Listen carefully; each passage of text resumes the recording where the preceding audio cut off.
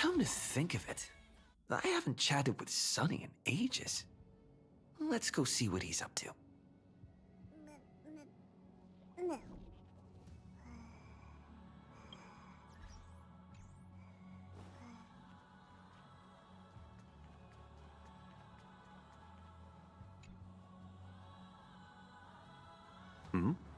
Miss March 7th is looking for you everywhere.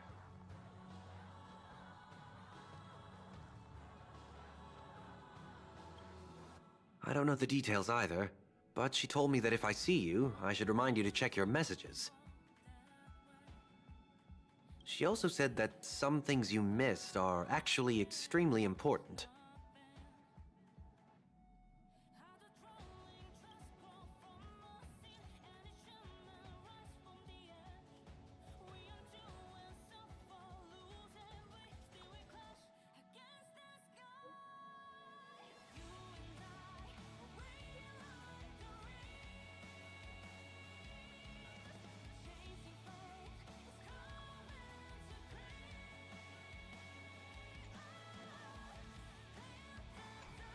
She also said that some things...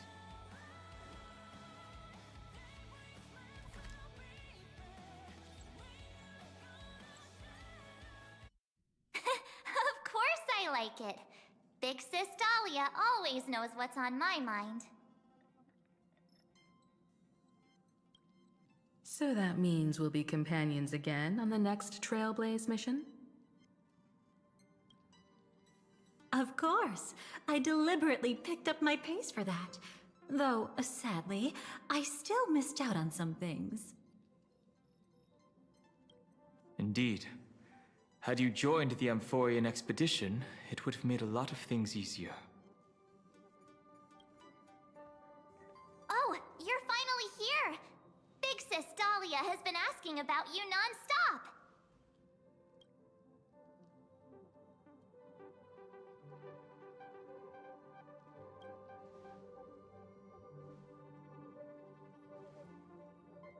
Whoa, whoa! Have you gone mad?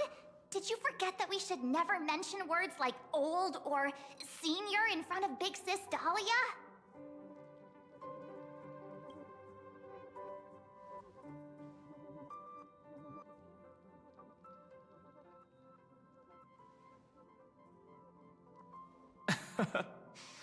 He's just been on a roll with these kind of jokes lately. No worries. It's okay if he forgot. He's always preferred the latest new thing. Maybe he picked up that bad habit from me.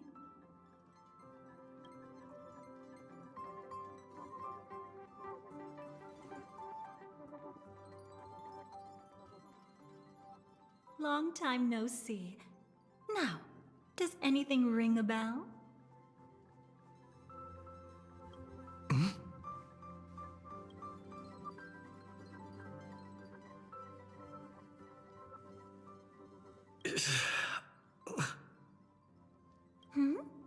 What's wrong?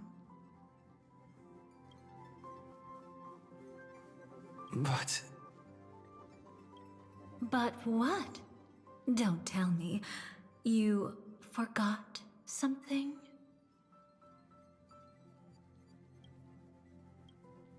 Who exactly are you?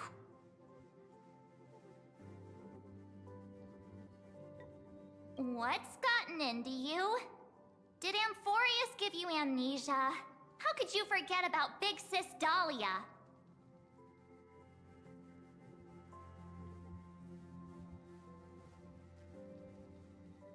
She was the one who helped you suppress the rampaging Stellaron back at the space station.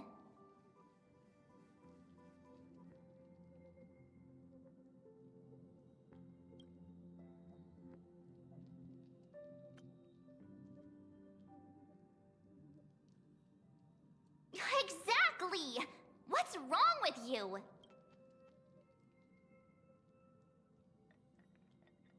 Totally!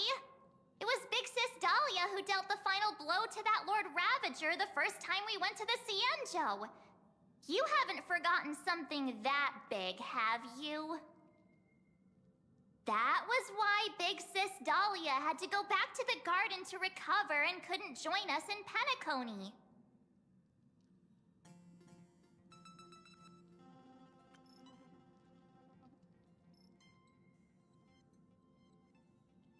No need for reminders from us. He has spent more time with the Dahlia than anyone else. Why don't you let her diagnose you?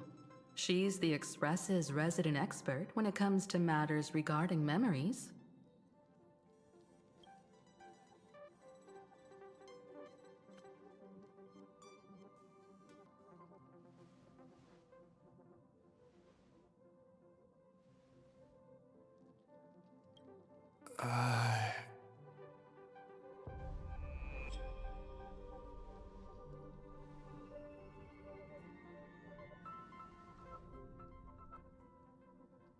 Oh, come on.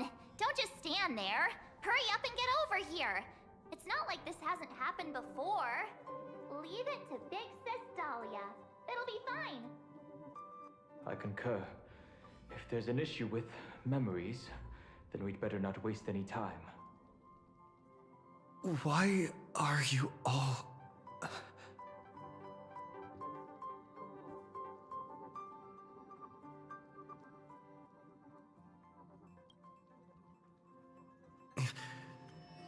No. This isn't right.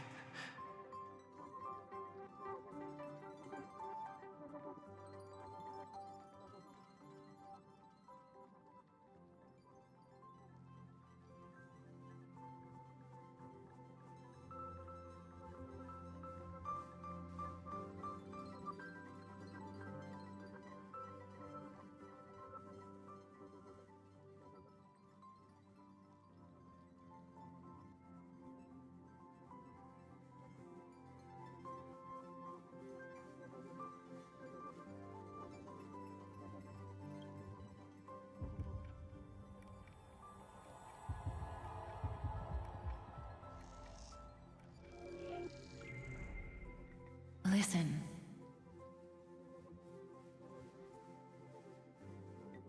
You'll face betrayal, lose your way, and seek answers. It was a wish from the cosmos that set you in motion. And in the tale where you are the protagonist, the stars themselves will defy the destiny of finality. Hang on.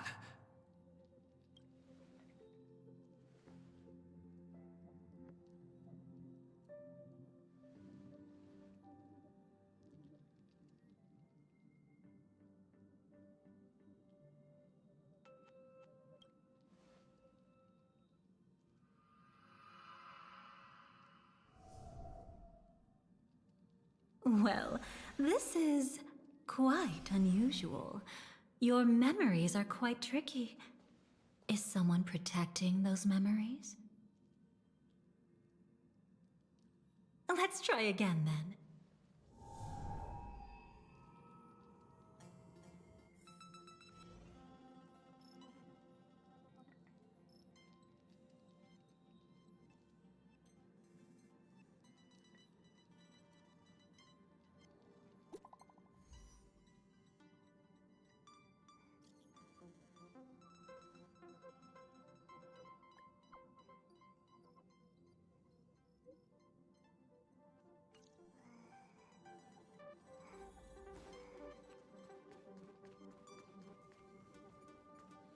Destiny is much like memory. Since it twists and turns like a maze, even the vastness of the cosmos isn't too great for those fated to meet. Perhaps we'll meet again soon. Ah, you're finally here! Lady Black Swan has something urgent, and you almost missed her.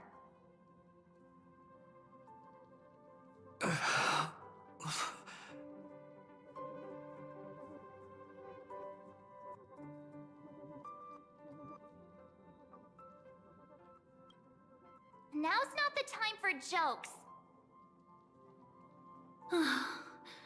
We didn't have to be this direct. Guess there's no point in wasting any more effort, right? Your memories are truly extraordinary. It's as if they exist beyond the bounds of time itself. But why take memories so seriously?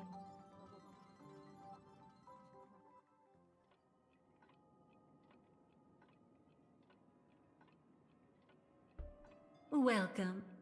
Would you like me to dim the lights more? Don't worry, I haven't harmed your companions.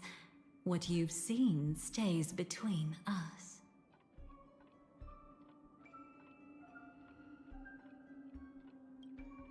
It's a bit complicated to explain.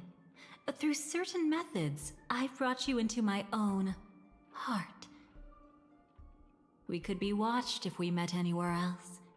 This is the only place where I can feel safe sharing secrets that should stay between us. I'd feel a bit hurt if I didn't leave any impression on you at all. My name is Constance, an ordinary memo keeper. If you'd like, you can do what everyone else does and call me the Dahlia for now. Let me apologize. I thought that becoming someone you are familiar with would make things easier, or simpler. Take it easy. That's exactly why I came to find you. All your questions will be answered. Let's start with the first question. Now, slowly turn around.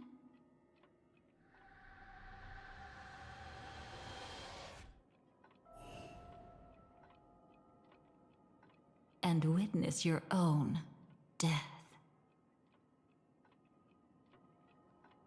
How does it feel to see your own corpse like this? I know death doesn't faze the nameless. It's practically just another day at the office for you. So don't worry, this scene isn't real. It comes from something you're all too familiar with. This was foreseen by the script. It's another possible ending for you in Penacony, but it was prevented by the Stellaron Hunters long ago. It's a tomorrow that never came. In other words, it's a non-existent memory.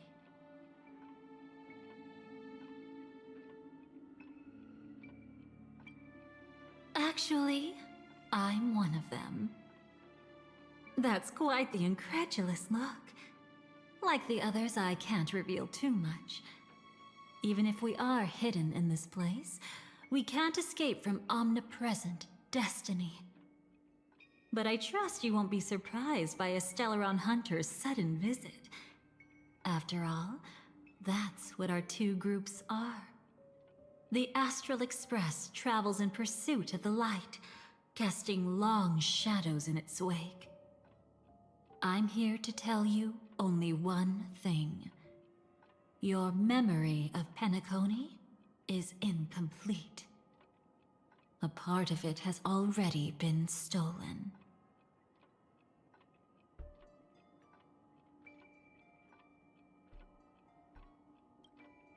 It's not surprising. Have you ever kept a gentle pet? They can always guess what's on your mind, always actively trying to please you.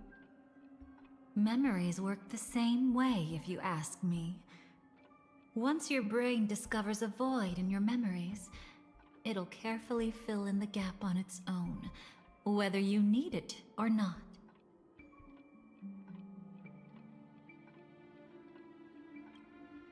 That's hard to say for now.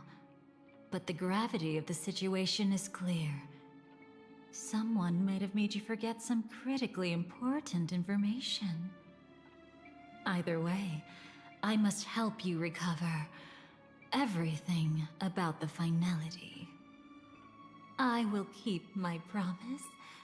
I will awaken your memories and save the cosmos's future. Perhaps I can also take this chance to peek into your past. Which, if you ask me, should be quite interesting. Don't worry, I won't do anything inappropriate. It's just strictly business. Please, let me touch you a little bit. It's the only way I can probe through memories. You'll need some gentle stimulation to recover your forgotten memories, so brace yourself. Let us now go back to where it all began and see what exactly went wrong. Take it slow. Don't let the memories overwhelm you, and don't worry about getting lost. Remember my voice. Remember the touch you feel at this moment. It will guide you back to me. So, what did you see?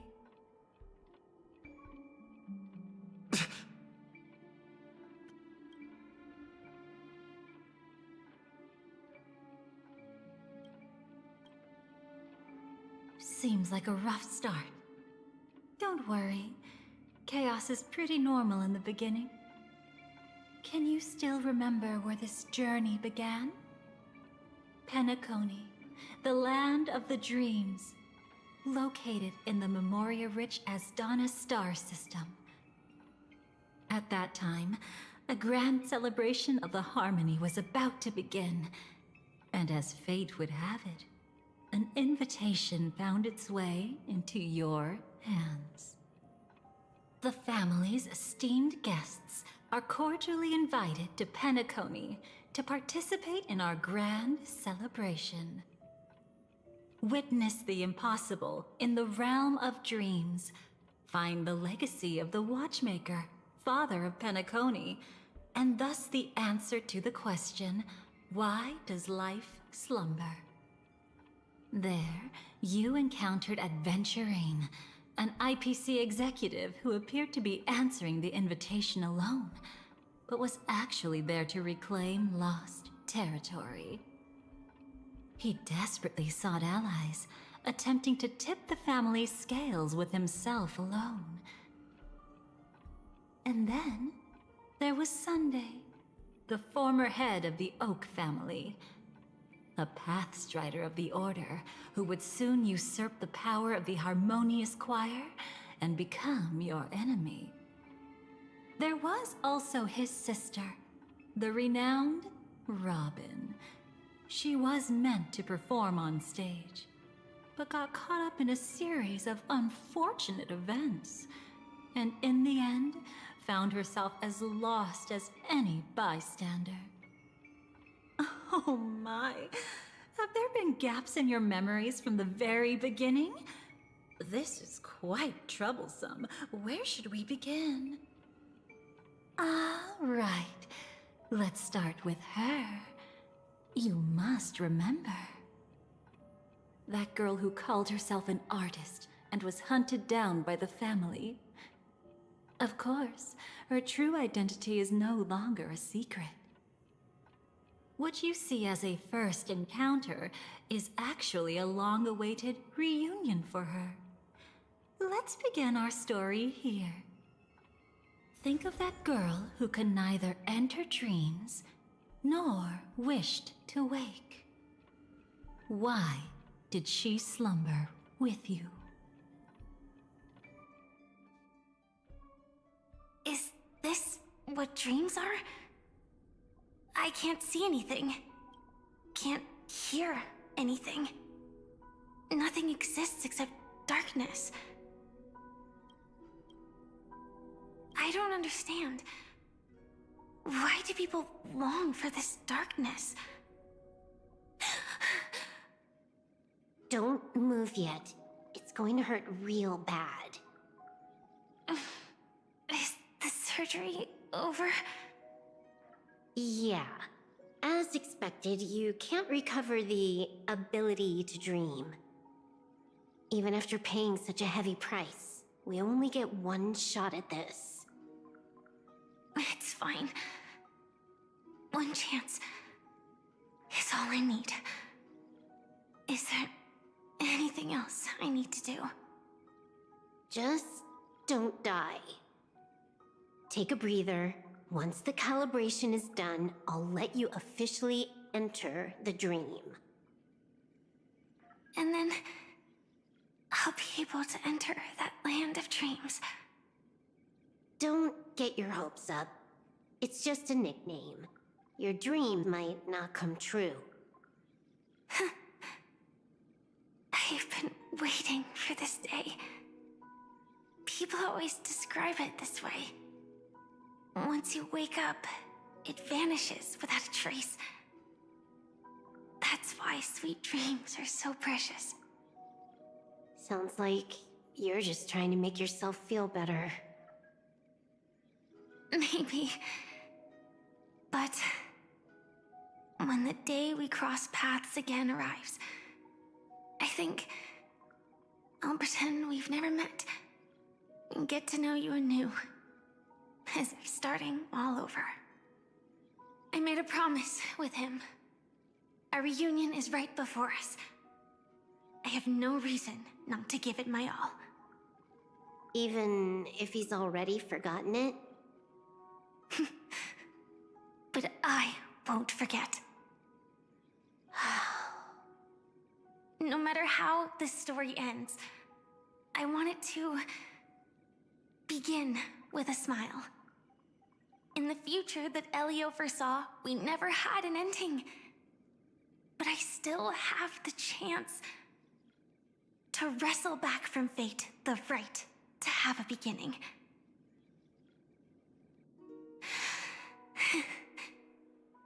Thinking hard over there? Just spacing out for a while.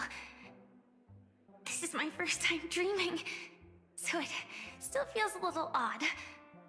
Everything here seems just like the real world.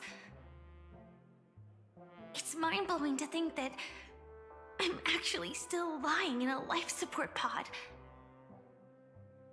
Are you sure? Never mind. Hurry up. The Astral Express has arrived. How is the situation? Can we avoid the family's surveillance? ID's already taken care of, but there's a snag. Let's walk and talk. Head to the room I prepped.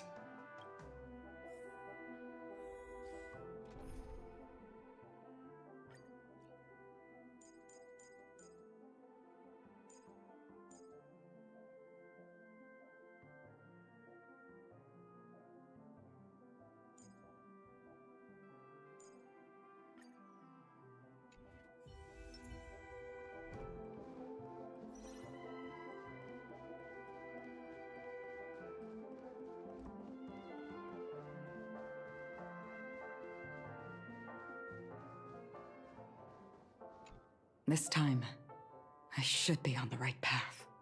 Uh-huh?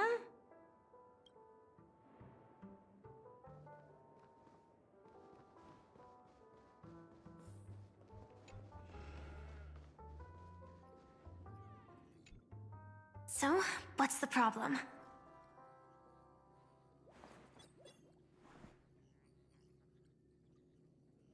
I hired a helper to slip into Penacony ahead of time to snoop around. She just sent me some intel. There's bad news. The family is borderline all-knowing and all-powerful in the sweet dream. Is there an emanator of the harmony here? It's not necessarily because of a person. It could be a phenomenon. Can't say for certain. Anyway, just like the script says, no matter how you sneak in, you'll be found out. There's not even a single gap? Even just for a couple of seconds? It's not that we can't create one. The problem is that you're too powerful. You're no small fry. Here in Penacony, you're a colossal threat. They'll be onto you even if you just try to enter the dream. That means, even if I manage to sneak in, I won't be able to escape the family's pursuit. Exactly. And a brawl won't change a thing. This is their turf. You'd be throwing your life away. It might be risky, but I have a plan. The family still hasn't figured out who Stellaron Hunter Sam really is, right? At least not this branch family. Then let's use that to our advantage. I'll activate Firefly Type 4 and attack the Reverie Hotel. I studied their defenses on the way here. Their basic security won't be able to keep me in check. Create a commotion to force Sam in the spotlight. Then I'll rush back here at top speed, and while the chaos is still fresh, dive into the dream as Firefly.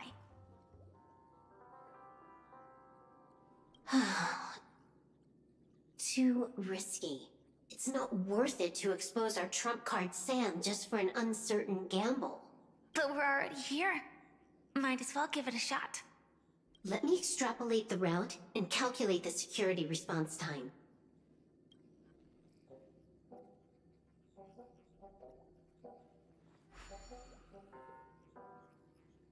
Hold on. What is it? Weird.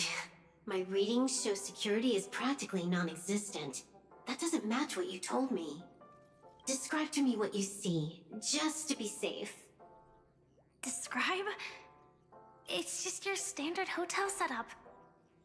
Sofa, dream pool, and... Who's there? Relax. There's no one here. Ah, I knew it. What you're seeing isn't quite the same as the surveillance I see. That is weird. How does that work? Let me fix it.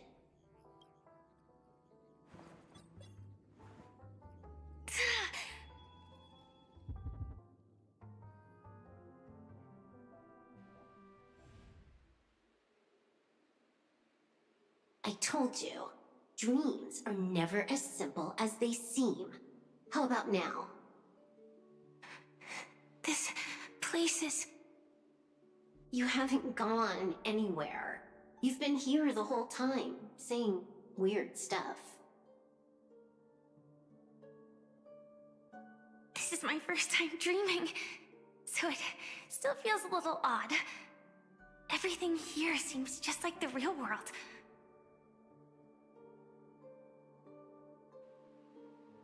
And here I thought you were just being stubborn. Sorry. Could you jog my memory again? It's a little fuzzy. Following the script, we secured a discarded dream pool. Wasn't easy. Some IPC lackey decided to fight us for it. IPC? Forget it. It's not like they won. I converted it into a life support pod. Right now, we're both drifting at the edge of the Astana system. I see. We're using the synesthesia dreamscape. But it seems I haven't made it into the real Penacony? This scenery doesn't exactly scream sweet dream anyway. It's probably some kind of buffer zone or something. What you saw just now was probably a mirage. Right. Then the plan to attack the hotel won't work either. Exactly. The only thing you can attack right now is me. In other words, I'm still in the clear. And I'm just one step away from the 12 hours. You always manage to find a silver lining in a pile of bad news. At least things are much clearer now. Let me take a look elsewhere first. Maybe I'll stumble upon a good entrance to become a stowaway. You scout ahead. I'll get in touch with the temp helper.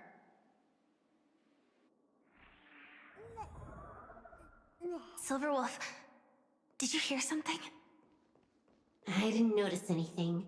Strange disturbances in the memory zone are nothing unusual. They say many memories of the past will replay over and over again.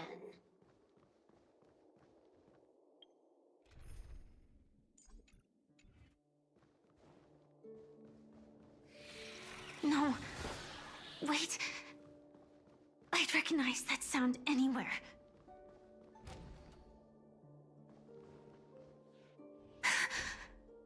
Just as I thought. But why? Shouldn't you take cover first? No need. I know them too well. It's not necessarily the real propagation. This star system went through the swarm disaster long ago, remember? And it was anything but small. Are you saying this is just an echo from the past? Ideally, yes. But it might also be more like a meme. A fear buried in the Asdanians' hearts like a nightmare. So this dreamscape really isn't under the family's control. Maybe you're right. Let's keep searching down this path. As for what they really are... Let me try it out. Then we'll know. Eternal. Some value, I suppose.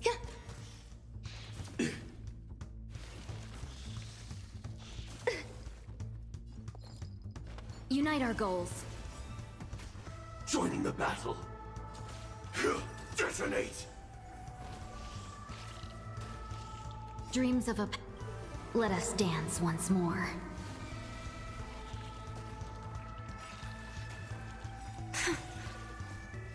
Way too weak. Nothing like in real life. Until everything burns to ashes!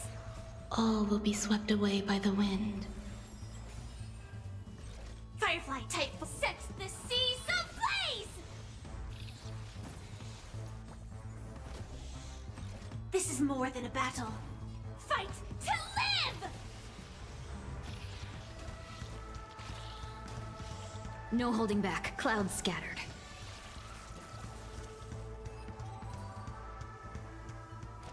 The remains are gone. Was it just an illusion formed by Memoria after all? Figures. No wonder a scrapped dream pool isn't worth a dime. Without the family's protection, any regular visitor here is just begging for trouble. Better stay on guard. Not every illusion has good intentions. Got it. Also, you can actually just go around them. No one said you have to pay attention to the bugs. That's your bad habit. Sorry. I just can't bring myself to look the other way. Never mind. Everyone's the same. They all try to do something for the past, even when they know it's futile. If it makes you feel better, I'll leave it to you.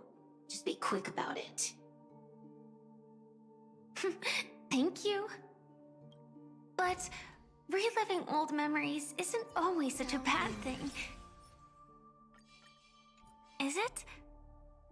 Looks like this business trip has put you in good spirits.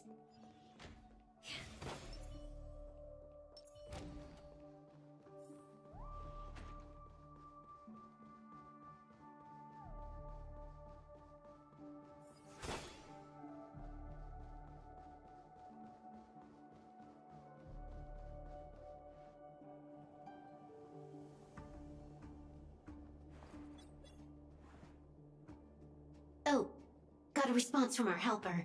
Head to the main lobby. She'll send someone to meet you. But watch your back. That one's a masked fool. Who knows what they might... Hello? The signal's gone. Here we go again. Huh? The mech won't start. Why? Huh? They didn't attack me. Are they running away?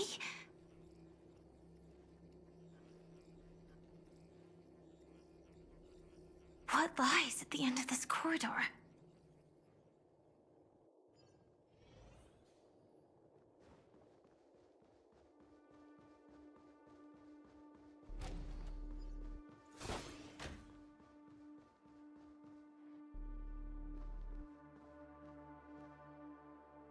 Debris everywhere. just illusions? Could it be that there's someone else here besides me?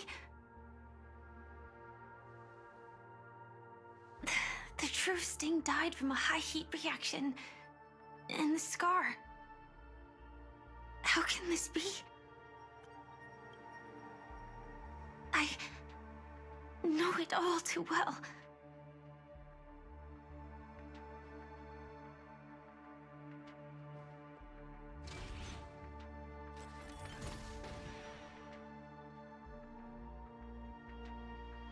The swarm is one thing, but even for Memoria, why would Glamoth's Iron Cavalry appear in Penacony?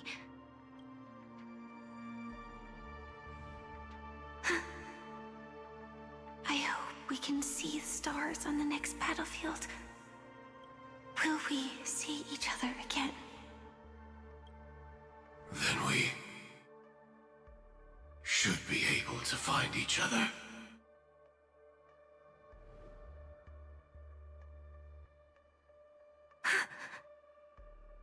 AR-214. Is this what dreams are? Is this nightmare your memory? All right. Not the best timing, but that's as far as this first try goes. So, how are you feeling? Any discomfort? Strictly speaking, these are my memories. I can't presume to speak for others.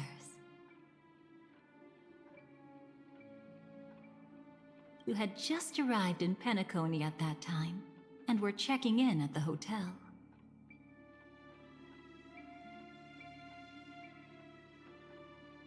By now, you should know that memories are both precious and dangerous.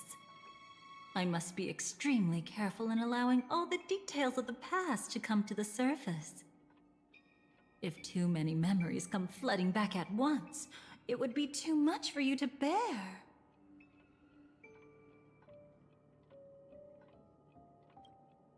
I'm afraid I can't tell you directly. Whether intentional or not, putting memories into words would only distort them. Relax. The dust is being swept aside, speck by speck. Look. Though part of it was stolen, the memory of Penacony has become clear again. What you just witnessed was her beginning. This dream diverges into two parallel paths.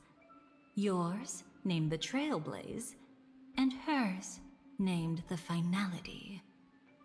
These two paths will eventually intersect, and to reach that moment, we must find more contradictions in the memories. You still remember her, don't you? Robin, known by all. You encountered her early on at the hotel in reality. After you entered the dream, she was using the Harmony's power to help you adjust to the sweet dream. Oh, it's just that.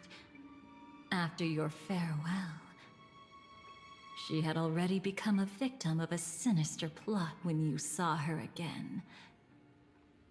What did she discover during that time that would make her suffer such a terrible fate? Be careful. This time, we're going to dig deeper. Into a past utterly at odds with the memories you hold.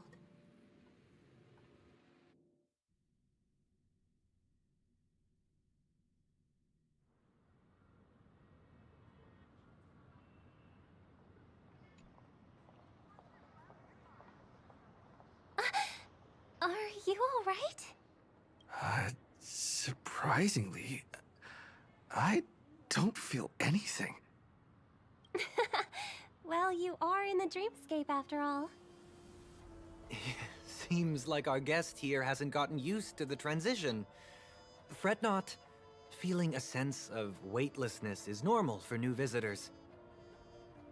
Robin, please guide our friend in getting more comfortable with the new environment. Robin? Leave it to me. Don't worry, just relax. You'll be feeling like your normal self in no time. Even so, tuning is still beyond me. Don't worry. Keep going. I'll help you. But brother, this...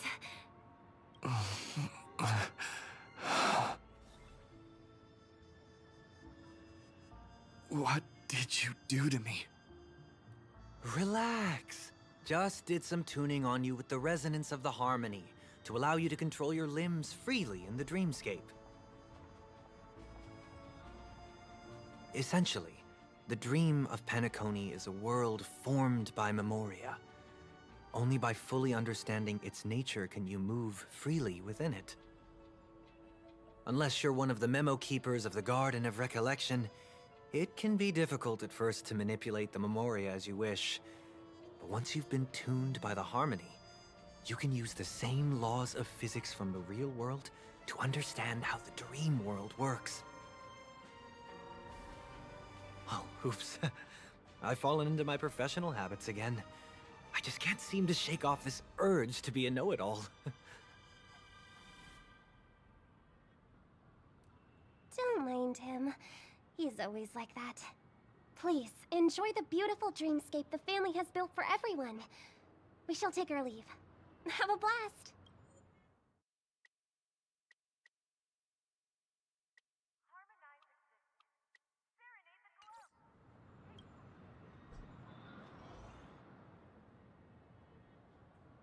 Sorry, brother. I'm the one who should apologize. I knew you weren't feeling well, yet I made such an unreasonable request. I should have known. Losing your voice was just the tip of the iceberg. The real problem lies with the harmony, doesn't it? Just as I thought. You figured it out too. Your letter. I've kept it with me all this time.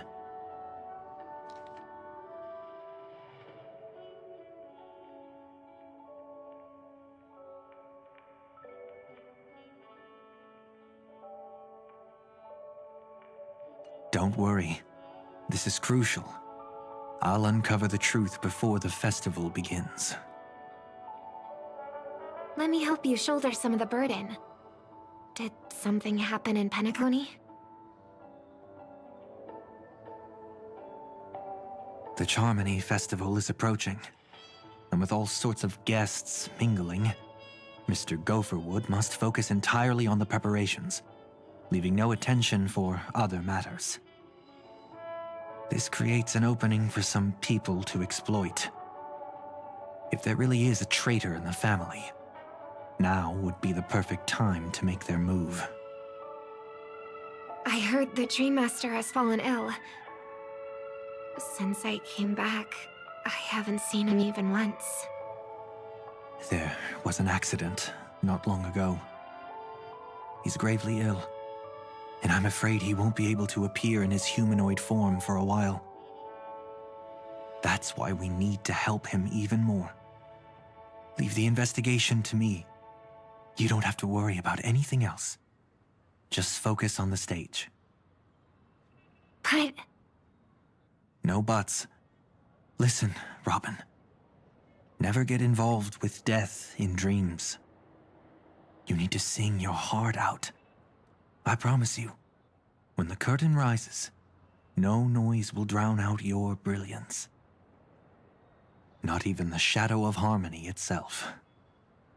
That's true. Ever since we were kids, there's nothing my big brother couldn't handle. Then I'll go get ready. I won't take up any more of your time. Be careful, brother. And don't forget to save a good spot for yourself. Of course. Who says I can't play favorites once in a while? See you later.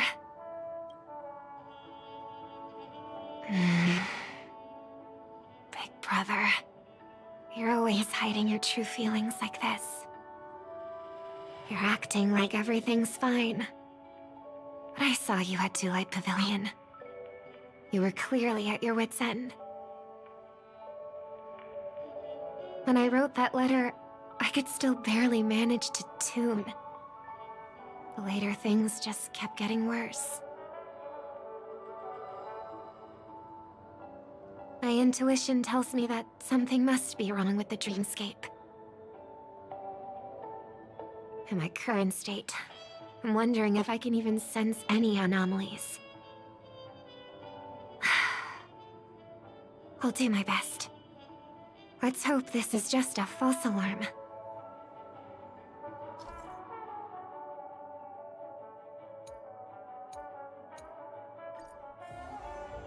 I've been wondering about something from just now. There seems to be a faint dissonance nearby.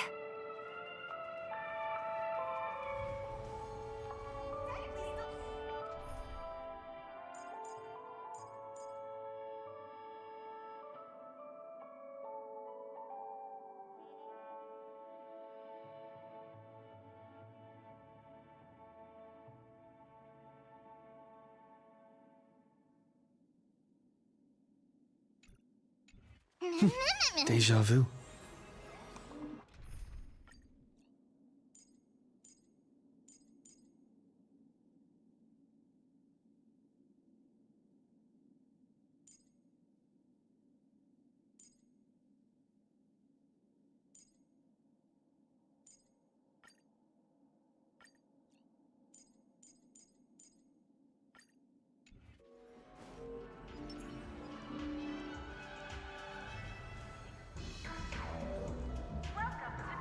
A will of metal and stone.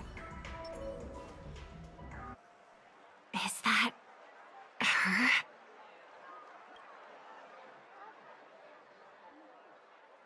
Don't even think about running away. You stowaway. Sorry for bothering you. Please, I need your help. What's wrong? I'll help you.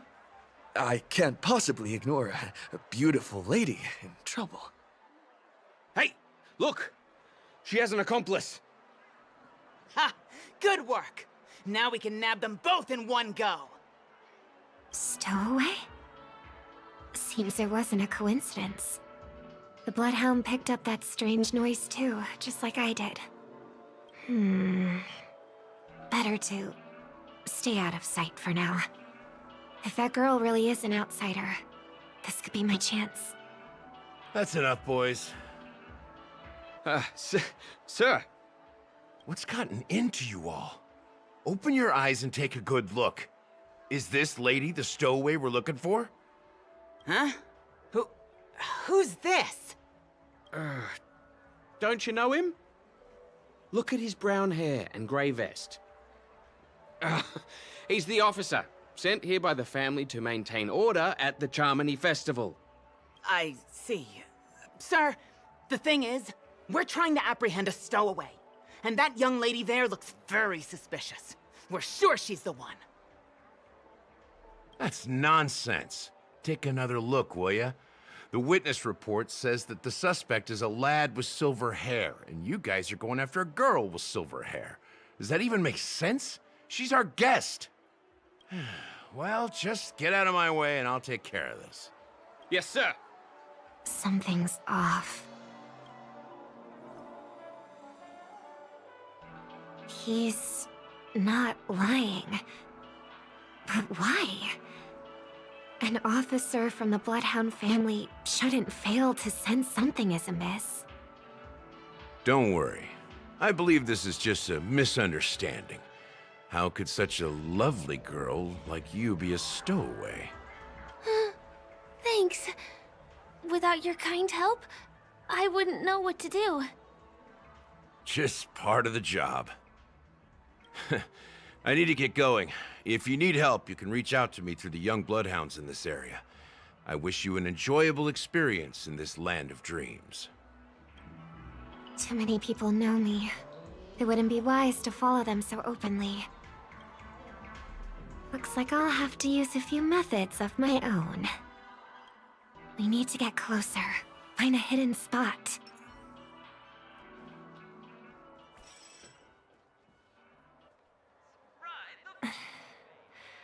I hope I still have the strength to do this.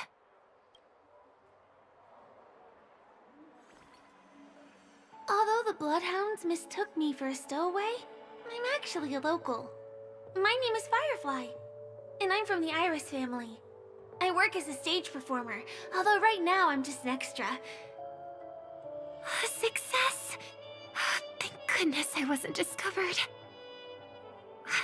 That girl claims to be an artist from the Iris family, but I can't hear any resonance in her voice. Well, we can talk about that another time. Right now, I want to give you a tour of the town. Here we go. If I'm wrong about this, I'll make it up to you properly afterward.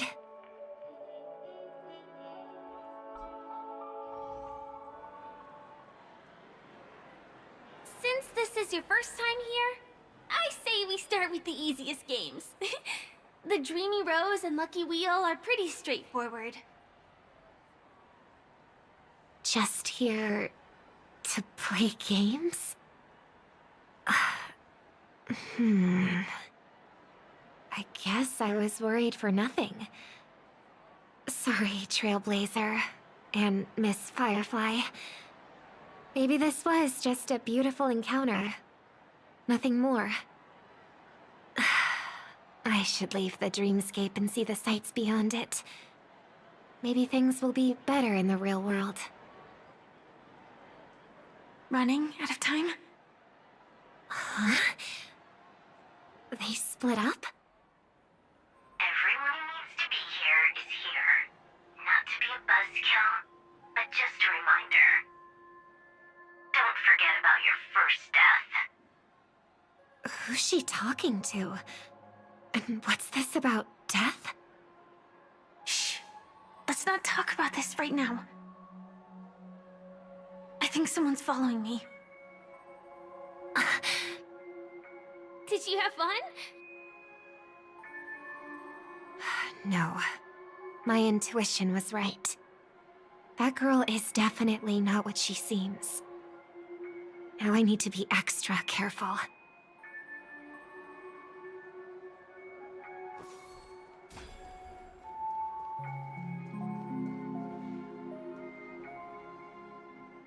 He's coming our way!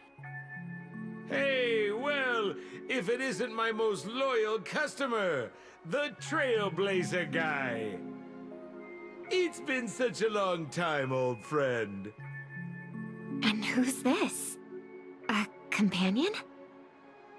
I feel like things are getting more and more chaotic. Long time no see, superstar. There's someone else. Oh! Lady Siobhan?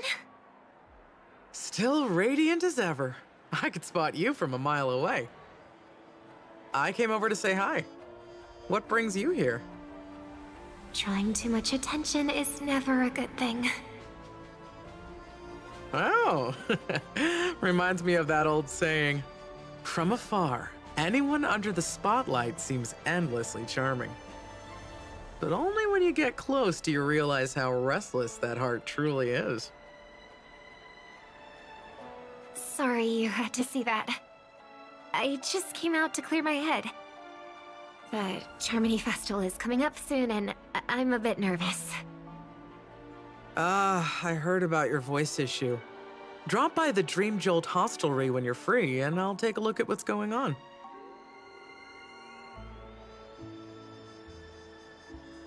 Thanks.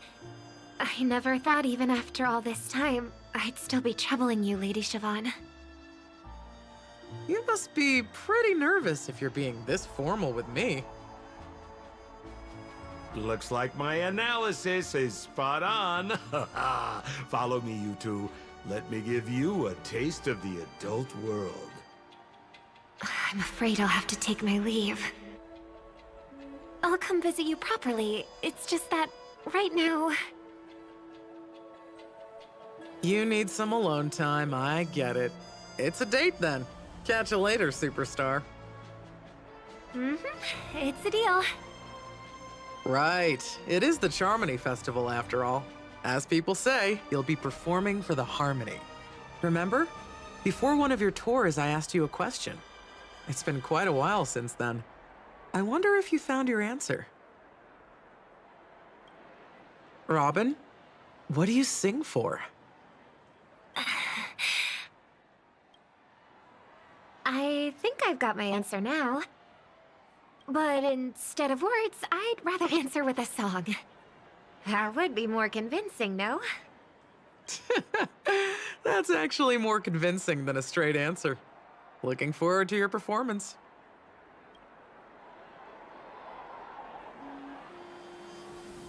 Sorry, Lady Siobhan. If there was more time, we could have had a proper chat. Now, let's get down to business.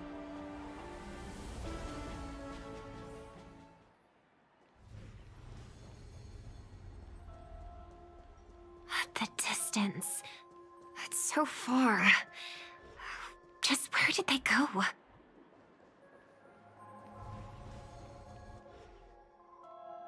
The static's gone.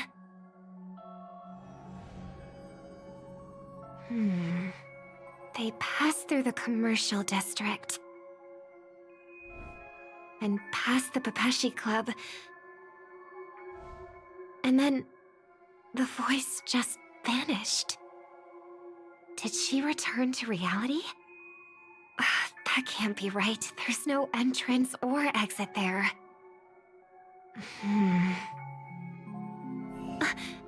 Again? Further away than before. This time in... Dream's Edge. Oh, I get it now. It's the underground tunnel.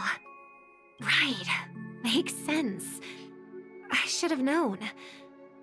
That place is a hotspot for smuggling cases. I should have pressed those two bloodhounds for answers back then. Anyway, I'll check it out.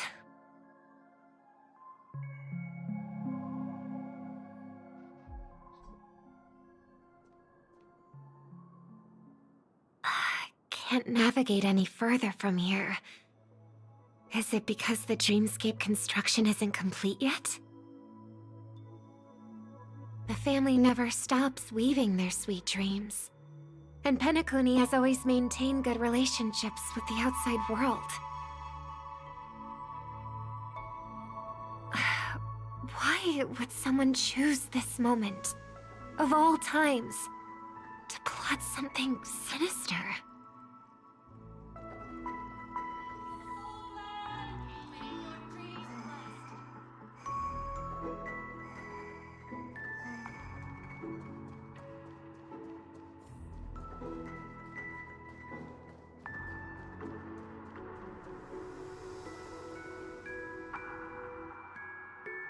Excuse me, ahead is... Is that... Miss Robin? Hello. I never thought I'd meet you here. When I joined the Bloodhound family, you were the one who delivered the family's greetings. You probably don't remember me. No, that's too rude of me to say. I'm not worthy. Of course I remember you, Mr. Loka. This is unbelievable! I don't spend a lot of time in Penacony, and have even fewer chances to help out the Harmony. If I'm willing to go, I always make sure to get to know everyone beforehand. After all, family greetings can't be mere pleasantries. They must be heartfelt blessings for each and every family member. Miss Robin, you're absolutely dazzling. Oh, by the way, What brings you to Dream's Edge? Do you have anything you need from us? Pardon me, but have you seen two tourists? They both have gray hair, and one of them is a young lady wearing a hair clip. You're looking for someone? I don't really recall seeing them, but I can keep an eye out for you if you like. Oh, well, Don't bother. Mr. Sunday, what are you doing here? I heard someone's up to no good, so I came to check things out myself. Huh? Just kidding. Don't be so tense. Robin hasn't been home for a while, so I brought her here specifically to look around and reminisce about her childhood days. As for those two mentioned earlier, they were guests we met. They left some items behind, which I've already returned. There's no need to ask anyone else about it. Understood. There's a construction site ahead, so we won't go any further. Goodbye. Thanks a lot, Mr. Loka.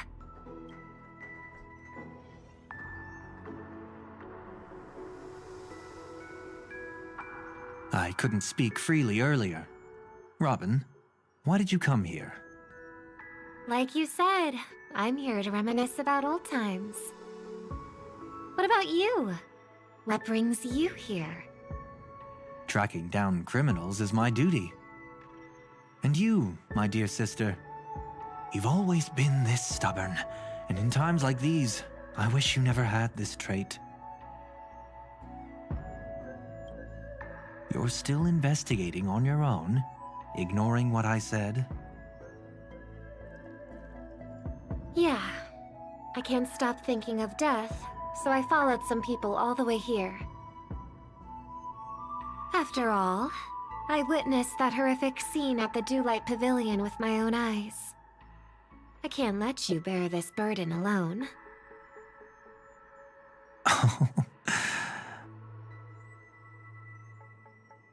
Oh, so you saw them. Those family members who were in the sweet dream, yet death took them away. I only saw documents strewn on the tabletop. If my brother had even an ounce of energy left, he would never have tolerated such a disorganized sight.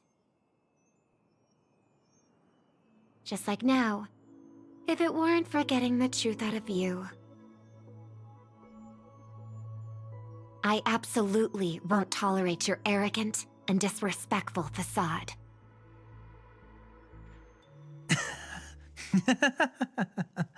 What are you talking about, dear sister? Just kidding. Don't be so tense.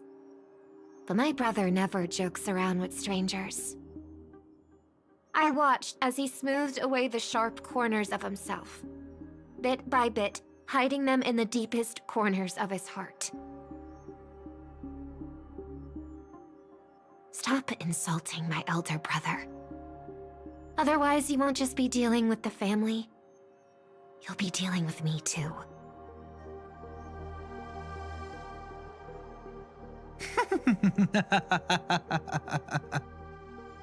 And here I thought you'd enjoy my little creative spin I'd put on him.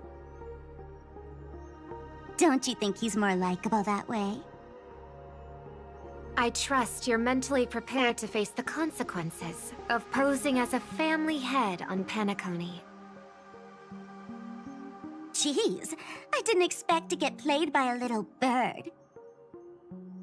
But do you really think you've got what it takes? There's no shortage of people trying to catch me, chicken-winged girly. What makes you so special? This place is still governed by the 5 lineages. And along the way, you've seen how many of their members are stationed here. Besides, here at the edge of the dreamscape, I can also...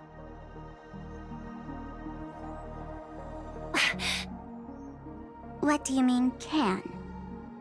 You think you can get your lost power back? I'll give credit where it's due. You must be quite talented to have been chosen as a chord master for the Charmony Festival. You're also quite clever. You almost got everything right, except for one thing. Silent little bird. Have you considered that maybe your sweet dreams never changed at all? They just stopped welcoming you because you grew up. Like a mask. Once you wear it for too long, you can never take it off again.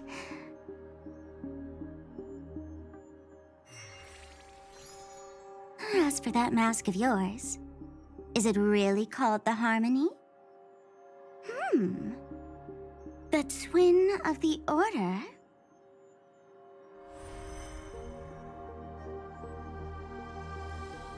Oh. You know what they say. Robins will fight tooth and nail to protect their territory, even at the cost of their own lives. Looks like that name suits you pretty well. Oh, right on schedule. Gray hair should be wrapping up soon. Miss Sparkle, time to head to the next scene.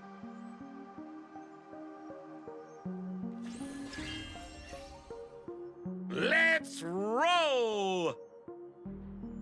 Oh my! I thought I could fool your eyes at the edge of the dreamscape. But I guess there's no hiding from you on your home turf. What? You want to settle the score with me for messing with your people? Why don't we sit down and have a chat? You seem like a patient one to me. So tell me, what exactly do you want to take from me? How are you feeling? Need to take a break? The fool killed her, and the crime scene you witnessed was staged by her. Of course, there's no such thing as true death on Penacony. For Robin, this is just a minor setback. That stage is called the Sweet Dream. Everyone upon it carries their own desires, striving to see them fulfilled. Yet when those desires intertwine and collide, the sparks that fly are dazzling, and clarity itself becomes obscured.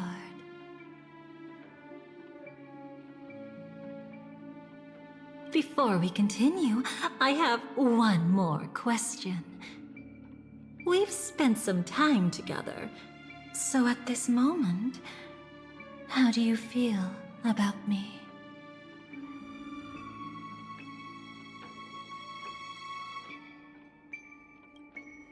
How much are you willing to trust me? As a matter of fact, I've appeared in your memories before. And similarly, it was related to Penacony. That's exactly what I like to hear. Let's continue then. Let's follow that train of thought and delve deeper. Even I don't know about your experiences in Dream's Edge. When I asked Firefly about it, she declined to give an answer. But judging from her expression, I believe it must have been a beautiful and unforgettable time that belonged to just the two of you. And Sparkle wasn't just here for fun. She's in cahoots with the Stellaron Hunters. She disguised herself as someone from your past, using every means possible to hint at the truth of the dreamscape. In the end, she simply sent you both deep into the dreamscape. What a kind-hearted fool she was. Thanks to her, you and Firefly managed to uncover a piece of Watchmaker Mikhail's past. And the dangers that lurk within. A memory zone meme, something unto death. At least back then, you mistakenly thought it was dangerous. With the help of a, let's say, graceful memo keeper lady, you managed to escape from there.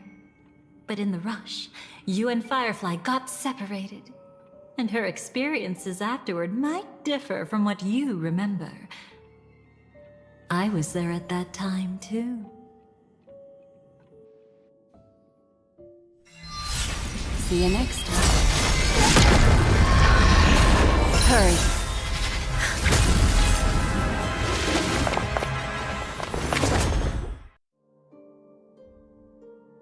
Don't worry, I've got you. How are you feeling? Passing through Memoria so suddenly always leaves you in a daze. That memo keeper had ulterior motives. She could have sent all of you away, but deliberately kept you behind. What happened just now? It's a Memory Zone meme. Some Penaconian legends mentioned it and called it death. I caught something unusual, but couldn't get a clear look at it. But I saw it. In that instant, before it was about to strike, a reflection of another dreamscape appeared in its pupils.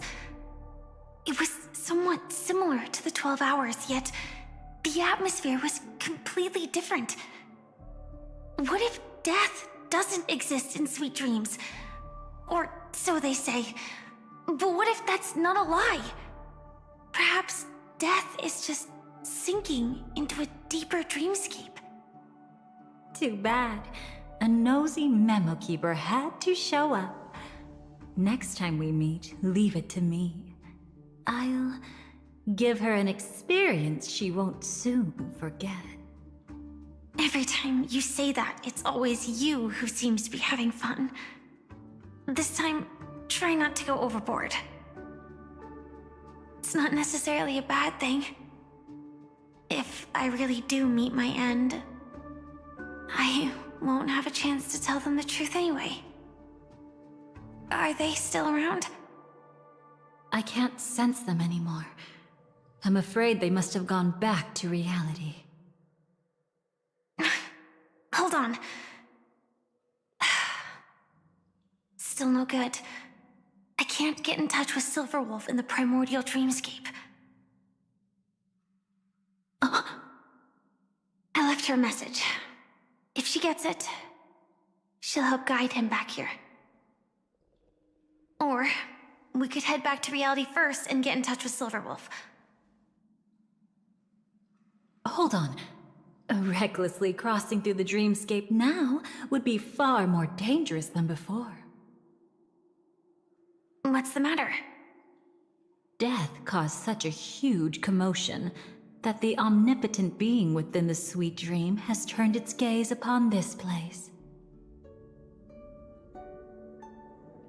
Then aren't we... We should be fine for now. Death has his attention. As long as we are careful, we won't be exposed.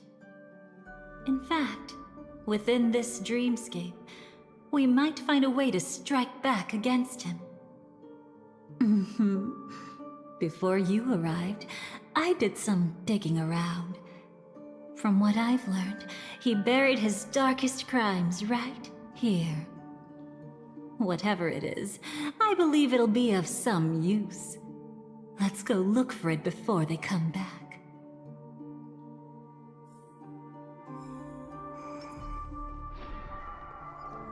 It's that Memory Zone meme. What's that? Firefly, let's go and check it out. Sound lingers. Incense ascends into...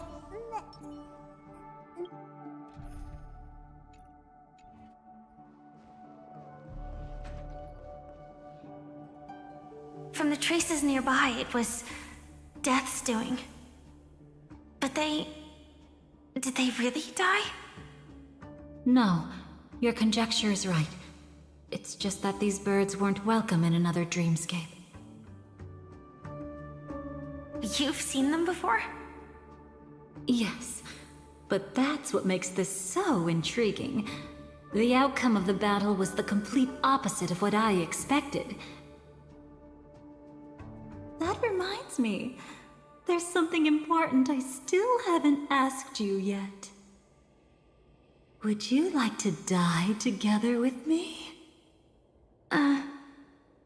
Today? Not really. I just love catching you off guard like that. It's adorable. Then, take a few steps back. I have a few conjectures. There might be some risk. If anything happens, don't worry about me.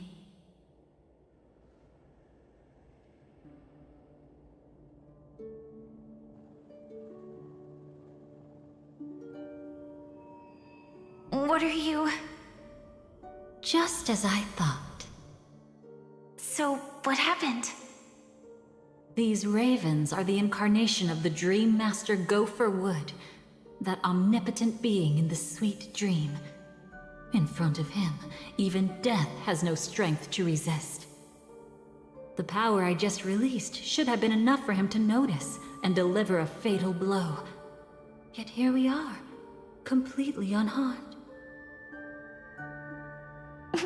You know, you're quite similar to Blade sometimes. I mean, when you're staring death in the face.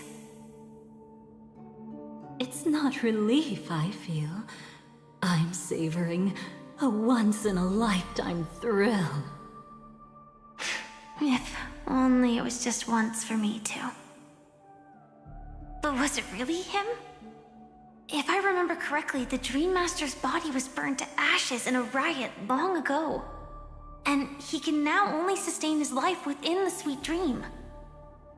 Not only that, over the long passage of time, he has merged himself with every inch of Penacony's land. The title Dream Master doesn't mean he merely controls the dreamscape. Rather, it means he has already turned the dreamscape itself into his second body. In extreme cases, he could probably burn all of Penacony to the ground, though hopefully he wouldn't have the heart to do it. We better act fast. Easy now. We're safe for the time being. Maybe it's not that he doesn't want to act against us, but rather that he can't. At least, not yet. Lately, Gopher Wood has been claiming to be ill, never appearing in the 12 hours. Yet just recently, he buried his darkest crime deep within the dreamscape. So, you're saying that burying this crime took a heavy toll on him, leaving a flaw in his supposed omniscience and omnipotence? That does sound plausible. Could it have something to do with the Watchmaker's legacy? I don't think so. After all, that secret was branded as the darkest. And perhaps the legacy is not one alone. Only by seeing it for ourselves can we know.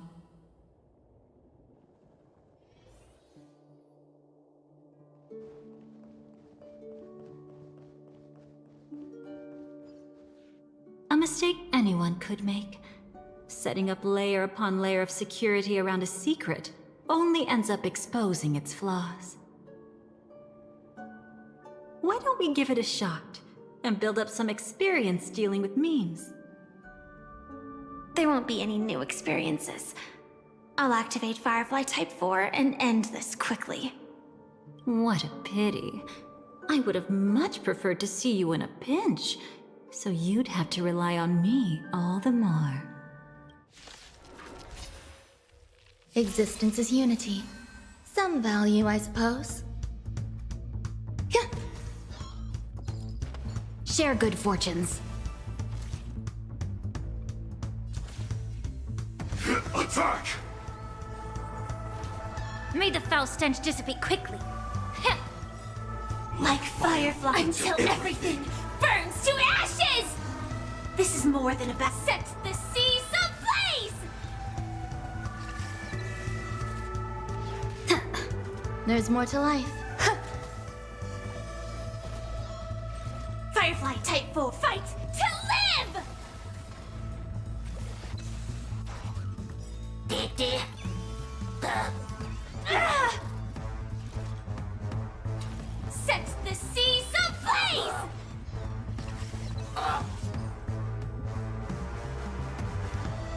dream vanished. Some value, I suppose. Dreams of a Let us dance once more. Every petal, all will be swept away by the wind. Immerse yourself. Yeah. Ow. Get it together. This is more than a battle. Fight to live!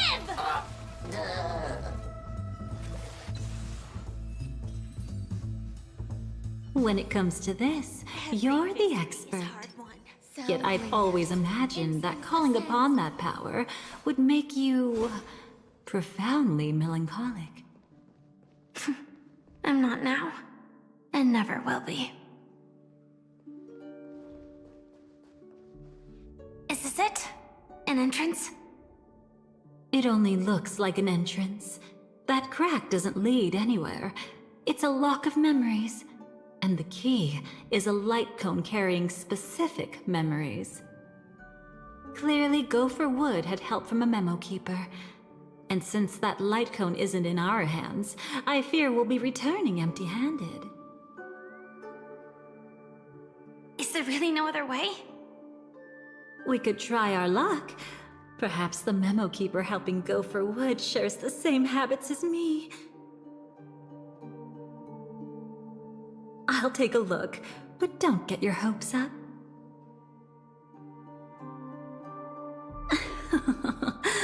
Pretty careless indeed.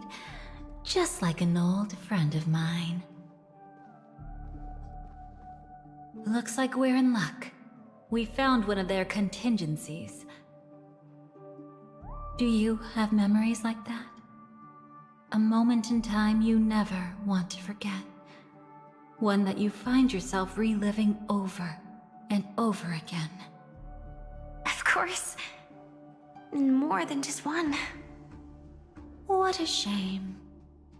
Huh? Don't take it to heart. I'm just imitating those annoying memo keepers. In their view, the more memories recalled, the more likely it is to become distorted beyond recognition. Each time you recall a memory, you risk distorting its true face. That's how they justify the necessity of light cones. How tragic. They never understood the truth. The more eternal a thing, the more it stirs the desire to destroy it. But they weren't wrong about the present situation. Even if Gopher Wood were to come in person, he'd need to bring a specific light cone. His own memories can no longer be trusted. That's exactly why we have a contingency plan right in front of us. But I haven't seen anything since just now. Oh, sorry.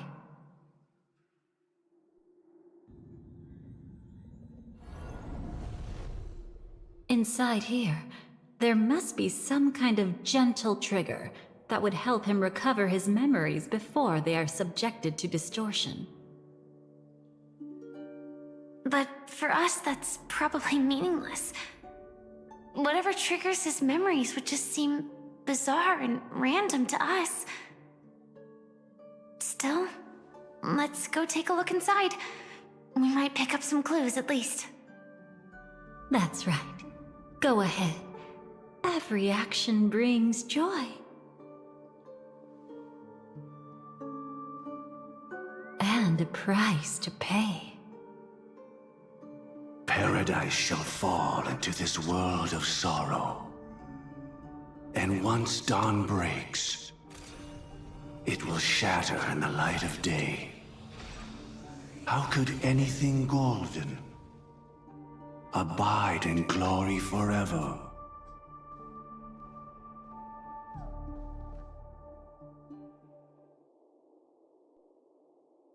How can this be?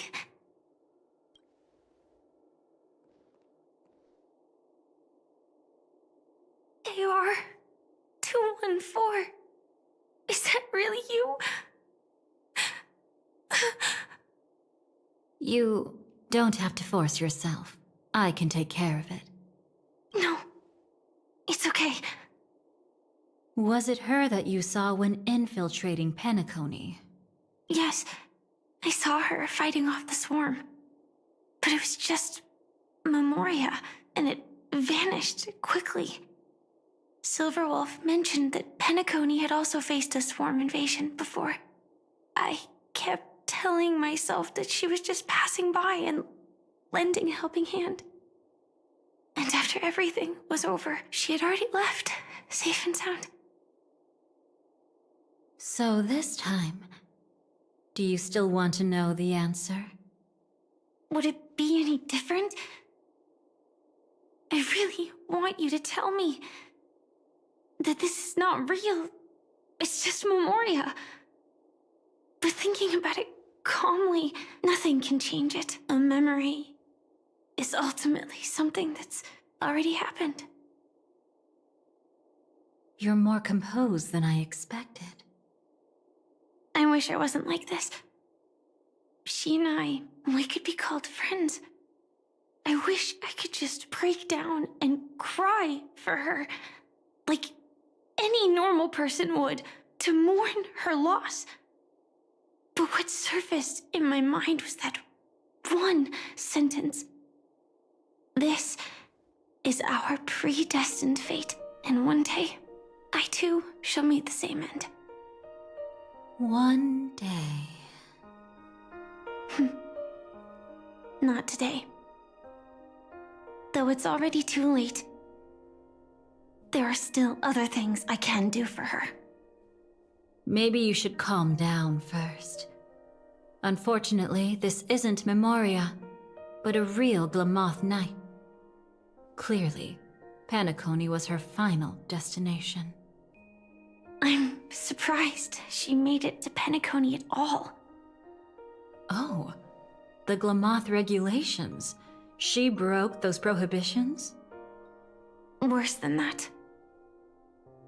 She was the first and only deserter of the Glamoth Iron Cavalry. The Empire hadn't fallen yet, but she didn't want to accept a fate of dying in battle. So she left on her own. She said she wanted to choose how she would die. We had a brief farewell, but I didn't stop her. I couldn't. Leaving the Glamoth Empire itself would quickly drain her life away.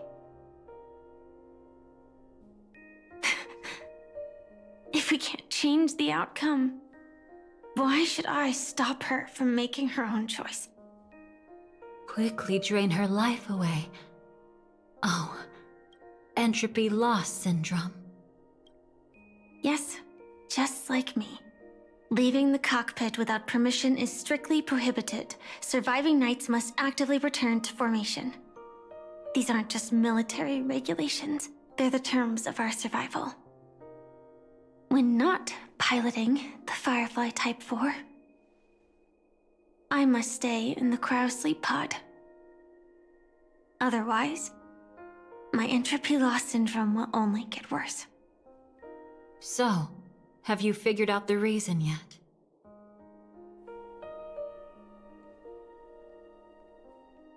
When he and Kafka found me, I had just finished my duties as a Glamoth Knight. My final battle as a Glamoth Knight. The Empire fell, and all restrictions vanished. For the first time, green flames ignited upon my body. And for the first time, I touched the true path power that the Glamoth Knights wield. That's when I realized entropy loss syndrome is a death called living. The propagation? That's the true source of the Glamoth Iron Cavalry's power? Yes, I've seen it happen. When the Swarm King dies, the Swarm completely loses its vitality and falls into silence. Just like Glamoth's Iron Cavalry, they weren't given a sense of self. The moment they stray from the hive, they're already dead. The same goes for entropy loss syndrome.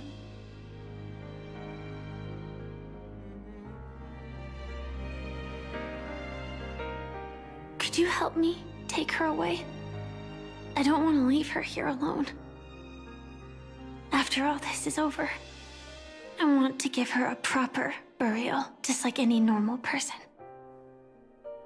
I'm happy to help. She wanted to escape her fate, but in the end, she died fighting against the swarm in Penacony. The detestable thing about destiny is that it brooks no defiance. Do you know her name? When we parted, she had no name, just like me. But I hope, by the time she leaves this world, she will have found both a name and a purpose for her life. Why did Gopher Wood leave her here? No matter how much I think about it, everything he's scheming couldn't possibly be connected to the propagation. How deeply is your past intertwined with this place? It's not clear yet. But obviously she had multiple fatal wounds on her body. She didn't die from entropy loss. Before we left, Kafka told me, in her view, dreams are inherently a convergence of the past. It's the same for everyone, no matter how much you want to avoid it. No matter what you're seeking, you can't avoid it. Perhaps she was right. However, the Dream Master's weakness has also given us an opportunity. Good. Now then... Oh? Good news. It seems like we've got a few intruders in this dreamscape. Looks like Silver Wolf can still pick up signals from here after all. That was fast. Must be that Memo Keeper's guidance. Either she's lost her sense of restraint or got something nasty up her sleeve. Let's go check it out.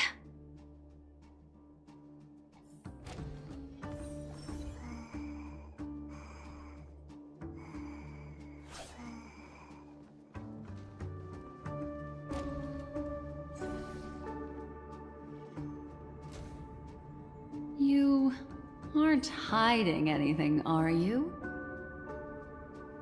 Great. He's okay too. Hold on. There's a troublesome stranger here. She looks familiar. She's... Oh? You don't know? Setting allegiances aside, she's much more dangerous than the Dream Master. When facing an emanator who walks in the nihility, we must always tread carefully, no matter when or where. An emanator of the nihility? Was she ever mentioned in the script? No. If it weren't for my father's death, I wouldn't have known about this either. Your arrival is timely. This dreamscape is fraught with danger. Since our destination is the same, how about we join forces? I can protect you from harm, but in the memory zone, I'll need assistance from the Memo Keeper as well. And if we run into the family, it wouldn't hurt to have one more person to explain the situation. Absolutely not. We need to keep her away from him. Shh, be careful. What's wrong? Right now, their journeying together is actually saving us a lot of trouble. I can sense it. Death has cast its shadow once again. It's close, and unless things change, they'll cross its path before long. That Mr. Stellaron is clearly unfamiliar with Memoria, and that arrogant swan, always mindful of appearances, is unwilling to show all her cards. Only with Acheron present can they cross beyond death. Then all the more reason I should find them right now and tell them the truth. There's no need for another conflict with death. But Black Swan is still here, with unknown intentions. If she chooses to twist the truth, you won't be able to convince the others.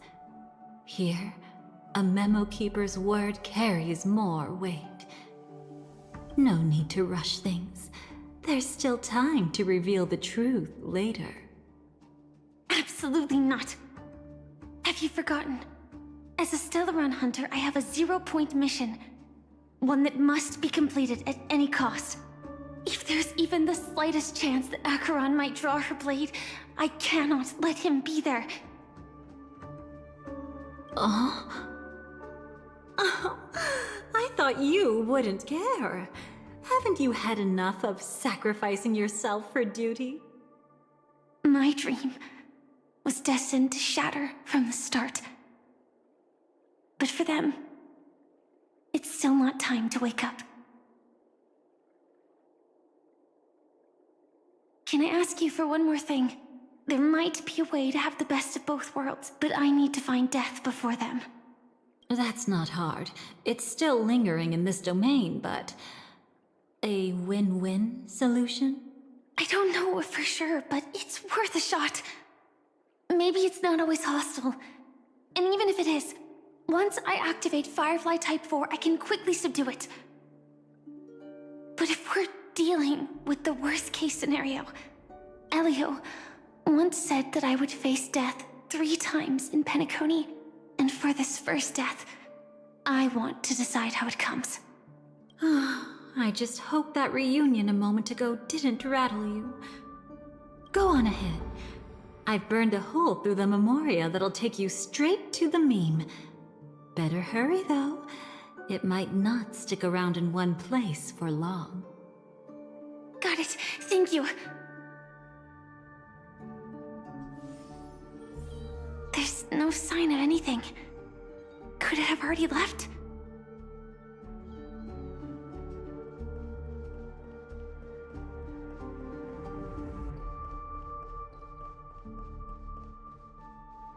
Nothing strange here either. Wait! It's right here. I need to end this quickly. Watch out!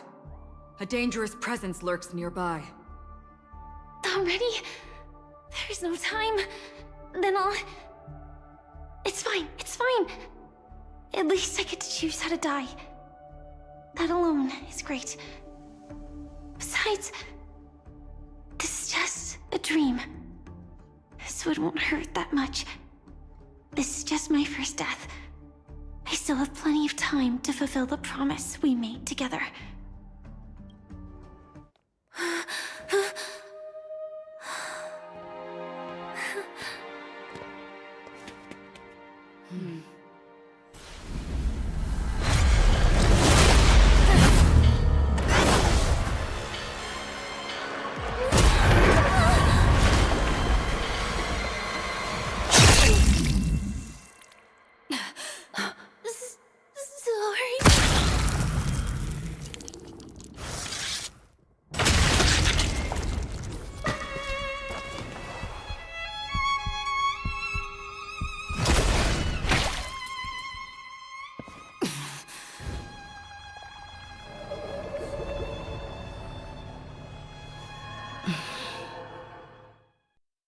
You should be able to recall at least some of what comes next.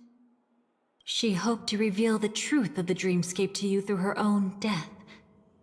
At the moment she was impaled, even the emanator of the nihility would falter, blade wavering in hesitation. That was her way of securing the best of both worlds. Unfortunately, fate still played a cruel trick on her. The Memoria transformed so quickly that she didn't even have a chance to explain. After that, she arrived at Dreamflux Reef, land of the exiles, the true Penacony. The family went to great lengths to conceal its existence, using death as their justification. However, at that time she still couldn't venture deeper with peace of mind. Unable to reveal the truth, the situation that had worried her before continued to persist. She was burning with anxiety to return and get you away from the battlefield. Fortunately, a kind and caring lady was still watching over her. I reached out to help once again. Her worst fears didn't materialize. Death retreated on its own, allowing you all to escape unscathed. After that, guided by Black Swan, you tried to uncover the truth behind Firefly's death. However, as you must have noticed, be it losing contact with her companions, or the embarrassment of being unable to activate her mech, those Memoria illusions were clearly left behind when she infiltrated Penacony from the memory zone. But that hardly matters. Because of Black Swan's blunder, Firefly gained the precious time she needed. When she appeared before you again, she was already using a different identity. That encounter stirred the whirlpool of destiny, causing many paths to converge. And after you left... Do you still dream, Hunter? Of those slain by your hand? I still see them in my dreams. Hold it. Your time hasn't come yet.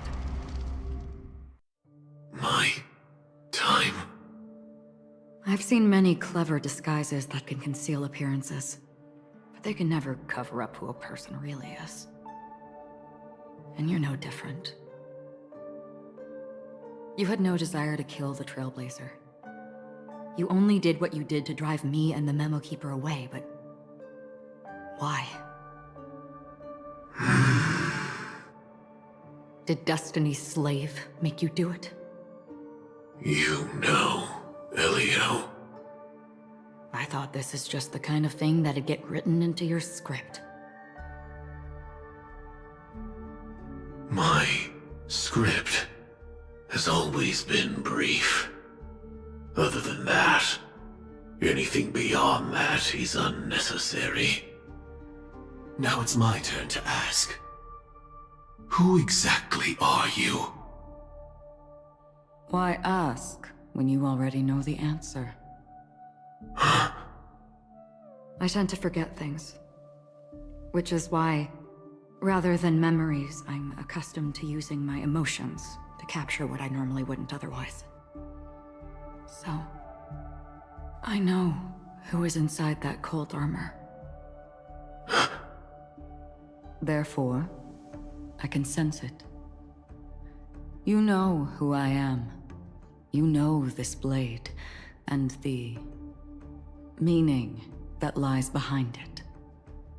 How about it? Ready to take off that armor and sit down for a talk? It's not yet time. You shouldn't know so much, lost self-annihilator. Like I said, my memory isn't great, so you needn't worry. What's next then? The Trailblazer's been taken by Black Swan. Will you go look for him? No need for that. No harm in telling you. On Penacony, Elio only gave me one instruction. Allow the Astral Express to pursue the Grand Legacy. The Astral Express is not your enemy. If your goal is the Watchmaker's legacy, then go look into the family. Not only are they covering up the existence of death, but they're burying the past and the truth about the dreamscape. Already on it. Before we part ways, let me give you a piece of advice. No matter which path you and I walk, death is the inevitable finale. Even if we say farewell in the mortal realm, we shall have one final reunion when Terminus ascends to godhood once more. And the same holds true on Penacony. I've already been to the Dreamflux Reef. It's not a secret that's hard to uncover. Well, I'm afraid you have yet to realize just how awake you truly are. It is precisely because life dares to slumber that they can awaken. ascends to godhood once more. Even if she's an emanator, she shouldn't.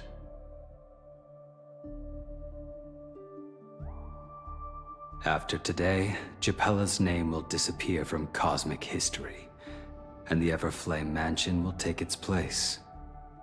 In the not-too-distant future, you'll receive an invitation. That's your next stop. Land of the Dreams, Penacony. I hope you find whatever you seek there. Be it answers or salvation. Thanks. I hope. Huh? A phone call? At a time like this? You can turn him down. You know what I mean. But Elio said I'm the perfect candidate. Candidate? So Elio finally came to a conclusion. Yes, he said he saw the fourth fate clearly. And there won't be any more surprises. He also chose me as the last survivor. Just like him. Which path is it? The Nihility. After it engulfs everything, I must be the last survivor. Giving my all to turn the tide. How ruthless. However, it's a bit different from the other three. Before that, I have other matters that need my attention. If possible, I must prevent him from being tainted by the power of Nihility. Even the slightest trace of it. After all, everything he carries is not only heavier, but also more precious. If possible is a bit vague. I suppose, if it comes to that, even if I have to die for it, I cannot run away. In the future that Elio foresaw, we never had an ending. But I still have a chance to wrestle back from fate the right to have a beginning.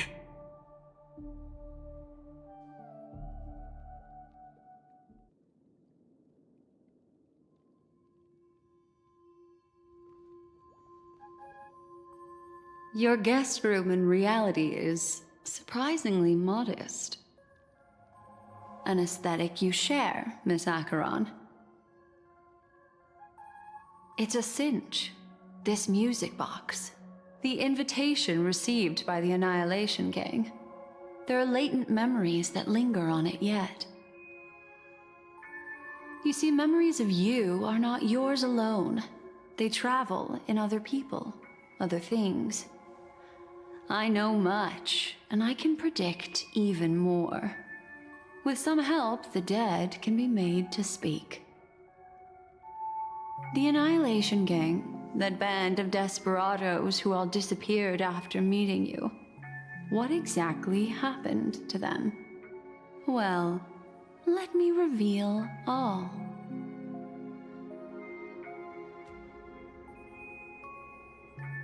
Gradation 12. Dreamscape 12. Father, I dedicate this to you. Well done, Dubra. Wherever they go, shall be met by annihilation. There it is. It's hazy, but it's Ifrit's voice. The other one is probably his progeny. This is the residual memory from when the invitation was first delivered. They were abruptly interrupted. Then, what happened next is...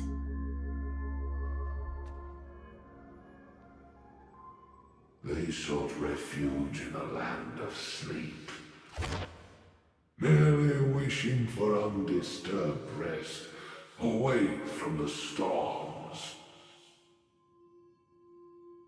Children of the flame, This marks your rite of passage. She won't be necessary. I alone am enough.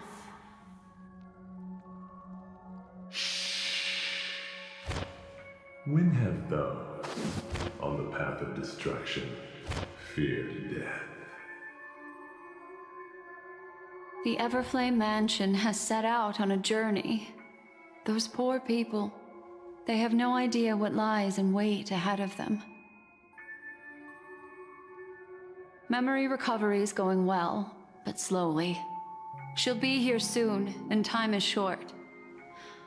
There's nobody else here, so there's no need to be delicate. In fact, I think I'd better go all out.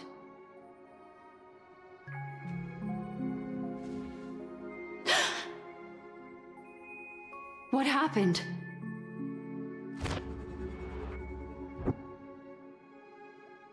The memory after that is blank. How is that possible? This music box fell into Acheron's hands, and she brought it to Penacony. That's a fact, and that's how it should have gone. But along the way...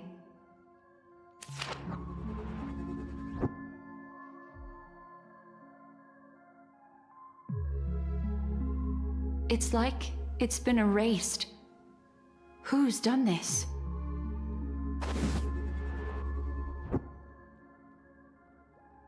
Who are you? Who are you? It's...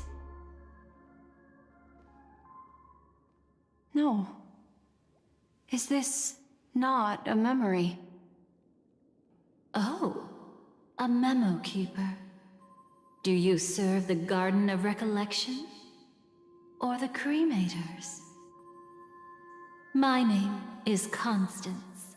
A pleasure to meet you. We were supposed to meet in Penacony and spend an unforgettable time together. But that seems unrealistic. Dolly is not welcome on the Banquet Star, and I don't need a coming-of-age ceremony. And you, I know what you're looking for. Want her secret? I can give it to you. And then, you can enjoy the banquet for me. I wish you unforgettable memories. Cut the mystical act. I'm absolutely certain you're not thousands of miles away. In that primordial memory zone, my acuity was blocked at every turn. I thought it was because of the family, but it turns out there was a colleague present. What brings you here? My, how aggressive. Are you backed into a corner? Or have you figured something out? What could bring Constance of the Everflame Mansion here? That's your fatal flaw, mysterious cremator. The Annihilation Gang has always operated in plain sight, with no secrets among its members. And Duke Inferno has never had an offspring named Constance. Oh? Are you so sure? What if I'm just too capricious and can't help but betray anyone? That's impossible. The Antimatter Legion has been after her this whole time. Aren't you the same? The Garden of Recollection launched 14 pursuits trying to erase me. And in that final one, I died right in front of you, didn't I? It really is you.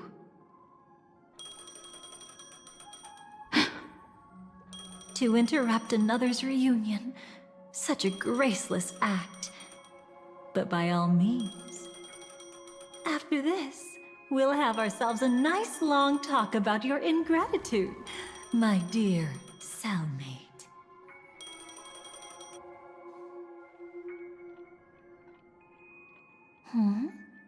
That's a peculiar look on your face.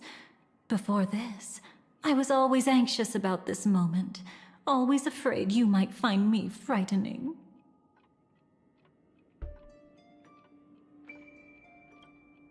Of course. Everything about Penacony is more important than you think. To prevent other terrible outcomes, the Stellaron hunters were forced to use great power.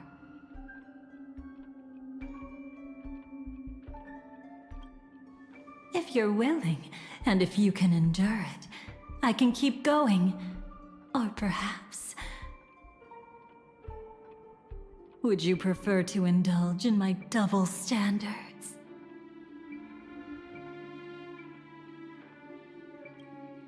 Yeah, we were quite close.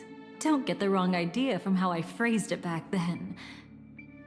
I've always thought that when two people are locked in a knife fight, with their blades pressed to each other's throats, they become more intimate than any pair of dancers.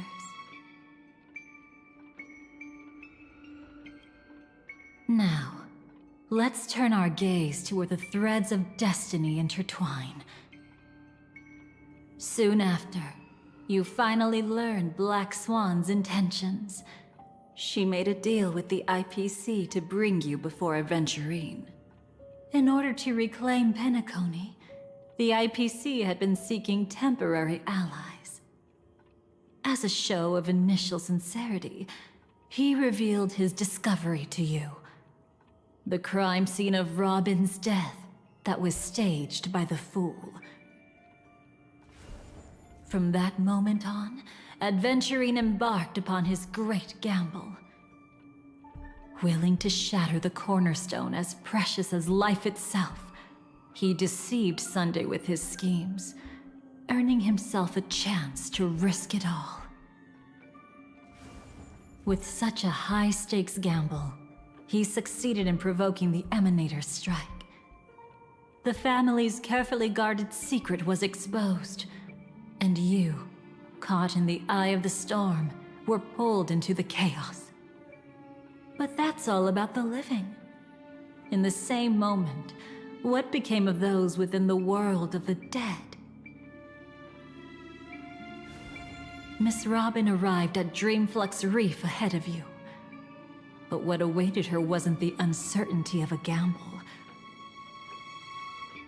but rather a destined life and a destined death.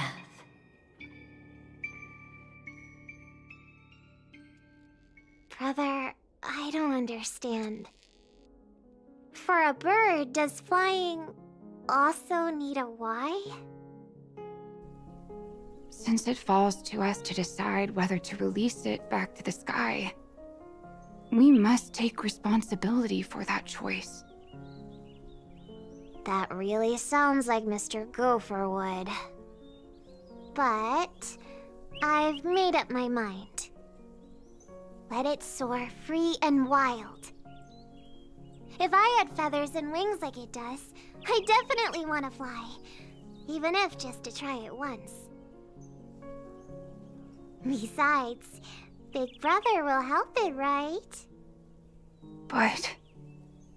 It's truly reassuring to hear such words before parting. Come, Sunday. Your little sister will be walking ahead of you now. Mr. Gopherwood, how did you... The gods bestowed upon us heavenly fire, and with it divine tribulations. Let them be, for we are all mortals, born to love and to suffer. Today, more than one little bird will embark on their long journey. How could I miss the moment of your departure? Come here, child. I've prepared a farewell gift for you. What did she give you? Miss Robin? Sorry. Where was I? In Dream's Edge, a masked fool attacked you and left behind a parting gift. Though it's hard to call it a gift. When the fool killed me, they put a mask on my face. But When I woke up in Dreamflux Reef, it was gone, and I couldn't feel any effects from it. As for that mask of yours, is it really called the Harmony? The Twin of the Order? She might be hinting at something, but I still can't figure out what she means. Speaking of which, how is that anomaly of yours doing now? I'm gradually getting better. There's no denying that Dreamflux Reef also spreads the Harmony, and it hasn't been affected by the family's traitor. As for my loss of voice, I still need to keep investigating. Perhaps I've been wearing a mask all along, without even realizing it.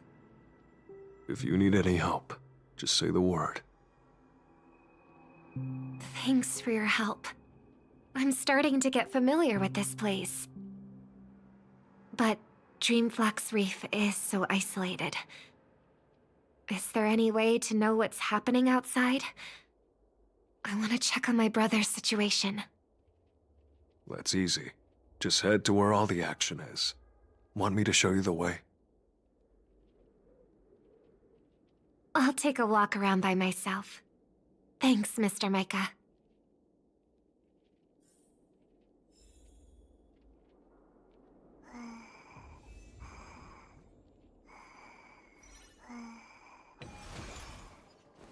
Oh, and when you're gathering intel, remember to sort fact from fiction.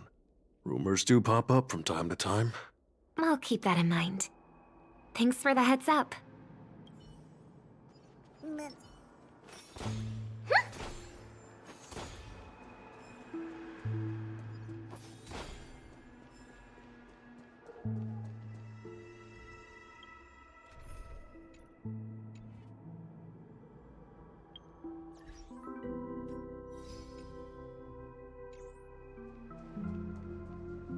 Miss Robin, can you hear me? That voice. Over here.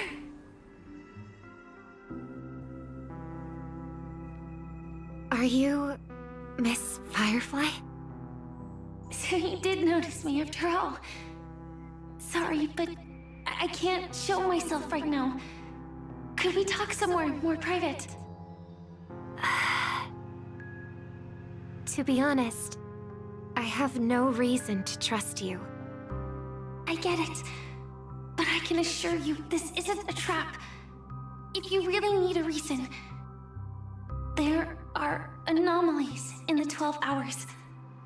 We are suspicious of the Dream Master's true identity.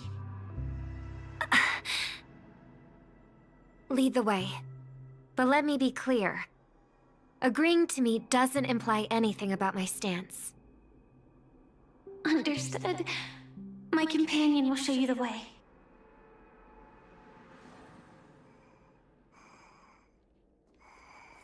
Blue flames.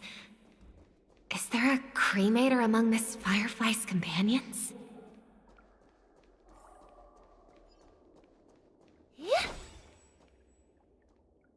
Miss Firefly? You can show yourself now. Sorry, just a moment. My companion will bring you this way shortly. This way?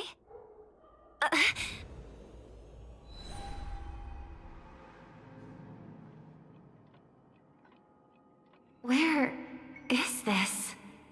As expected of the Harmony's favorite. Passing through such dense memoria without even being affected in the slightest. Hello. You may call me the Dahlia for now. This is our cozy new home in the sweet dream, where words may flow more freely. A new home burned out of the sweet dream?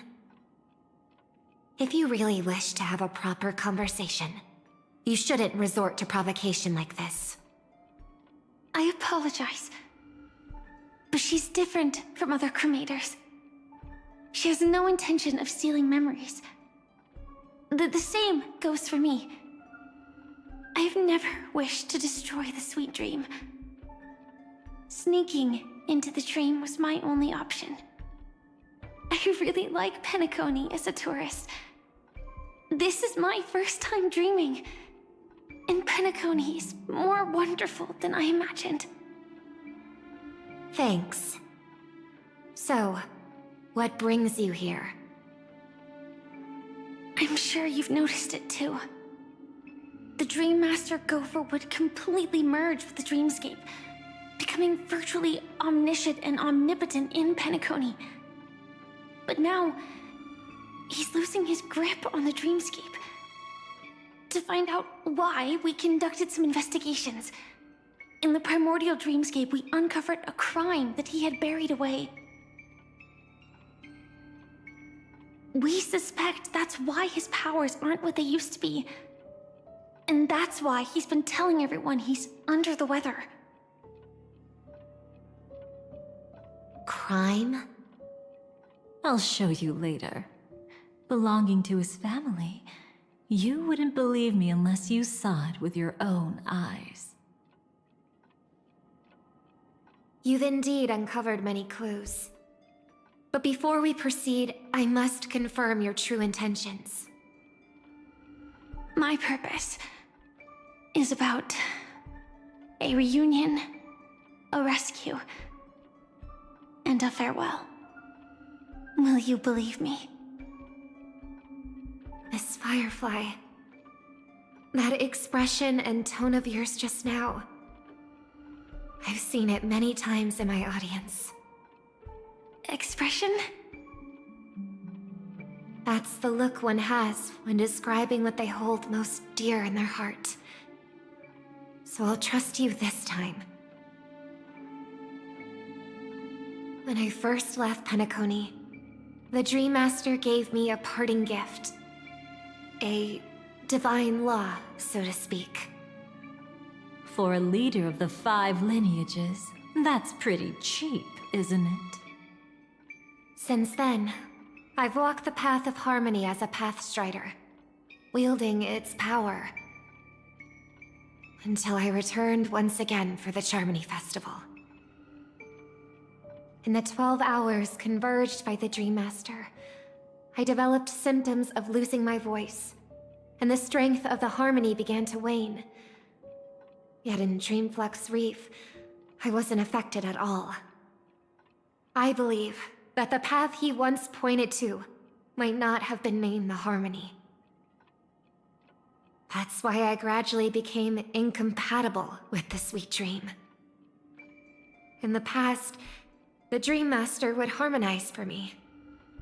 But when he was too busy to tend to me, I finally noticed something was wrong. So, which path did he choose to walk? It's not clear yet. There aren't many clues about this, but I suspect it's the Order. Thank you, Miss Robin. You've helped us clear up many of our doubts. However, regarding the Dream Master's path, we have different conjectures. What is it? Come with me. It's time to see it with your own eyes.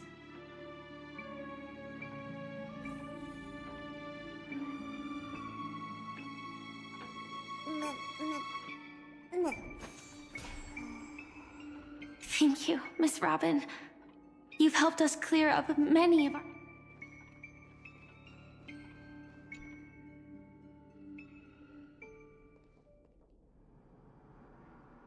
Here lie secrets that the family tried to conceal, and a long, romantic tale. Sadly, most of it has nothing to do with us. Brooklyn Tiernan. I remember that name. A Galaxy Ranger, worthy of admiration. When Penacony was plagued by the swarm disaster in the past, he was the one who fearlessly protected our sweet dream.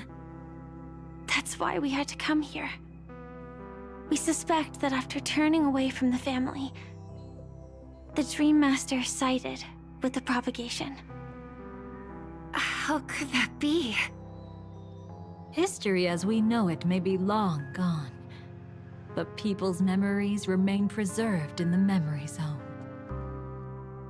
If we can master the technique, we'll be able to pierce through time itself and salvage the past from chaos.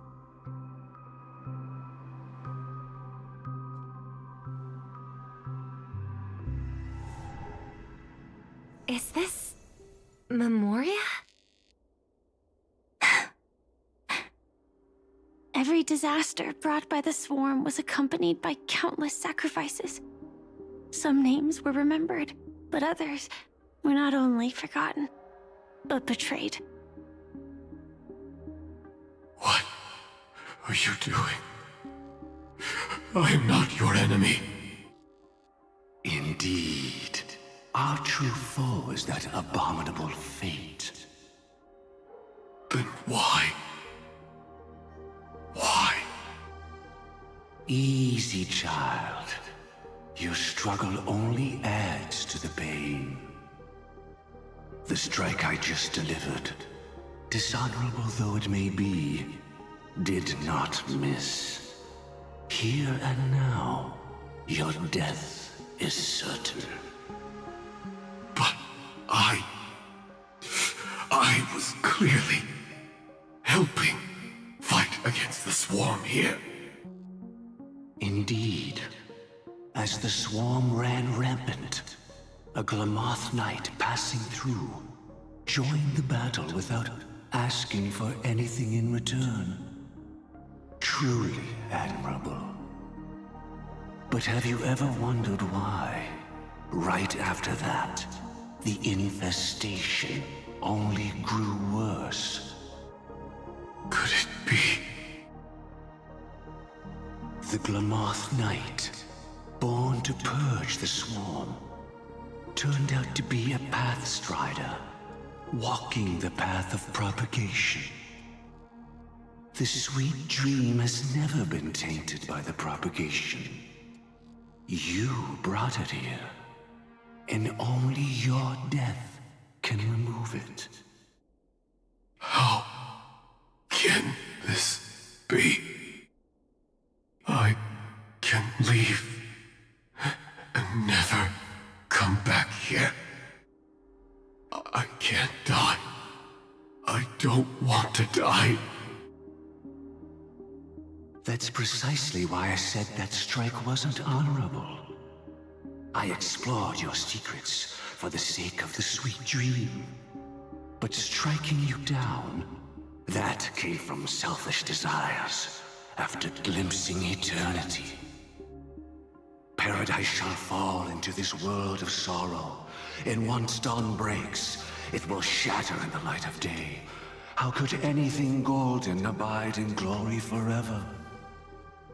You shall become my darkest crime, and the beginning of a great undertaking. Your remains shall become the foundation for eternal paradise.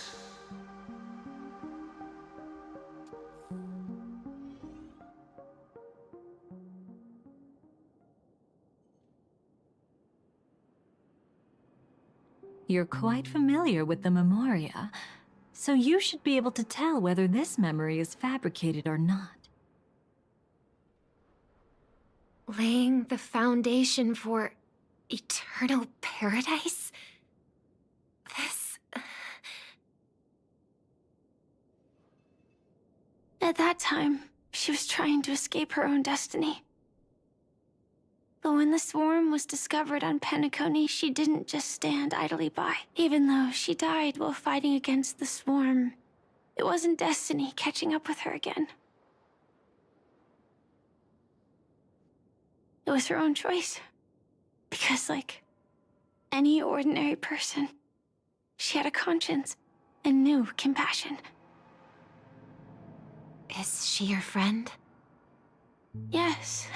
And in many moments, looking at her is like seeing myself.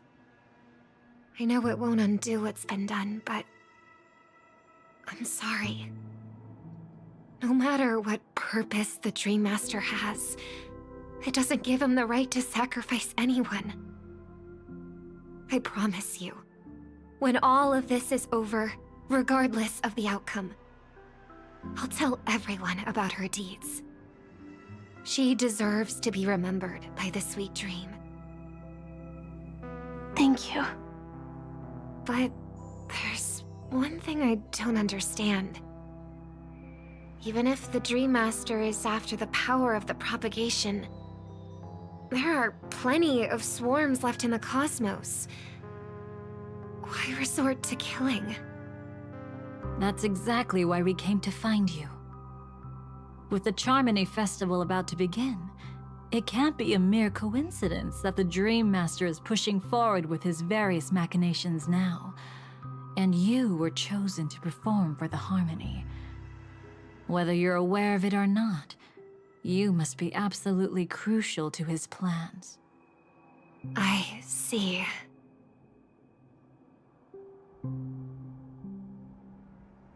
You want me to become the conduit to retrieve the past from the memory zone?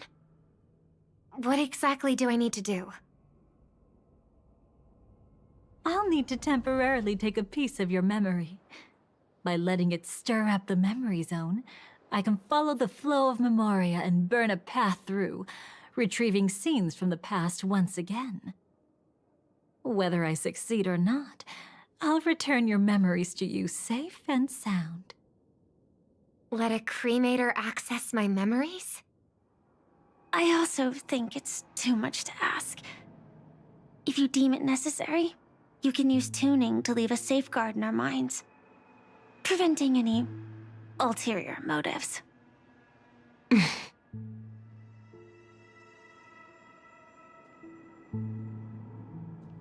There's no need. Let's get started. May the harm that befalls you never lead to your downfall.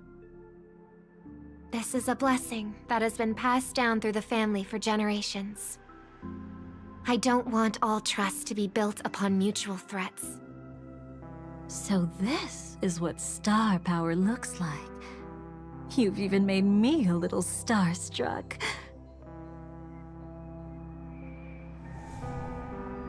All right. Looks like we got lucky.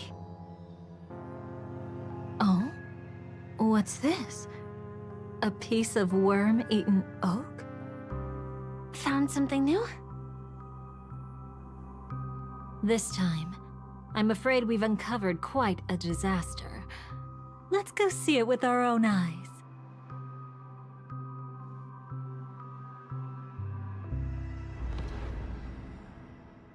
Nothing but lies, my dear.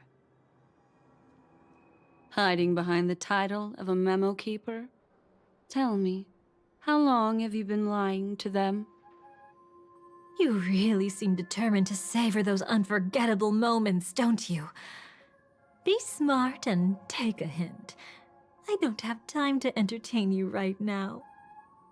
Oh, because you're busy, pretending to be a Stellaron hunter? Who are you talking about? Quite the clever move there. Miss Firefly, if you're willing to take my advice, why not to make a trip back to reality? Ask that Silver Wolf lady carefully who your true companions really are. How did you... All right, you. Still can't help sticking your nose into everything, huh?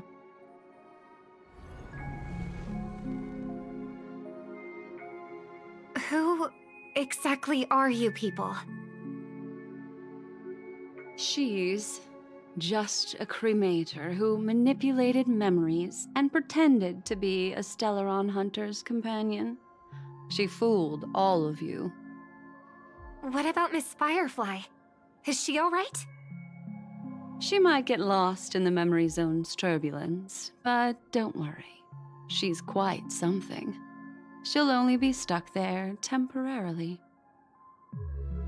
I'm here to bring you back to the Oak family. Mr. Sunday is worried about your safety. He tasked me with finding you in the dreamscape. As for this Dahlia, she cannot be trusted. To extract specific history from the memory zone through just one memory? While there might be memo keepers capable of such feats, they certainly wouldn't be mere pathstriders. Seems you've been watching for quite a while. Yet you only show up fashionably late when we're about to make progress. Who's the untrustworthy one here, I wonder? Save your excuses. I bring a message from Mr. Sunday that will prove my identity. Just a message? Don't you find that a bit ridiculous? Let's give it a try. It's only 2 words. Charmony, Dove. I don't know the details, but Mr. Sunday said you would understand. Indeed. Unless it's an extreme situation, this is enough to earn my trust. The IPC, Astral Express, and now you're even taking assignments from the family? My, aren't you popular? But you just had to choose the path of your own demise? Back then, I not only kept Lady Acheron's secret, but also left you with your life intact. What? You're that eager to rekindle our past? Well, you are the Dahlia, after all. I have to keep an eye on what kind of trouble you're going to stir up next. I've been questioning this for a long time. How could Destiny's slave possibly accept someone like you, whose very nature is betrayal? And what's the deal with the Stellaron Hunter? Let's get somewhere safe first. Then we can talk. She's too dangerous for us to let our guard down. Many thanks.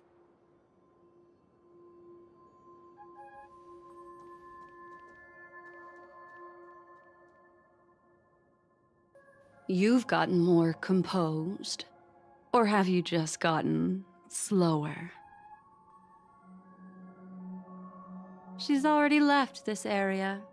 There's no way you can catch up to her now. Catch?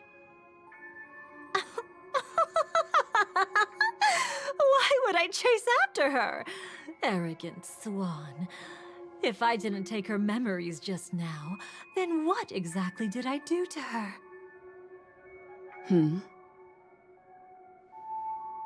I might as well tell you. I planted a spark of the cremator's fire in her memories. It will spread silently, and in an instant, it will burn away all her memories of seeing me. She'll believe she was never here. The suspicions that have already taken root in her mind will also gradually fade away. No matter what she has discovered, the moment she attends the Charmony Festival, she'll revert back to that good child who was born to walk on the Order. You're the one who's run out of time. I see. Not a member of the Everflame Mansion, and definitely not a Stellaron Hunter. Your true ally is the Dream Master? Oh, aren't you clever? How about a little reward for that? Cut the act. Even with your usual reckless methods, you can't handle me alone. You're right. I can't do it alone. But I rarely feel lonely anyway. Repent and return to righteousness. Though you soar like an eagle and make your nest among the stars. I will bring you down from there. Now, can you still keep your cool? He actually gave you strength through the divine law. The Dream Master would go this far for an ally? What can I say? I'm just that trustworthy. If he hadn't done that, how could my control over Memoria far exceed that of ordinary memo keepers? Let alone allow me to tamper with the Stellaron Hunter's memories. Unfortunately, you lost your composure in your euphoria. In the dreamscape, I might not be your match. But if I want to leave, you can't keep me here. Harsh words. Want to test that theory? It's easy to throw away a flower, but the fragrance lingering on your hands won't fade so easily. I can be quite persistent, you know. Even if we rekindle what once was, I remain unchanged.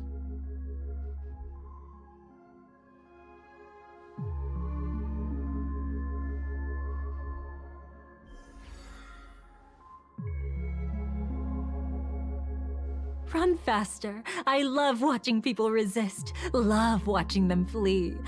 Let's savor this moment a bit longer. After all, for us, this will be an incredibly crucial moment. No matter where you run, I will always find you.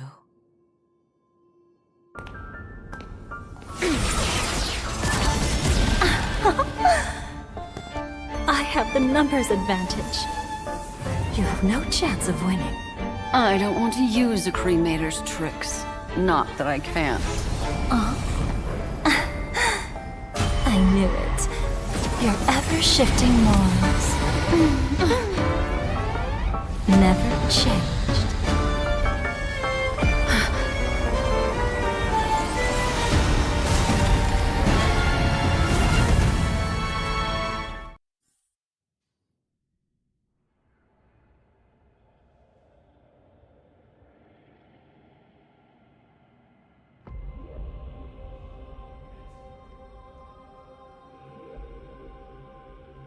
Where do you think you're going? After putting on such an elaborate show, won't you stay for a little chat?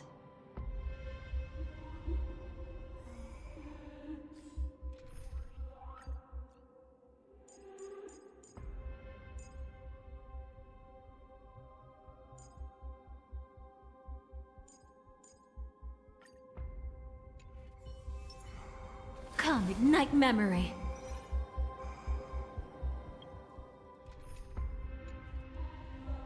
Incense ascends.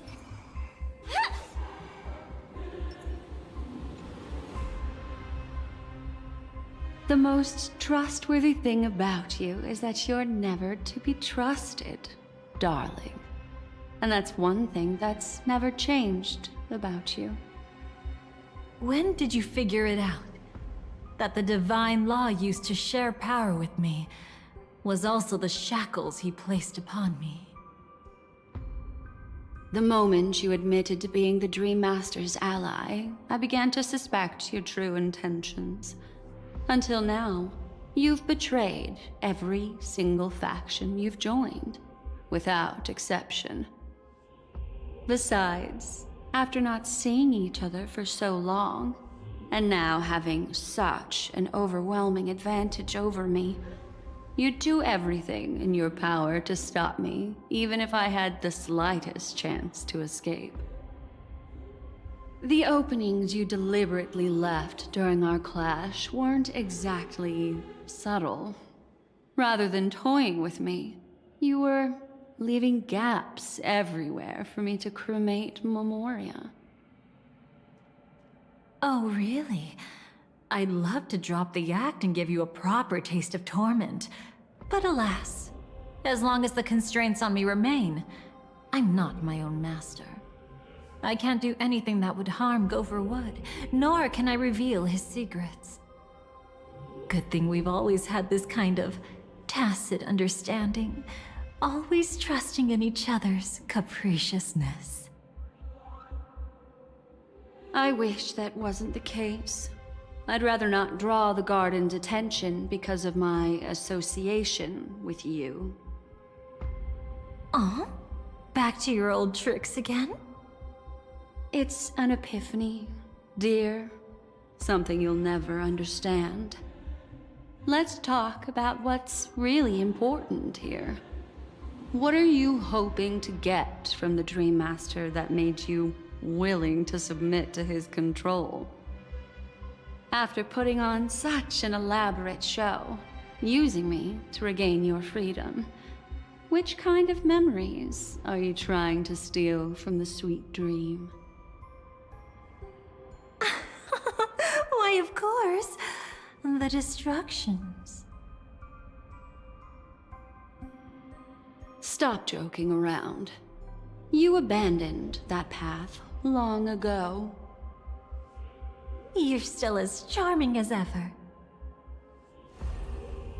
So, let me show you a glimpse of the past. Just this once, Weren't you really interested in the Everflame Mansion? So you were the one who erased the memories from that music box after all. That's right. I kept only this scene as a memento. I wanted to remember how I felt at that moment. And look closer. It's not just the memories. The Everflame Mansion itself has ceased to exist. Those claw marks.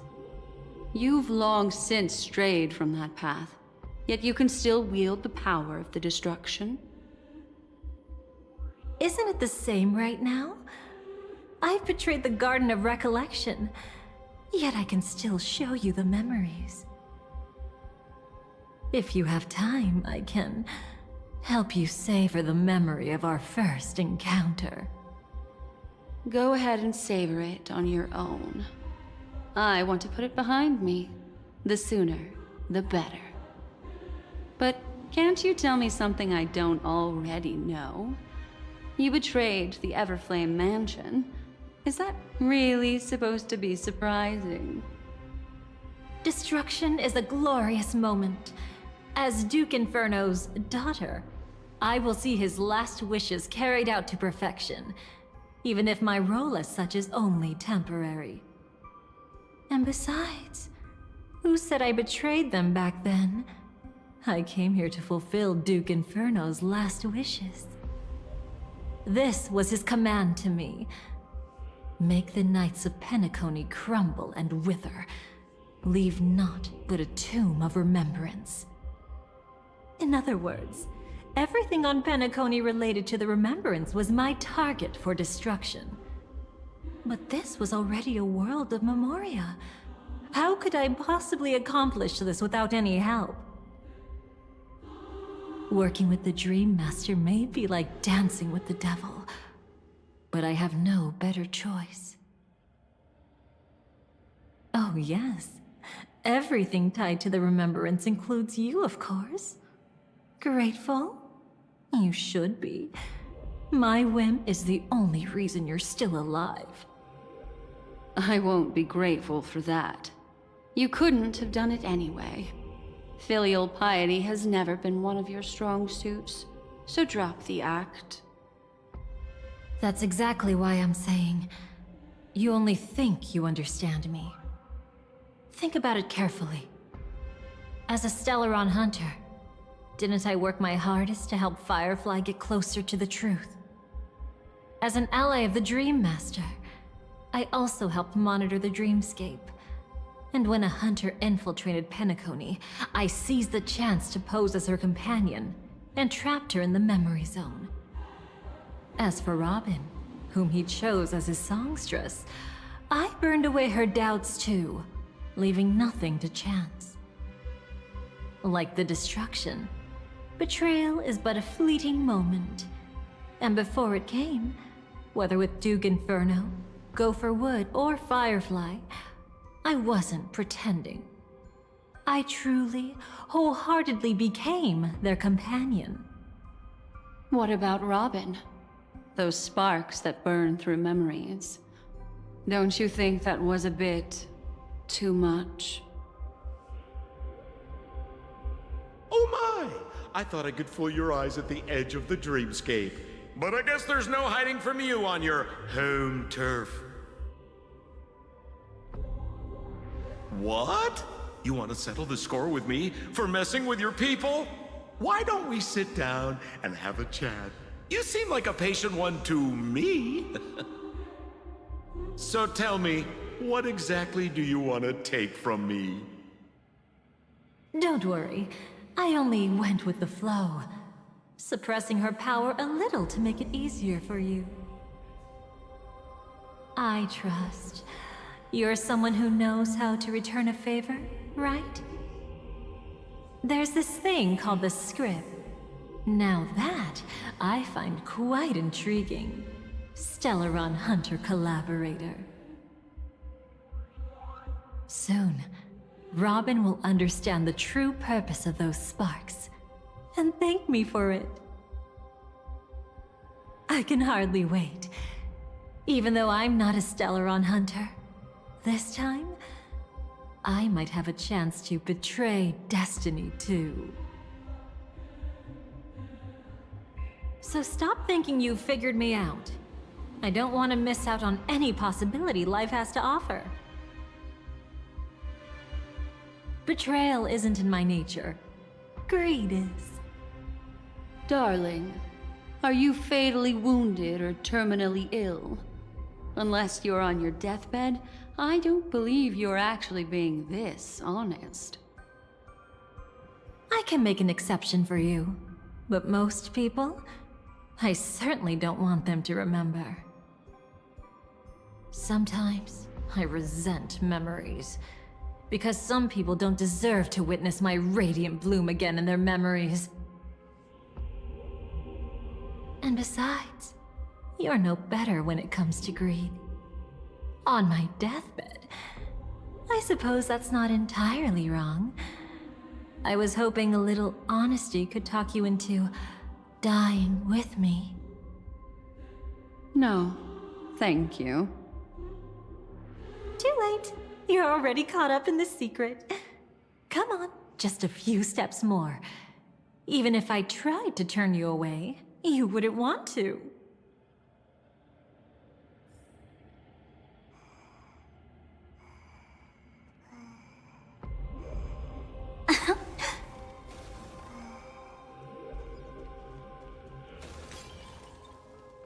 I see now. A piece of worm-eaten oak. You weren't just making that up. Oakwood is prone to insect infestations. Nothing surprising about that.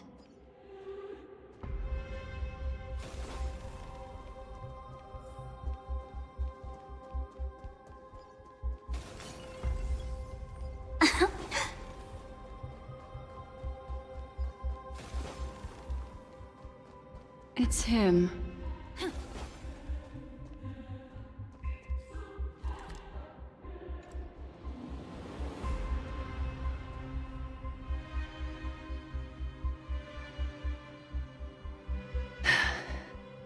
Just look at this place. Shouldn't be this lively here. Ladies, which one of us would you say is the uninvited guest? Mr. Aventurine, what are you doing here? Well, the game's over. And I scored a big win. Oh, what did you get out of it? The Nihility Emanator cut me, and I died in the most spectacular fashion. Oh, speaking of which, you must know exactly how that feels. My dear lady who loves to dance. Still better than having no invites at all, my dear helpful lady. You two are really something special. You're quite interesting, Mr. Aventurine. However, you weren't supposed to find your way here. Unless you can give me a reason, I'll indulge you by letting you die once more. That confident, huh?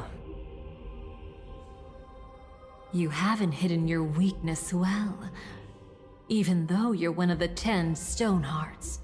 Right now, you'll be easy enough to handle. I wouldn't be so sure. Since you know who I am, you should know better than to gamble. Consider this warning a welcome gift from a friend. So long as my trump card remains unplayed, none will dare see the hand through to the end. Too bad you've used up all your luck for today. I've always found losing more interesting than winning. What's the harm in giving it a try? Hold up. No need to rush into making enemies. Mr. Aventurine, congratulations on uncovering the truth behind death. But from what I know, you should be at Dreamflux Reef instead.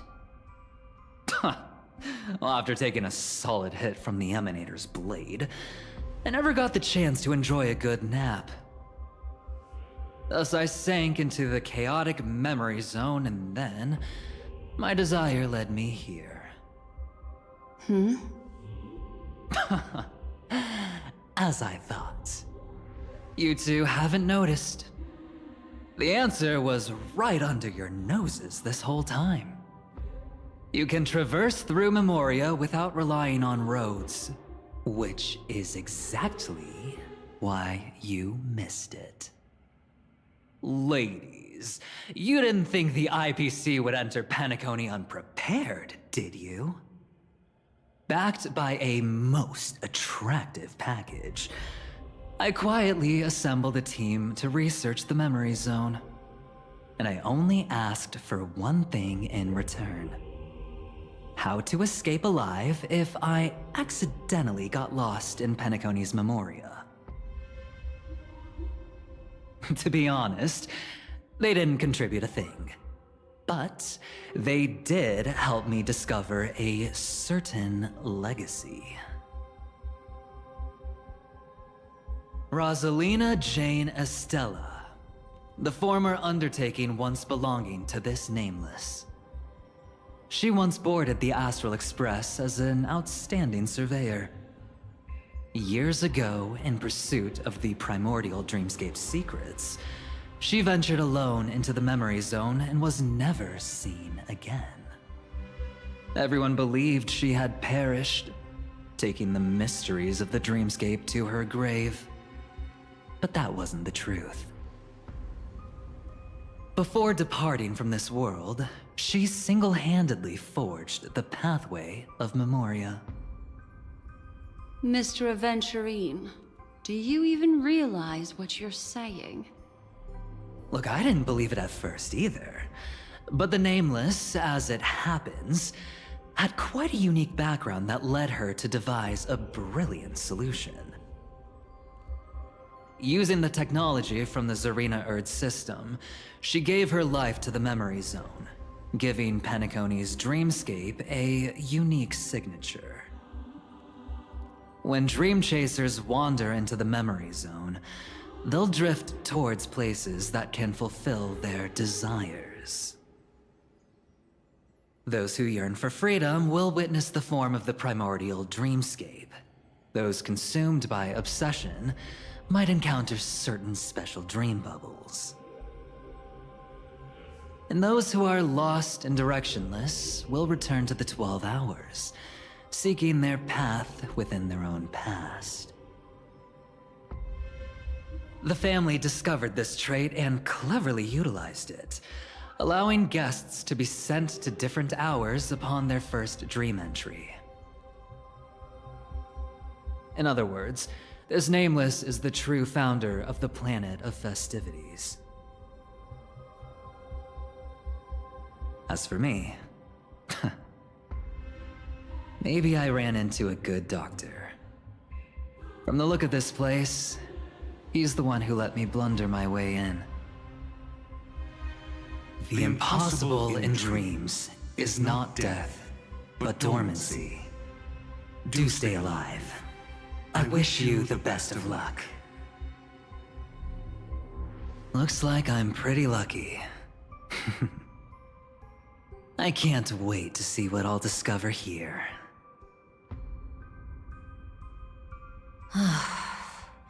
It would seem luck favors you still, Mr. Aventurine.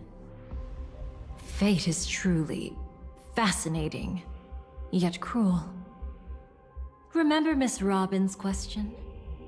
If the Dream Master was after the propagation, why did he have to harm the Glamoth Knight? Years ago, he had already completed this plan, waiting for a Glamoth Knight to enter the dream. Unfortunately, with the sudden fall of his empire, his hopes seemed to have been dashed. Yet just as the Charmony Festival was about to begin, a descendant of the Glamoth Knights appeared uninvited, and everything began to turn once again. The Dream Master was never afraid of Firefly investigating the propagation. That was exactly the truth he wanted her to see. Wait, is that why you trapped her in the memory zone? Correct. This place is where the Dream Master wanted her to be. And he wanted her to think she'd figured something out, only to make the wrong decision at the most critical moment. So, what exactly is the Dream Master plotting?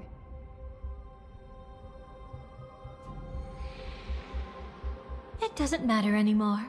We've missed our chance to stop him. Even if we catch him in person? From the very beginning, he never existed anywhere at all. When he attempted to merge with the dreamscape, he transformed himself into 4 primordial divine laws. The gods bestowed upon us heavenly fire, and with it divine tribulations. Let them be, for we are all mortals, born to love and to suffer. The first law. As his parting gift, he bestowed it upon Robin, guiding her onto the harmony. Repent and return to righteousness. Though you soar like an eagle and make your nest among the stars, I will bring you down from there. The second law is the power he bestowed upon me as his collaborator. At the same time, it serves as a constraint to ensure I won't act recklessly. And the third law... Paradise shall fall into this world of sorrow. And once dawn breaks, it will shatter in the light of day. How could anything golden abide in glory forever? I haven't seen it myself either. According to him, it was an all-out attack, like a torrent of fire pouring down from above. And the last one? Nobody knows. After claiming to be ill and withdrawing from public view, even though the constraint remained in place, he never contacted anyone again. Not even me, his collaborator. It's just my theory, but I'm pretty sure I'm right. By then, he had finally completed the last law, and used it to eliminate the one weakness that exists in any plan. The mastermind himself. The moment the plan was set in motion, Gopher Wood died a martyr's death for the just cause he believed in. And the swarm disaster shall reappear again in the sweet dream. The moment has finally come.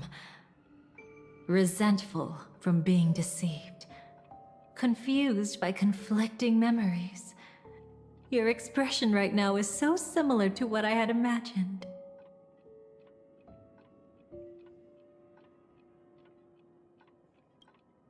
Every side. I'll try to fulfill Duke Inferno's last wishes. Advance Gopher Wood's plans, and yes, indeed, I've helped the Stellaron Hunters uncover the truth. Don't be too mad. I wasn't a Stellaron Hunter back then, but wasn't everything that happened in Penacony the perfect opportunity to join?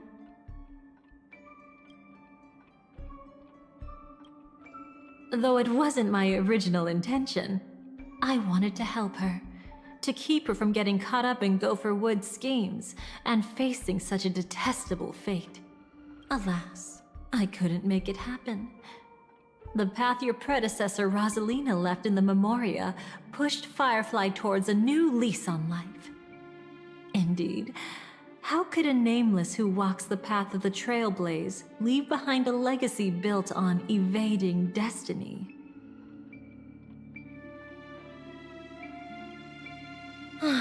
As you can see, he became a martyr, leaving all his power in the 12 hours, like a self-turning hand of time, driving his plans forward. The Order truly is a harsh path. Enna, Gopher Wood, and Sunday, the one you know even better. They all chose to sacrifice themselves for it. But then, something interesting happened. You turned out to be that variable. As Aventurine said, Rosalina's legacy would send dreamers to where they truly yearn to be. For Firefly, that place turned out to be by your side. She revealed her true self to you, reuniting with you as a Stellaron hunter. Then, guided by a history fictionologist, you witnessed the life of the watchmaker Mikhail.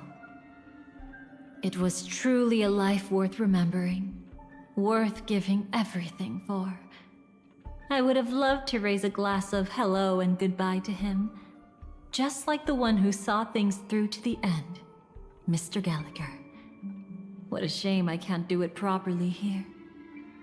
Sunday also came here, feigning cooperation, to reveal to you the truth about Penacony, the foundation of the sweet dream, hidden behind the Grand Theater's curtain, was actually a Stellaron, and the true mastermind behind everything was none other than the Dream Master Gopher Wood.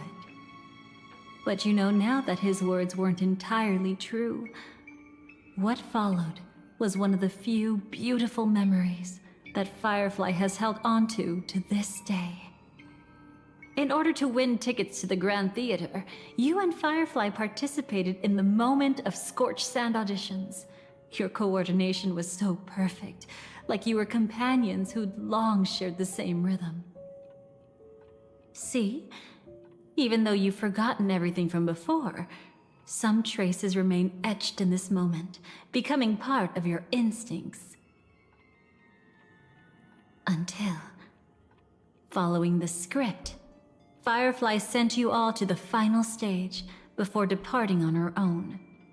In those beautiful moments before that, she experienced the joy of living, yet she still had to face the terror of death. However, you may have noticed that during this period there was a small gap. She and you weren't together the whole time. You returned to a child's dream through a dream bubble left by Mikhail and witnessed his legacy. However, Firefly was not a trailblazer, so she couldn't enter it. While waiting alone, she met her true collaborator, and thus learned that there was more than one legacy in Penacony, and more than one watchmaker.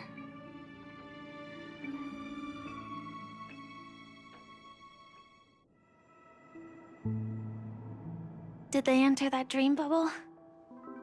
That's right. Unfortunately, you won't be able to follow them in so easily, even if you've traveled together as companions. That old man can be so stubborn sometimes. He'd rather have the Nameless be the ones to witness his legacy. No, I think it's quite romantic. A legacy left in the past will give them the courage to continue walking towards the future. Even if I can't walk alongside them, I'm content in knowing this. Huh. You're quite like the Nameless. Awkward, but admirably so. Maybe we can't walk the same path, but... Passphrase, respond at once. Why does life slumber? Huh? Ignore that. Must be some meme. How did it end up here? Sorry, I want to go check that out real quick. Be right back. Oh, so you're into fluffies too. You've got taste. Better not wander too far, though.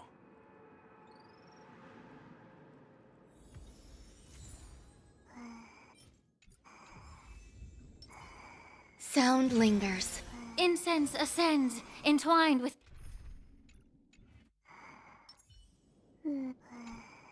That old man can be so stubborn sometimes.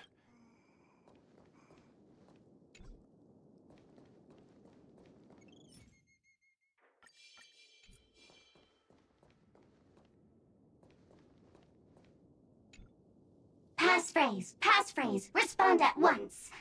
Why does life slumber? Because people are afraid to wake up from the dream. Perfect. Identity confirmed. Welcome, Agent Mech Tycoon. Please proceed to the next rendezvous point. Our people will be waiting for you there. Is this really necessary? Gotta stay in character. Follow the instructions, Mech Tycoon.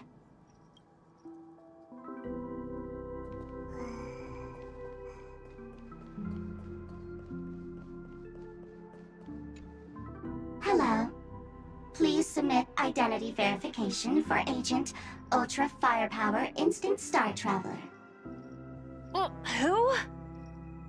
Mech Tycoon wasn't cool enough, so... So, Miss Sparkle went ahead and changed it. Masked fool. You shouldn't be here. Well, someone's been kept in the dark this whole time, completely oblivious to their real body standing right in front of them. Buddy? Don't tell me you still haven't noticed. That memo keeper has already stabbed you in the back once. No way. Silverwolf never mentioned me? But she's the one who invited me to team up. The family's omnipotence in this sweet dream, that was my intel. Now you all are going back on your word? Your intel?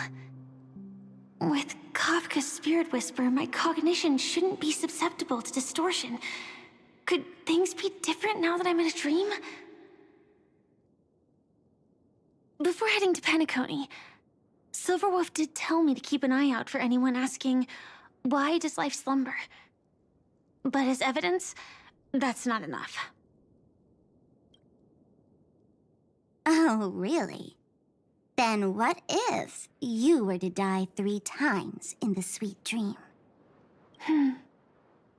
Then why is this the first time we're comparing notes? What else could I do? As a fool, how could I ever catch up to a memo keeper in a dream? Every single time, just when I was about to reach you, poof, she'd vanish with you. Who exactly is Constance? She works for the Dream Master, but she definitely has her own agendas. She secretly made a deal with me.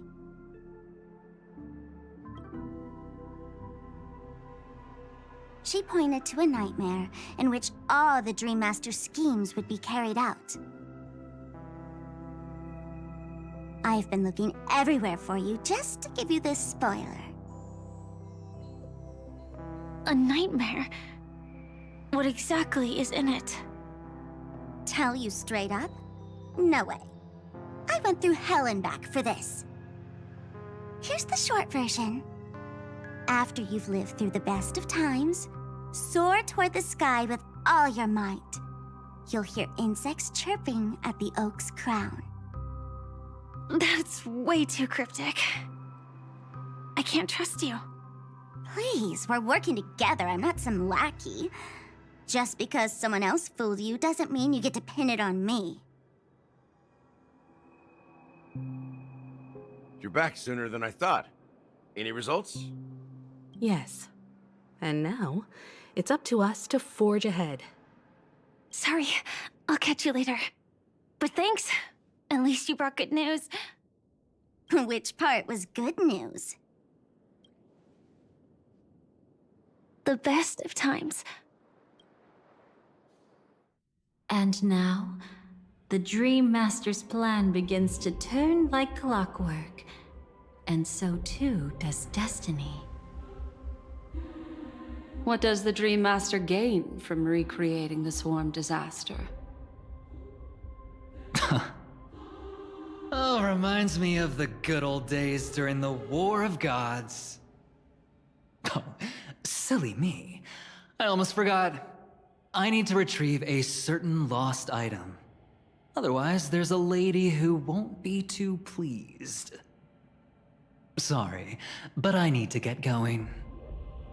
Sorry, but you're not going anywhere. This is the land chosen by Gopher Wood to meet disaster. But he doesn't want the swarm to truly surge forth and devour the world. The swarm disaster will be trapped here, and so will you in your weakened state. Unless a kind memo keeper lends a helping hand, right? But I can't find a reason. So far, there hasn't been a single case of one of the 10 Stonehearts being killed. It's driving me crazy with curiosity.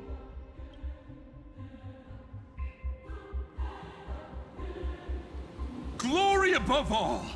My friends, in the face of the omen of evil, we must stand united more than ever. Allow me to prove our resolve with my spear and pierce through this darkness. Huh? Whose backup is this? Pardon my late introduction. I am Argenti, of the Knights of Beauty, traversing this cosmos to eradicate all that is unsightly in this world. In the name of beauty, the one and only has brought me to this place. Perhaps it is destiny's guidance that led me here. In this dreamscape tainted by the propagation, I shall uphold the name of beauty and clear the path for all of you. Ah, passing knight. You found just the right person. I am an IPC envoy trapped here. Lend me your aid. For Adrilla the Beauty is the most peerless beauty of them all. Someone's a quick learner. Nothing else to say. This is far too much of a coincidence. What else is there to say? Would this Sir Knight even listen to us try to reason with him? That's the fascinating thing about destiny. Some people are just born lucky. Let them be. We should get moving now. Where are we going? To find your dance partner, darling.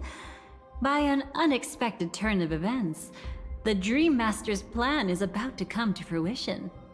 And to deal with him, we'll need an emanator to step in.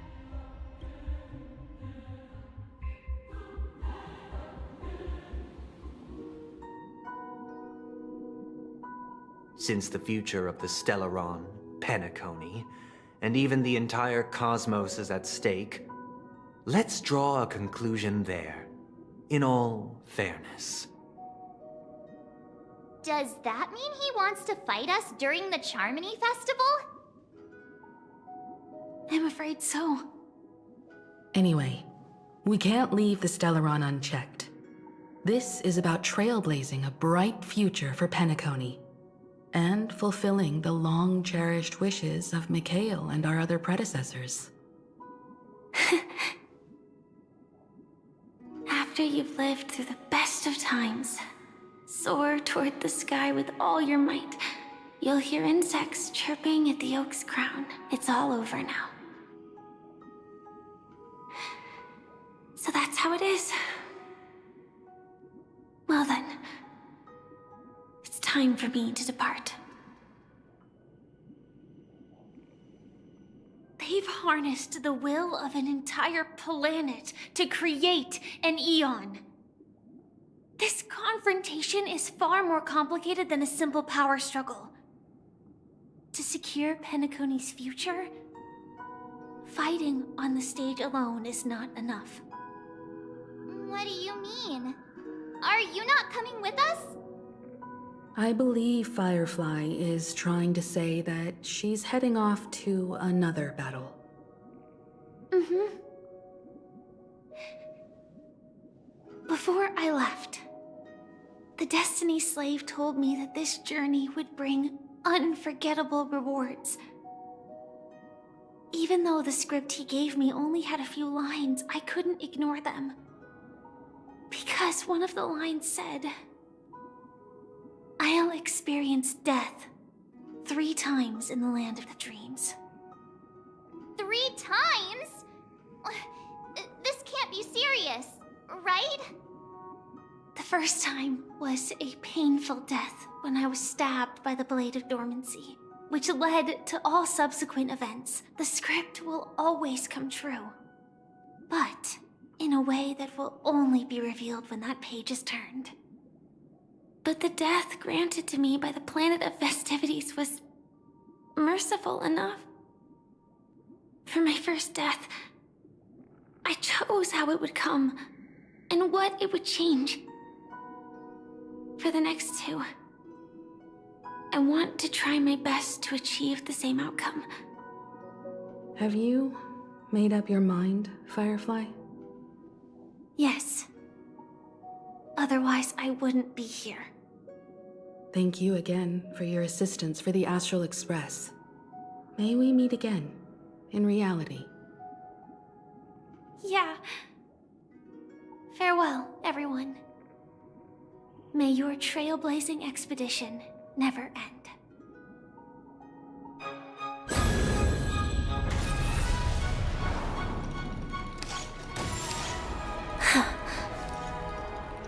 I dreamed of a scorched earth. Everyone, are you ready? A new shoot sprouted from the earth. It bloomed in the morning sun and whispered to me.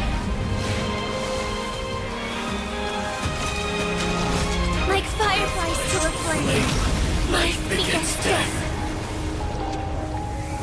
May we meet again in reality.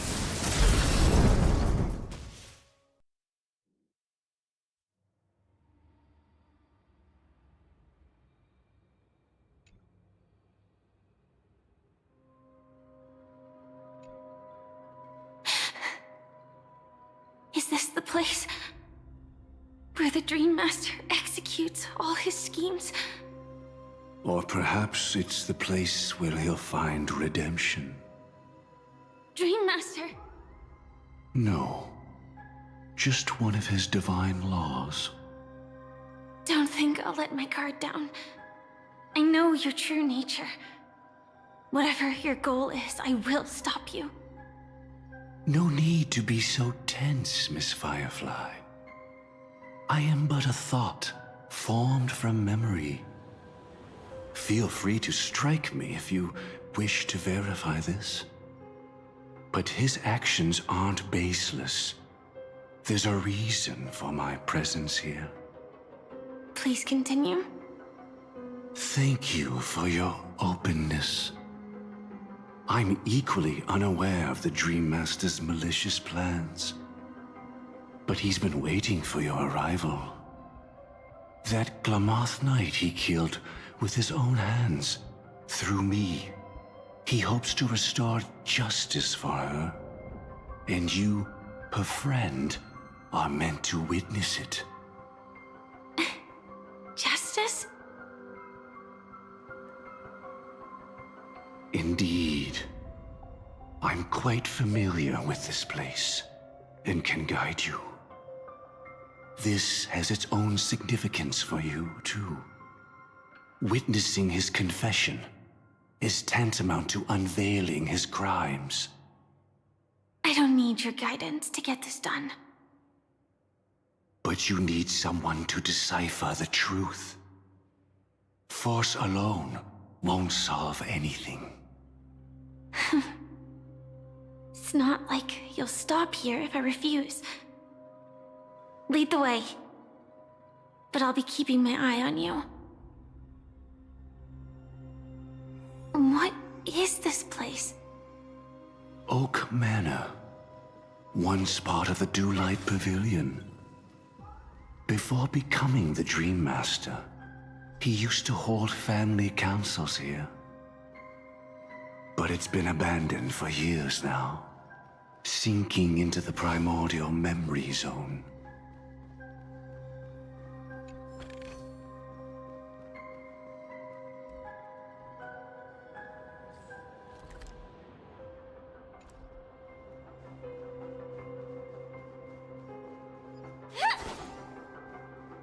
Is that... I'm afraid it's pain.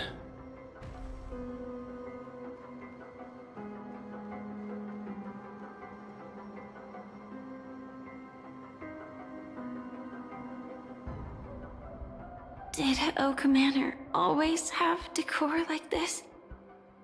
After taking over the Sweet Dream, he never turned away any sincere dream seekers, even if they were shady characters. Walking along the Harmony, he firmly believed that even villains could be transformed by Shippei's benevolence to show mercy, act with justice, and walk with humility.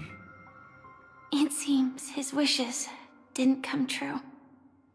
Indeed. Those villains never learned their lesson.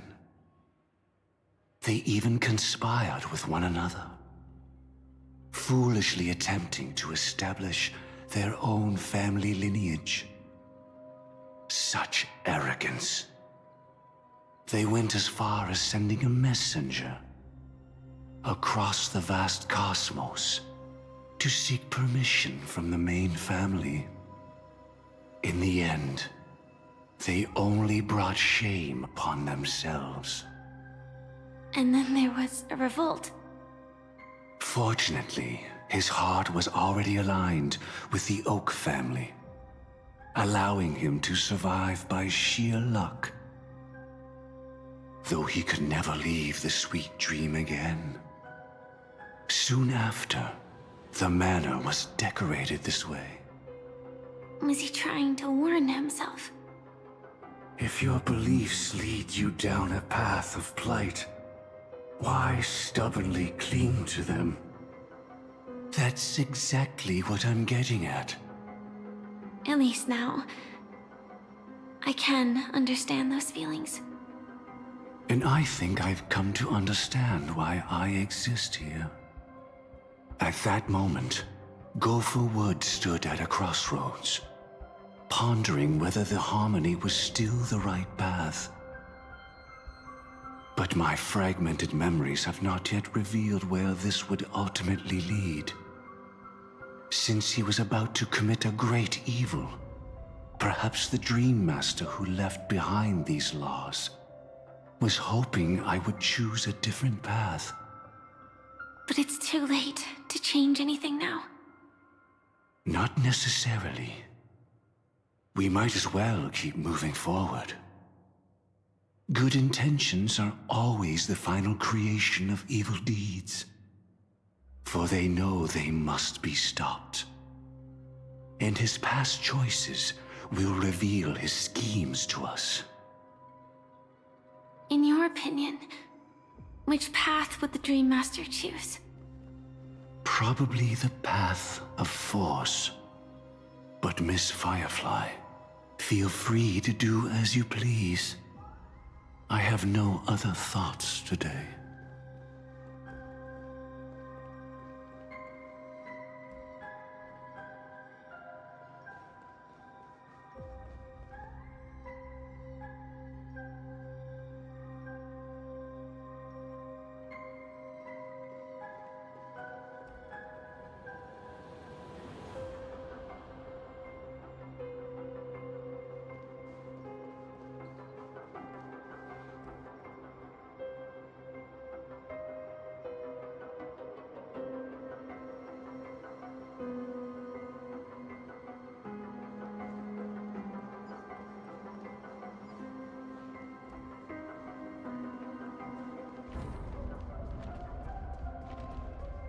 The road not taken can never be retraced. Even in dreams, this truth remains.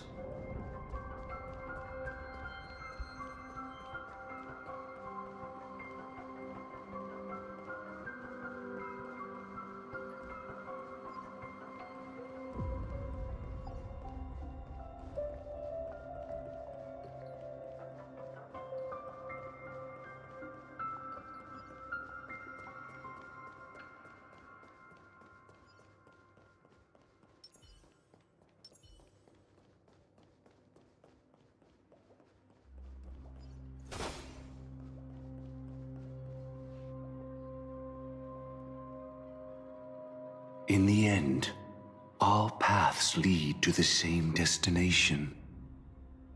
Human will, it seems, truly has very little impact. Is this...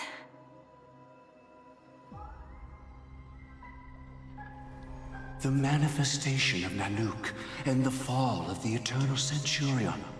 Such news has shaken the universe, and I've long since known about it.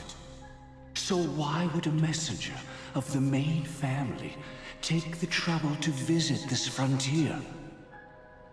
Just so you know, I'm here to deliver punishment, and you're the guilty one.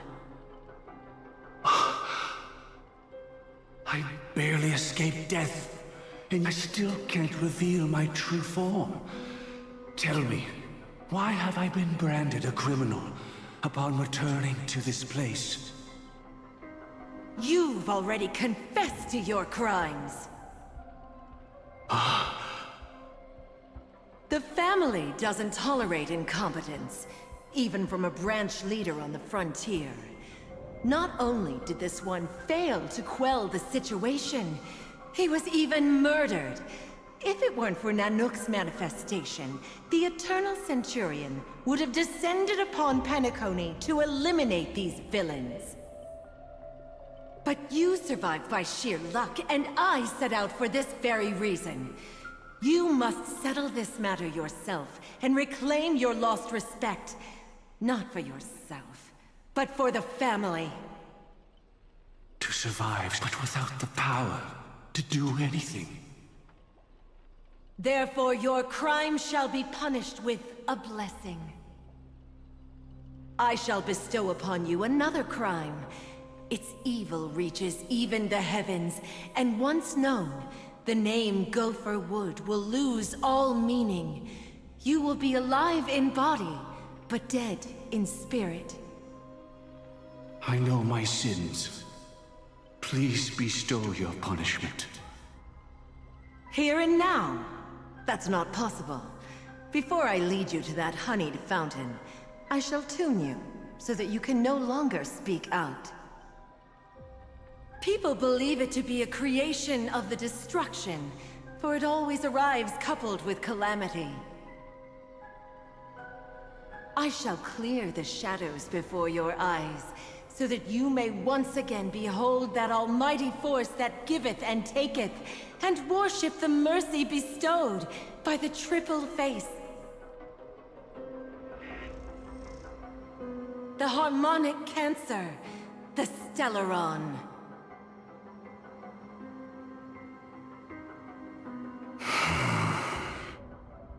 Did the Dream Master already know back then that the Stellaron was actually a creation of the Path of Harmony?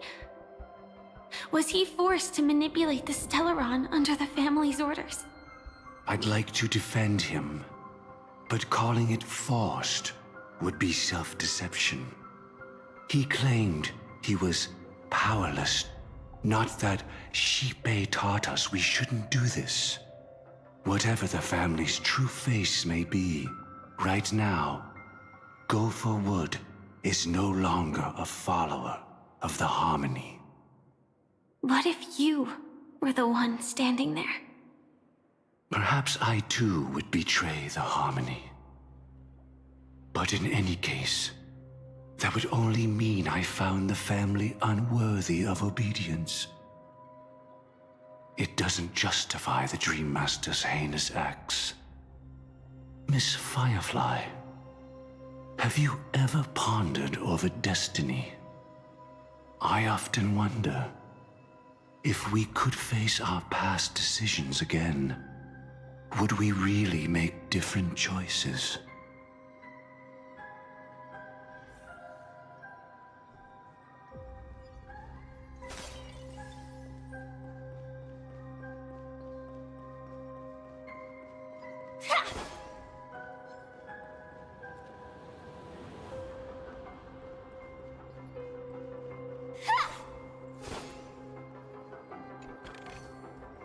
No danger detected, but never let your guard down.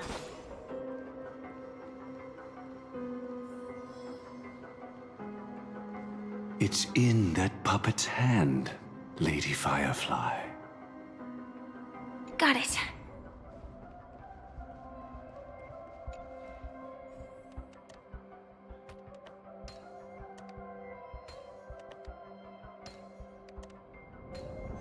Impressive. Impeccable precision.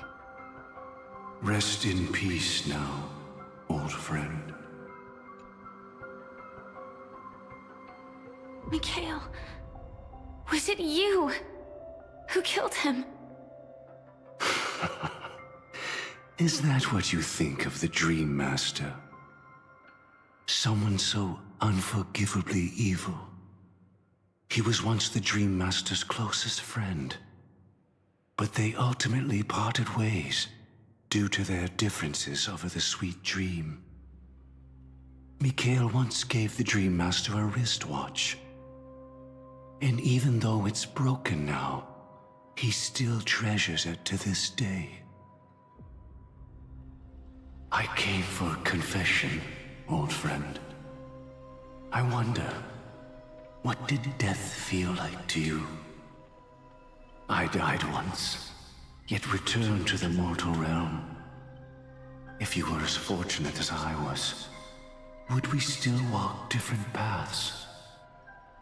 In my eyes, you can still hold on to hope precisely because you've never faced inevitable death. Would you blame me? Would you, Mikhail? I tried to unveil a Xipe's third face, but I was wrong. It wasn't the propagation. Yet destiny was so merciful, making me realize the propagation was able to continuously evoke people's prayers for the Order through the fear brought by the Swarm. When the Swarm disaster ravaged the universe, that was also when the Order reached its unprecedented peak. But after that, the Great One deliberately ignited a war among gods, leading to their own downfall. They would rather fall than let the Order ascend upon a staircase of falsehoods. They were wrong too. The Great One wished to restore justice to the mortal world. But what people prayed for wasn't justice. It was freedom from fear. Will you forgive me? Will you, Mikhail? I shall commit an act of transgression, mending the errors of the gods. I will restore the missing hand to the celestial clock and show mankind death. I know my sins. They are ever before me. But I shall never repent. Using the propagation to lay the foundation for an eternal paradise. So what he meant was recreate the Swarm disaster using fear to force people to pray for the Order's return? Perhaps that's why your friend was killed. The Dream Master wanted to find out how the Glamoth Iron Cavalry obtained the propagation's power. That's not a power that can be easily controlled. We need to pick up the pace.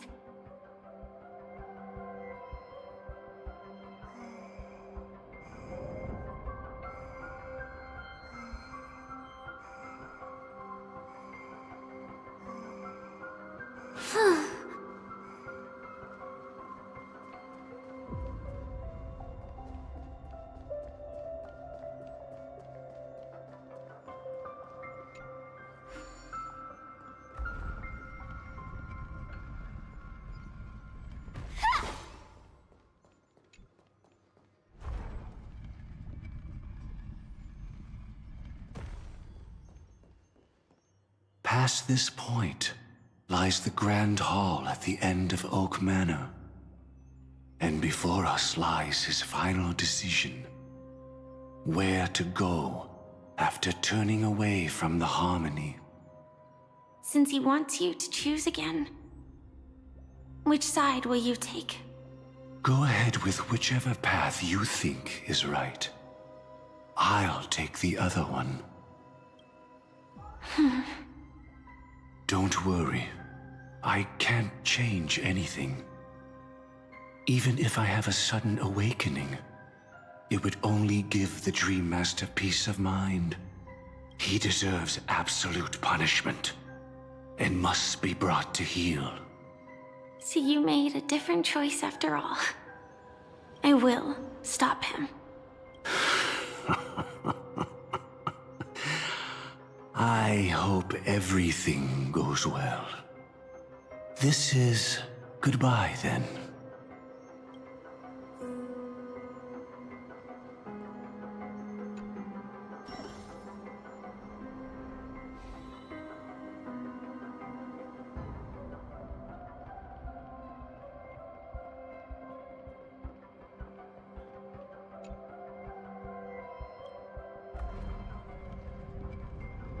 Let the propagation rain down heavenly fire once more, heralding the mournful cry of death.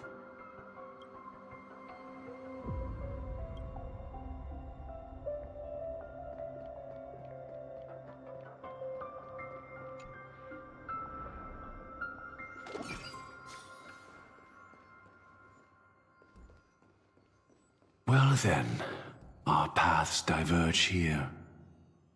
You go towards life, and I towards death. Which path is better? Only the gods know.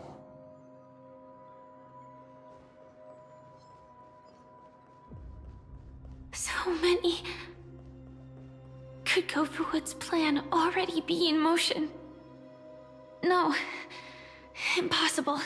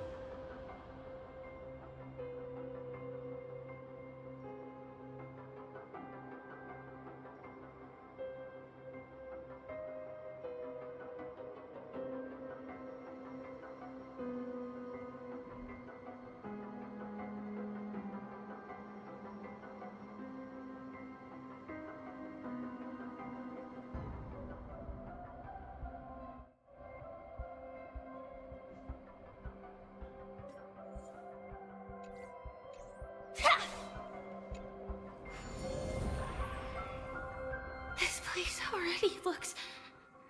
We need to hurry!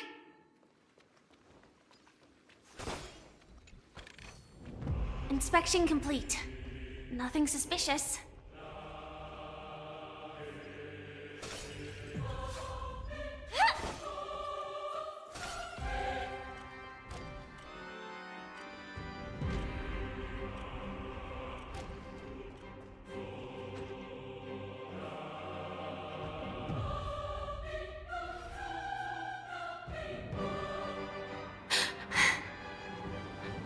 No doubt about it. This is the place. My apologies for keeping you waiting, Lady Firefly.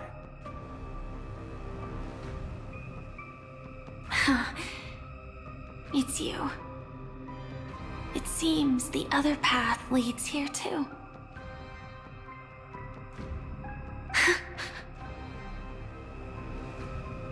What is this? It's the terror that humanity dares not recall.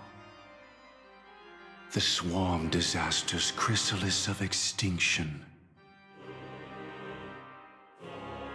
The Dream Master's devastating strike, like a torrent of fire, lies hidden behind the stained glass, waiting to shatter it and unleash the swarm disaster once again.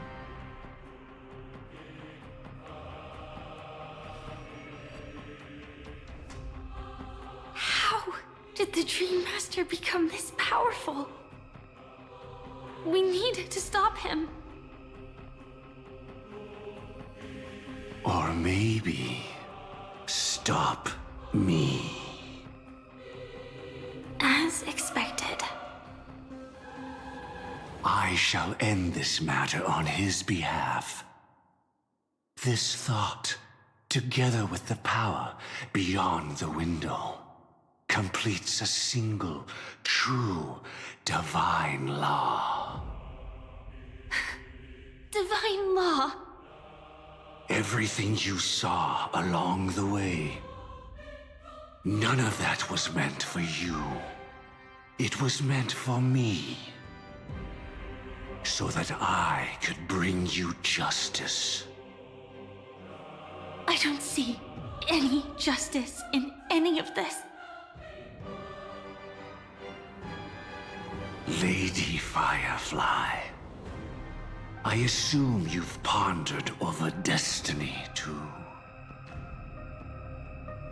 I don't think it can be used as an excuse for anything. Even if the ending is predetermined, we can still decide how we get there. That's just self-deception. You've never been able to change the course of events. When we stand at the crossroads of choice, no matter how many times we start over, we'll always make the same decisions. By that moment in time, we've already been shaped by our past, believing that choice to be the only correct path. All the past you've left behind has already determined your future. Your friend tried to escape destiny, only to meet the same end. And now, here you are, no different.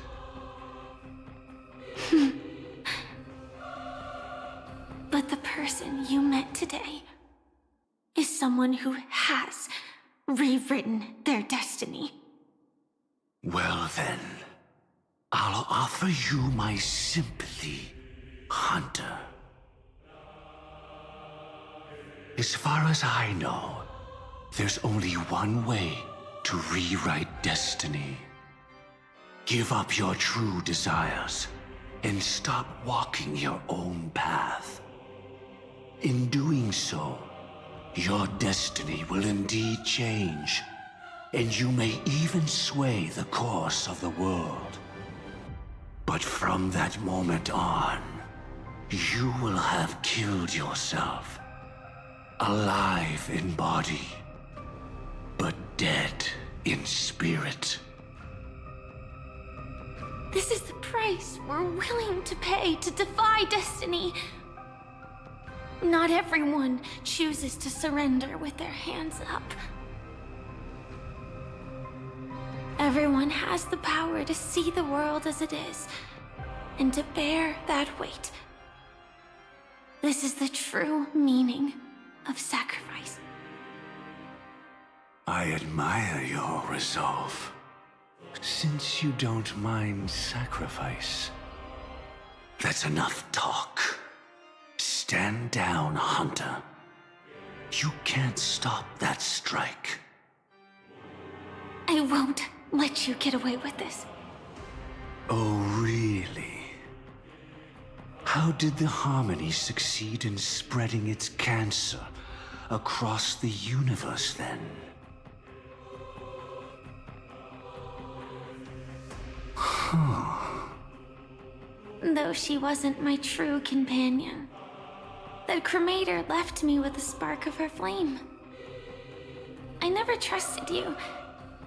During our journey together, I planted it on you. And now, I'll let it reignite. It can burn away a thread of thought with ease. Impressive. But do you really think you can get ahead of me? If I can't, I still won't run away. If that strike is inevitable, I'll be the only one who dies in this nightmare. Your courage shines like pure gold. Even so, paradise shall fall into this world of sorrow, and once dawn breaks, it will shatter in the light of day. How could anything golden abide in glory forever? Come forth and present yourself, last heir of the Empire. I permit you to unveil the true face of order. I permit you, with mortal hands, to bring forth the Great One. The Swarm will again devour all things, and fill the hearts of the lost with terror. Someone must cast down rage in their stead. All that lives will one day die. Even so, I will still do as I've always done, and pray that I can stay alive. I can do it. Right? But death will come because you, out of all people, are the foremost in seeking life.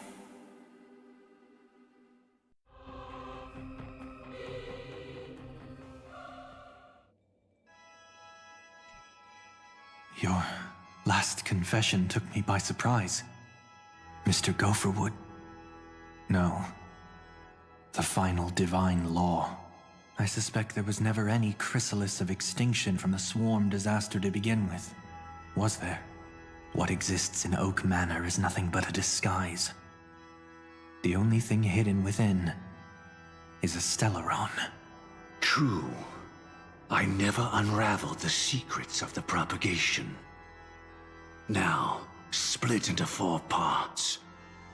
A single strike of mine cannot harm that hunter.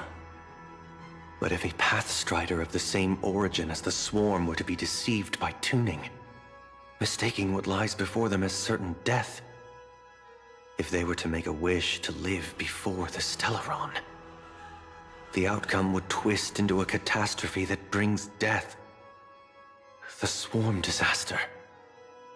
Her life shall beget death, and that death shall beget life unto this world.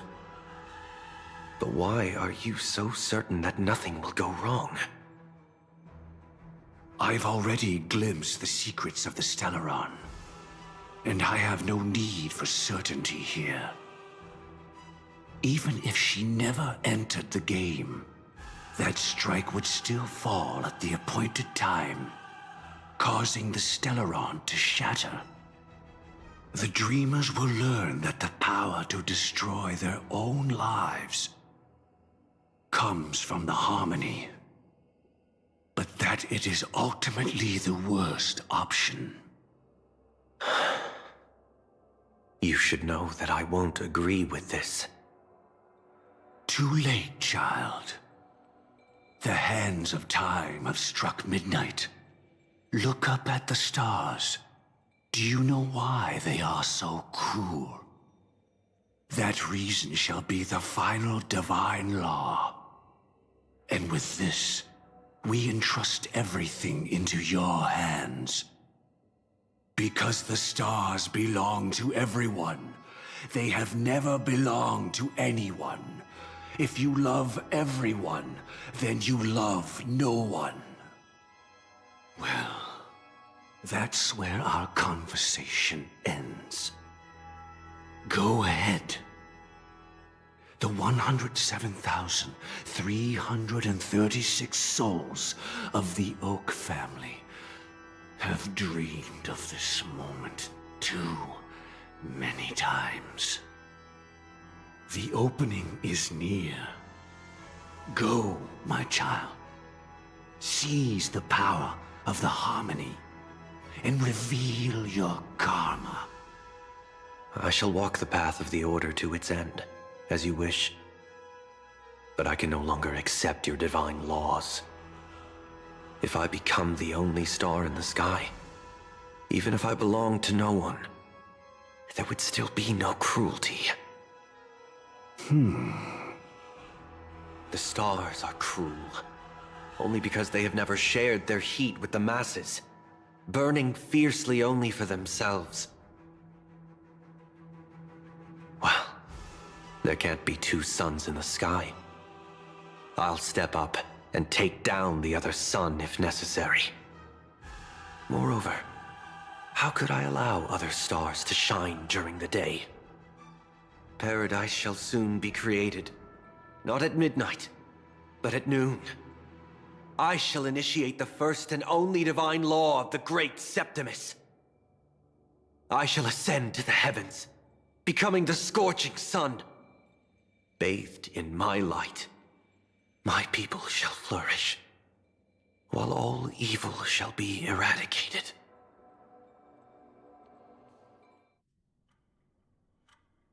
Very well, child. Do what you must. Perhaps I was never without choice, merely too entangled with the fear of losing, never knowing what was possible if I chose to act. I should become a watchmaker too. The harmony I seek has but one note, repeating endlessly, never falling out of tune. Life, too, has its time. We did it. He faded first, causing their power to lose control.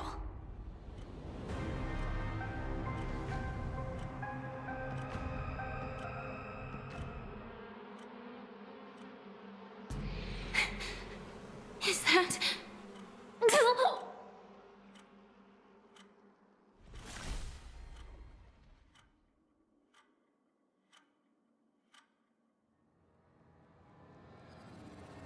How...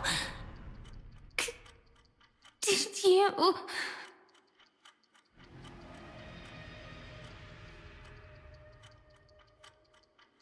Death comes for us all, eventually. I'm starting to hate how powerless I am. Oh, I wish that I had some way to comfort you right at this moment. Oh, don't worry. That was all in the past. She had almost reached her demise, yet she survived. Her second death hadn't come yet. It would be upon her soon.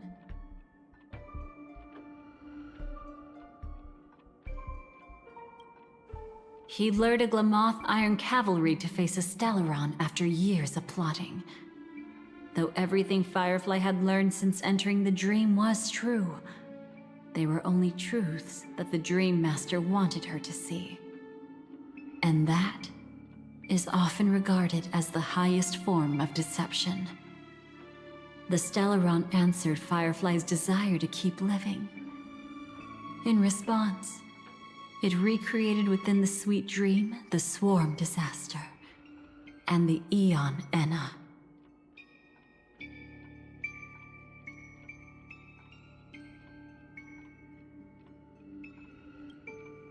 It was confined within the dream. Even a Stellaron could not truly revive the Swarm Disaster. The Dream Master's actions could only evoke fear in those already dreaming. Yet this swarm was frighteningly real when you consider the next steps of his plan. Enna's dream had enveloped the entire star system, which meant the Swarm Disaster would gradually become indistinguishable from reality. The propagation would awaken the most primal fears in all dreamers. Through their cries, the path of order would be sustained, until the entire cosmos drowned in a singular dream. You engaged in a decisive battle with Sunday at the Penacony Grand Theater afterward. He had, without question, become an emanator at that time after usurping the Harmonious Choir. But you showed no fear, and gave it your all in your fight against him. And you emerged victorious with the help of your allies. Yet that battle, the setbacks, the victory, was just an illusion woven by Sunday. Enna's dream had already enveloped the entire Asdana system. It was impossible for you to beat Sunday at that time. Enna's dream was so terrifying that even memo keepers could not act freely in it. Fortunately, we sought out Acheron first, and she lent us a helping hand. That allowed us to take action and try waking people one by one. Indeed, don't forget that, even within the sweet dream, there were still many people yearning, striving, and pushing forward with all their might. At that moment, you too would face a similar deathmatch. Being woken up by Black Swan was a watershed moment. Due to the existence of Enna's dream, your memories from that point onward can no longer be viewed from the same perspective as before.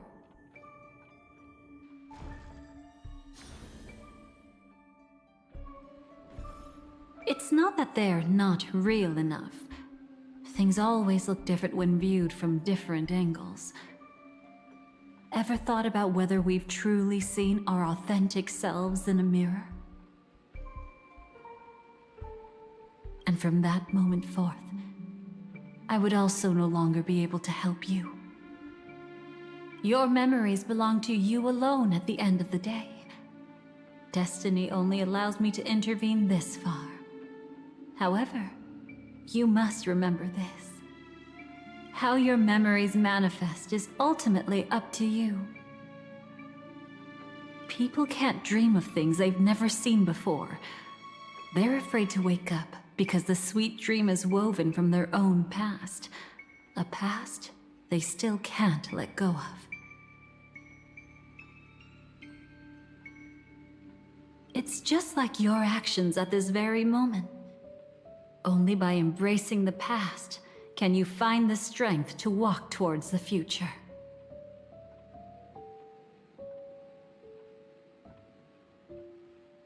Firefly, me, the Stellaron Hunters, this entire world, we're all waiting for you to reach that moment. I can hardly tell if this is nervousness or excitement. You are different, unique, and worth waiting for. Go and write a prelude to memories once more.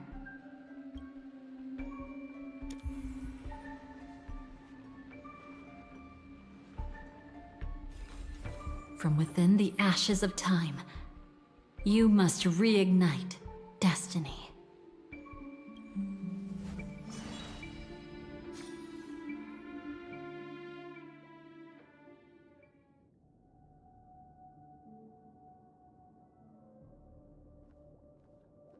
This way, darling.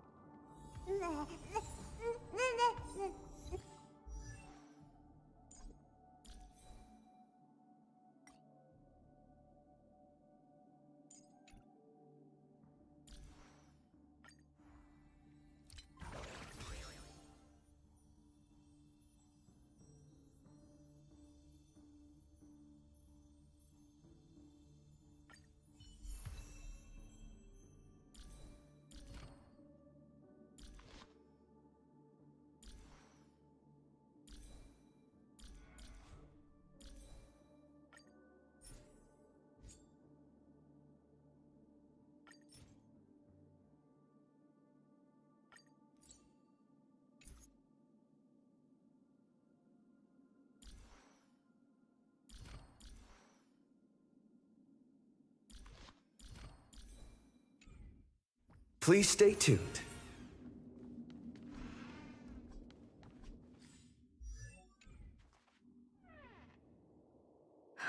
Not another one.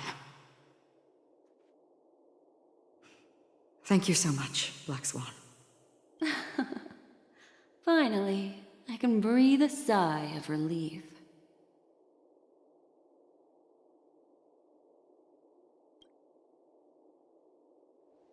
I understand you must be confused, and we'll do our best to shed light on the situation.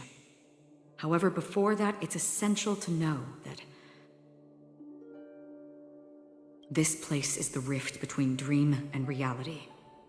A place reserved only for those who have awakened from Enna's dream.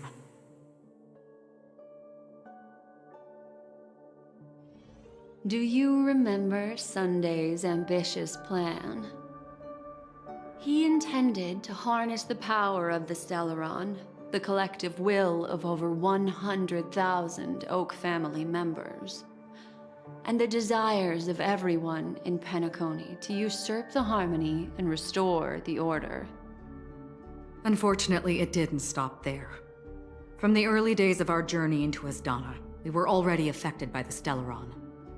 That strange dreamscape where we met. Maybe it was a sign that your thoughts were beginning to drift away.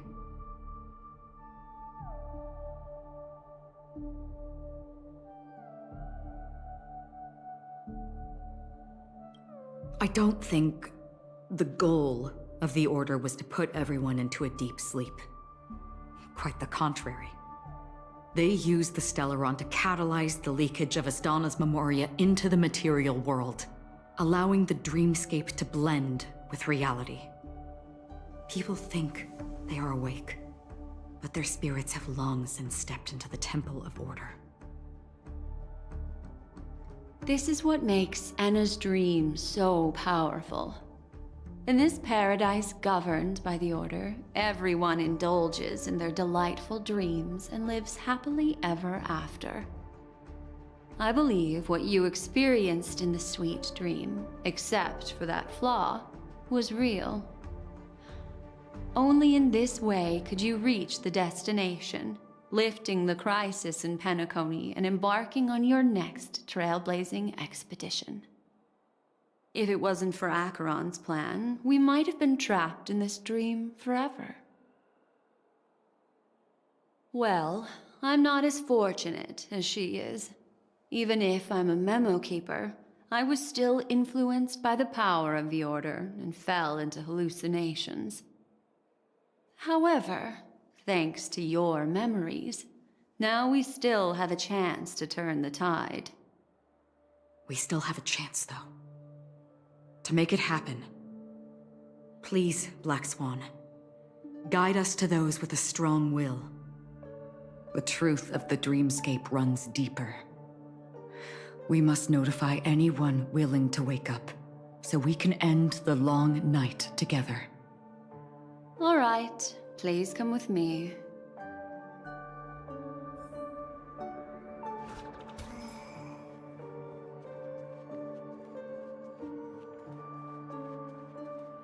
Stay calm.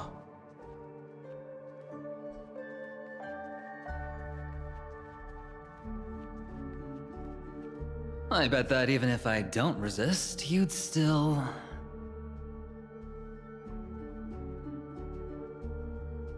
Time to get down to business, cowboy. Huh. You okay?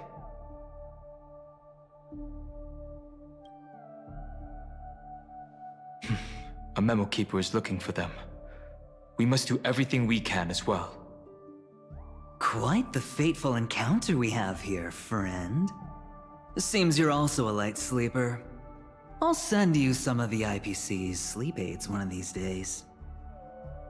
Unfortunately, we need to stay awake right now rather than sleep. We're still nowhere near capable of breaking free from Enna's dream. Let me break the bad news first. The enemy we're up against isn't just Sunday anymore, nor is it the harmonious choir that he's usurped. The Dream Master has awakened the swarm disaster within the sweet dream, and cast shadows into the hearts of all dreamers through Enna's dream. The primal fear taking root in people's hearts had led them to call out to the Order for protection. The path of order is gradually being restored, and this has transformed Sunday into Enna.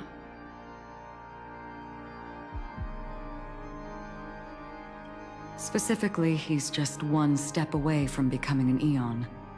The IPC's starships converged here at an opportune moment, and the power of the preservation seeped into the sweet dream to prevent him from completely ascending. However, that is only temporary. With the IPC around, the cosmos doesn't need a second order. But it doesn't make much of a difference for us. Sunday's true form has broken free from the dreamscape, becoming as vast as an Eon. The Asdana system is no more than a plaything in the palm of his hand. Indeed. Forget about stopping him. We can't even manage to face him again.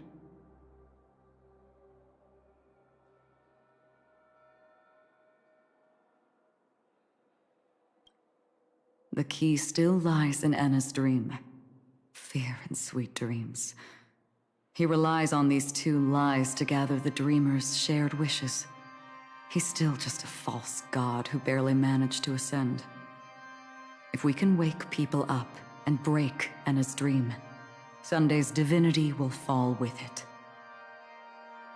But the current sweet dream is extremely complex. Miss Black Swan, could you please explain the rest of it? My memory isn't the best, after all. Time is of the essence, so I'll cut to the chase. There are 3 layers to the dreamscape trapping us. First, there's Enna's dream controlled by Sunday. It wove a beautiful illusion for every dreamer, making them flounder in it. Second, there's the primordial dreamscape, which includes Dreamflux Reef. The swarm disaster is manifesting again in the Oak Dream within this layer, and is continuously empowering the Order through an endless stream of fear. Third, there's the 12 hours established by the family. This layer was the first to merge with reality, and is itself an enormous trap. Forget about winning. We need to cross all 3 layers of the dreamscape before we can even face Sunday again.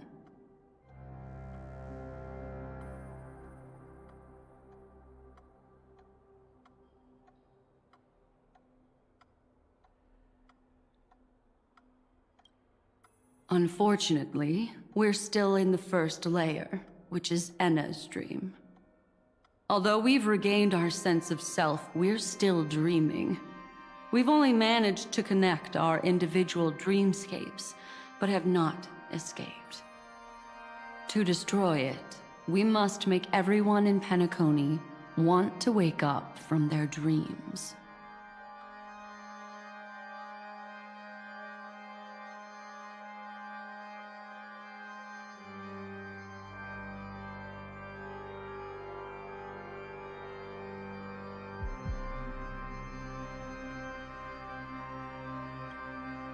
Humans yearning for sweet illusions borders on obsession, leading them to subconsciously resist the harsh reality. Therefore, I carefully selected a moment where he was completely unguarded, guiding him to uncover the truth himself to make him regain his consciousness. However, to wake up everyone in Penacony and get them to share the same determination, that would be nearly impossible. But we can't just stay here and do nothing. This is the first step of our plan. With the assistance from the Garden of Recollection, those who possess a strong will, like you, will gradually awaken from the dream. These free wills are the discord that will sway Anna's dream. However, awakening a mere handful of individuals is insignificant compared to the vast number of people immersed in the dream. We must find other ways to awaken the free will of millions of people within a short period of time. Looks like the Jade Abacus of Allying Oath will be the only solution. No need for that. Keep your once-in-a-lifetime treasure. We don't need to bother the Cienjo Alliance for such a tiny request. You want thousands of people with unwavering free will? That's easy. Just leave it to us Galaxy Rangers. Do you know what it is, Acheron? It's the relic I returned to you. Exactly. Its owner must have told you that it's meaningless to anyone other than a Galaxy Ranger, and that it can only fulfill its purpose when returned to its rightful owner. Because it's a burial artifact, worthy only of a hero who has served the Galaxy Rangers with honor. When its light illuminates the universe, it means the fall of a hero. And in the direction it falls, countless meteors will streak across the sky. Those meteors are Galaxy Rangers, coming from all corners of the cosmos, driven by a shared purpose, without questioning the cause or counting the cost, because we abide by a bottom line. The shooting stars of the hunt only descend on the longest night, and with them comes the dawn. We've stayed silent for far too long. Now, it's time to remind all the cowards, oppressors, and villains of the universe of our presence. I'll be the one to ignite the first spark. This should be enough to delay his ascension to godhood. As for the foundation of Anna's dream, it would take an immense power to shake it in an instant. I think that shouldn't be too hard. So, you're the key in the end, I assume? Even if it is just a counterfeit god, we'll need an emanator to step in. Perhaps it's not about being an emanator. This is a different collective wish. I will do everything in my power to strike down that evil god for you all. What about the other two dreamscape layers? There's nothing we can do about them. They are even more dangerous. Unlike our current gathering, the dissipation of Anna's dream will take time, which will draw Sunday's attention. Exactly. Once we enter the next layer of the dreamscape, we'll be facing an eon's strength head on. But by then, we'll have played all our cards.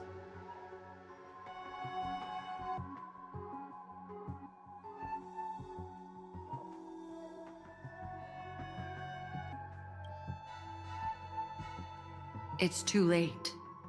Unless another eon intervenes, but that would be tantamount to igniting a cosmic war among gods. The Order is one of Xipe's aspects. Yet the Harmony stands idle at this moment as Enna is being reborn, without any further intervention. There must be some deeper reason behind this. Enna's dream is no ordinary matter. Even with Constance and me giving it our all, we can only reach the few of you here. It's impossible to find more help. But time is of the essence. We must take our fate into our own hands. In other words, those who only want to survive by playing it safe will die. All those who dare to face death head-on will live. I like that. Just these few people? Oh well, that'll do.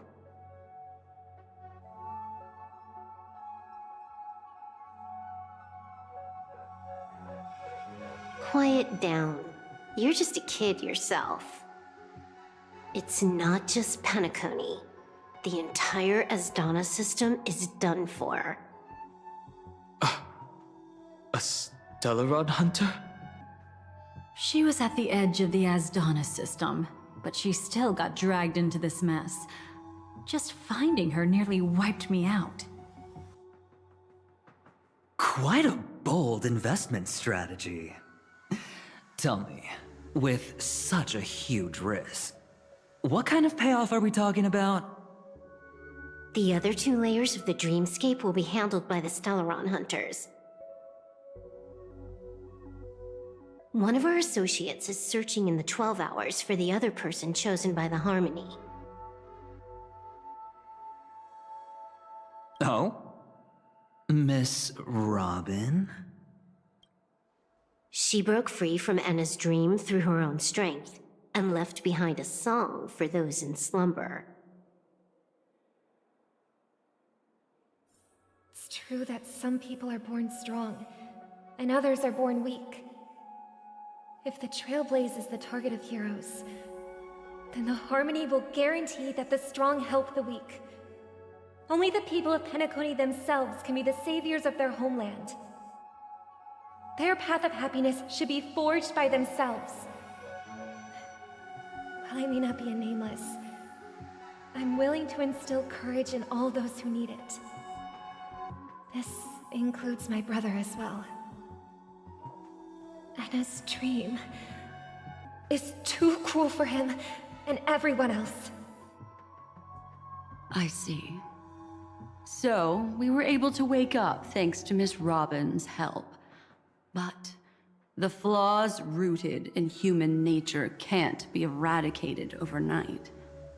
Do you believe that these efforts alone are enough to convince everyone to choose the right path? I agree with you, Black Swan. That's why the most critical aspect of this plan is not to convince everyone to choose the right path, but to inspire them to save themselves. They'll stir up something big to help break you free from the 12 hours. As for the primordial dreamscape, Sam is standing by, just waiting for you to break free from Enna's dream.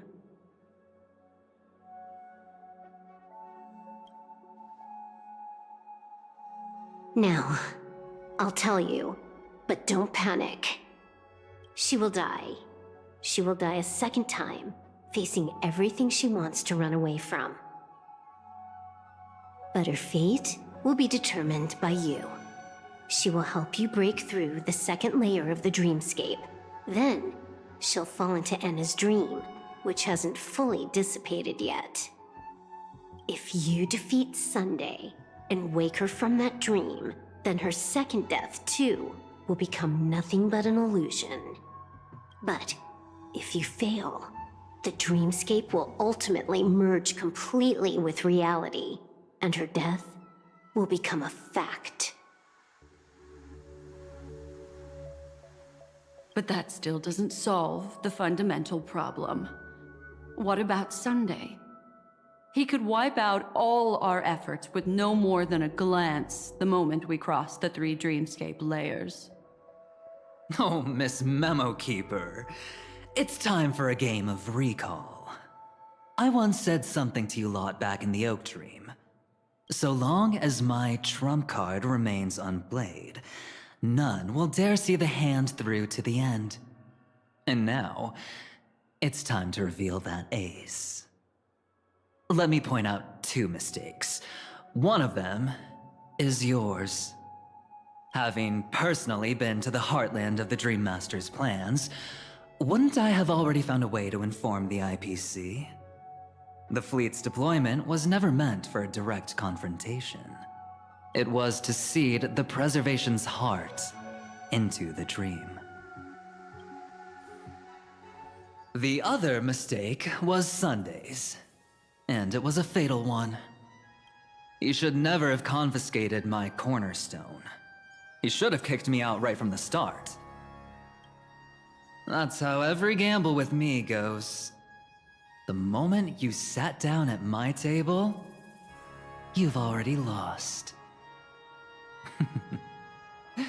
A jade-colored light still sleeps deep within the dreamscape, and it does not require the presence of its owner to unleash its powers.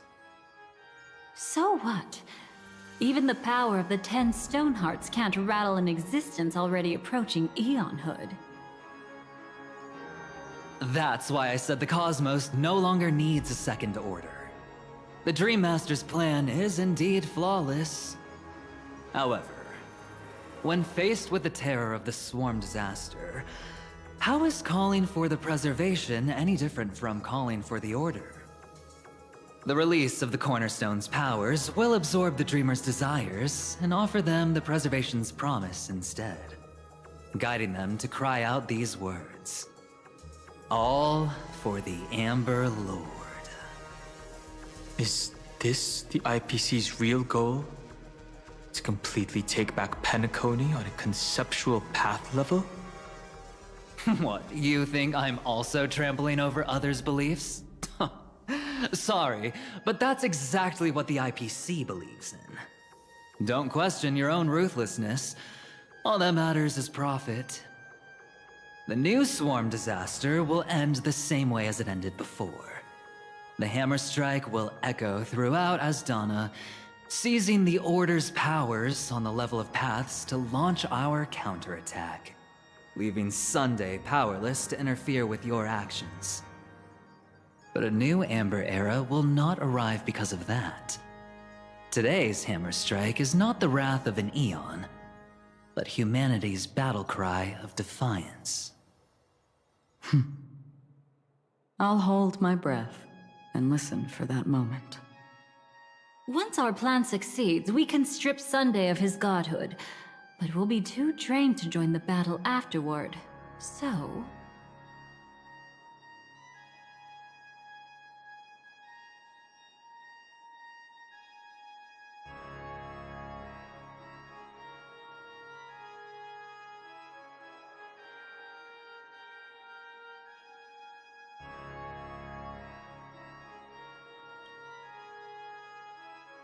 Take your time to prepare.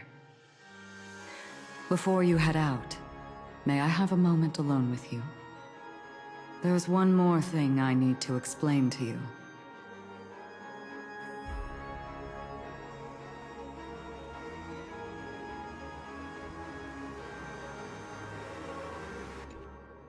We've always been interested in the Stellaron Hunters. How about we have a chat after all this is over? A chat? You're just after my bounty, aren't you? Stay in your lane.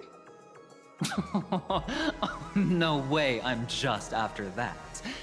If you're worried about the bounty, how about I add another billion to that number?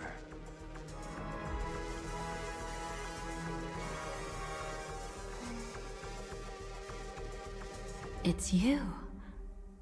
I've been wanting to meet you. I'm curious, why does she value your existence so much? Not now. This is not the time. I used to wonder about destiny, about where it's heading. But you can decide its destination, at least for today. The bigger the stage, the more you need to be composed when stepping onto it.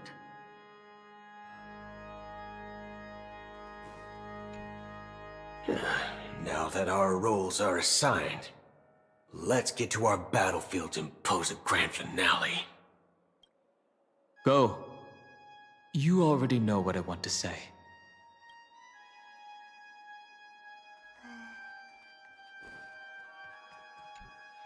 This grand festival is drawing to its close. This is the starting point for the ultimate stage of our journey. Just as it marked the beginning of all the stories in Penacony. Are you ready?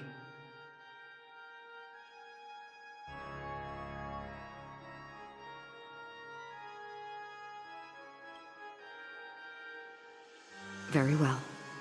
Now, please close your eyes. A glimmer of fireflies. A sigh of regret. It is because life dares to slumber that they can awaken.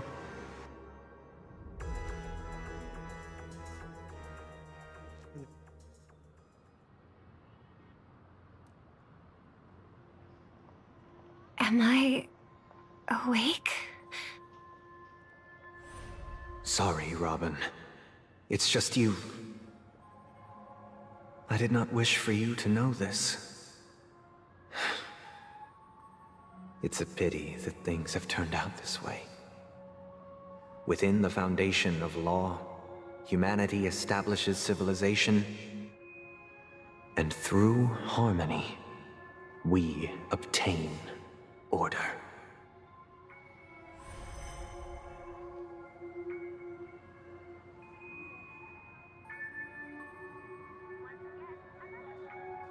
My brother.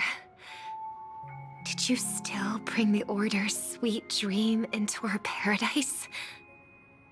Ow! You're still trying to play the family card at this hour? Your brother doesn't exist anymore. As of now, you'd better call them Enna. Impressive. You really woke up on your own. Let me reiterate. If you've had your fill, it'd be wise to leave before it's too late. The music of the Harmony doesn't tolerate discord. Ow! Then I'll reiterate as well. I've done my part, and now I'm simply waiting for the fireworks to begin. Why don't you just cut to the chase? Time's short, so I'll condense the report. Oh, that even rhymed. I'm so talented. A nosy cremator left something on you. She wanted to use it to burn down the illusions you received from the sweet dream, allowing you to wake up from Enna's dream. But it looks like you don't need it anymore. Then, how were you able to reach this place? Well, a fool has thousands of faces. It's gonna take a lot to create a sweet dream that can satisfy me. Both you and I can still stay awake for just a little bit longer. Just a little bit? Honestly, I don't even need to find you. But I am just so kind. I've already killed you once to give you a chance to regain your home field advantage. You're the last festival host awake in Penacony. So, do you want to play a round of roulette? The wager will be the entire planet of festivities. Stay where you are.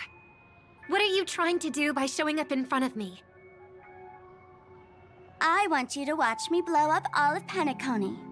Only then can everyone else launch a counterattack and wake up together. Think about it. Your brother is already a god beyond the heavens. You're not even gonna see him unless you rip open the sky. Ever heard of the trolley problem?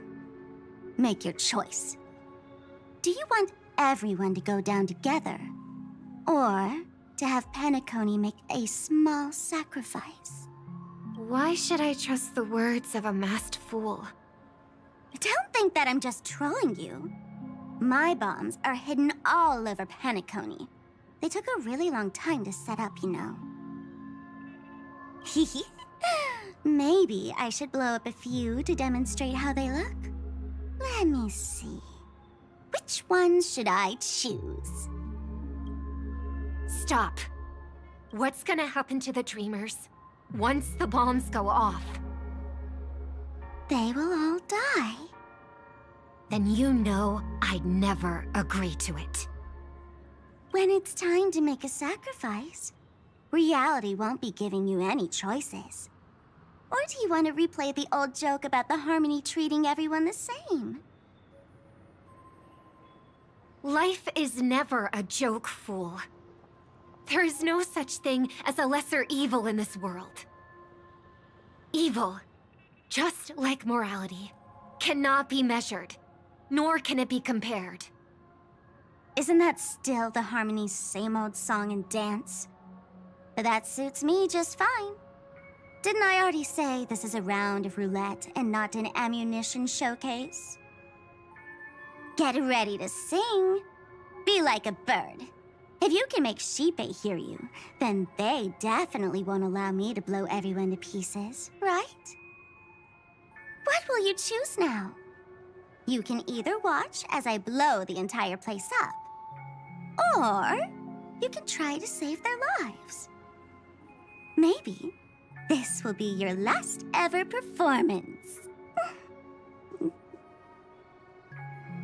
Last ever performance. You feeling nervous? I know the feeling. You should feel nervous when going up on such a big stage for the first time.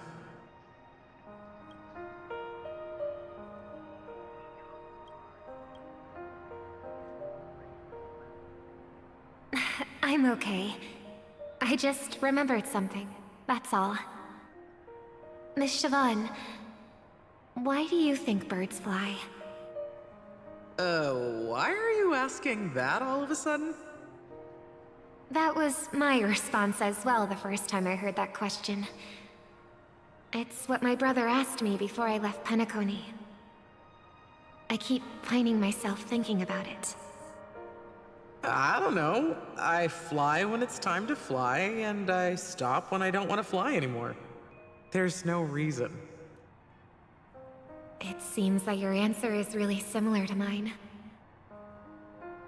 You've also asked me, why do I sing? I think I can answer both of these questions in one go. The answer wasn't what I initially had in mind. Originally, I wanted to sing because of something specific that I experienced. A Stellaron fell onto my homeworld when I was young. Everything I knew was instantly destroyed. We didn't even get a chance to react to it.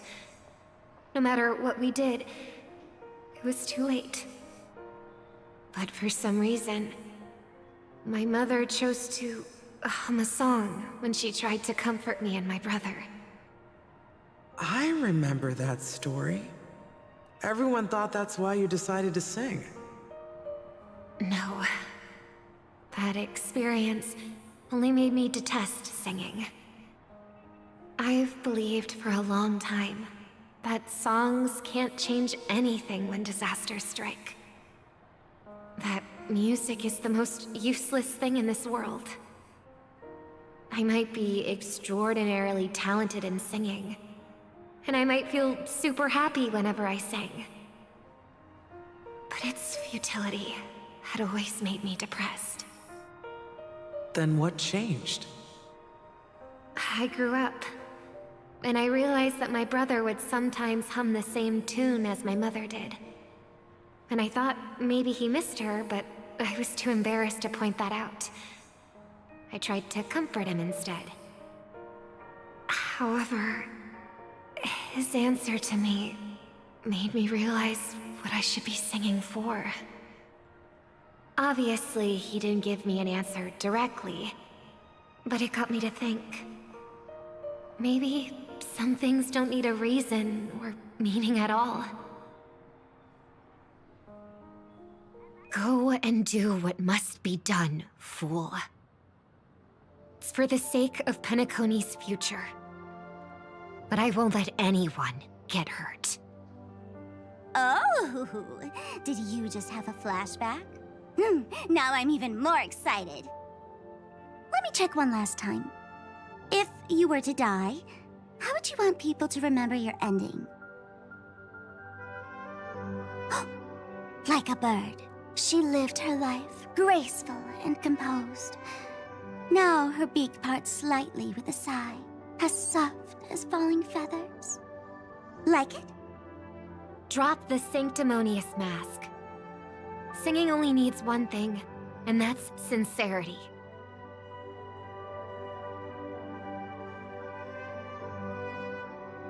My brother. Birds born with wings need no reason to soar into the sky. And those forced to fall back to Earth don't need anyone's condescending sympathy. The sky and Earth are each other's proof and aspiration. When a soaring bird looks down below, it discovers that even after falling, life still holds hope to continue. And when a fallen bird looks up to the sky, it discovers that the possibility of soaring once again still exists in this world. Perhaps they'll never truly understand each other. But what people need is an understanding. It's showing a little more compassion for the way others choose to live. And, when necessary, extending a helping hand.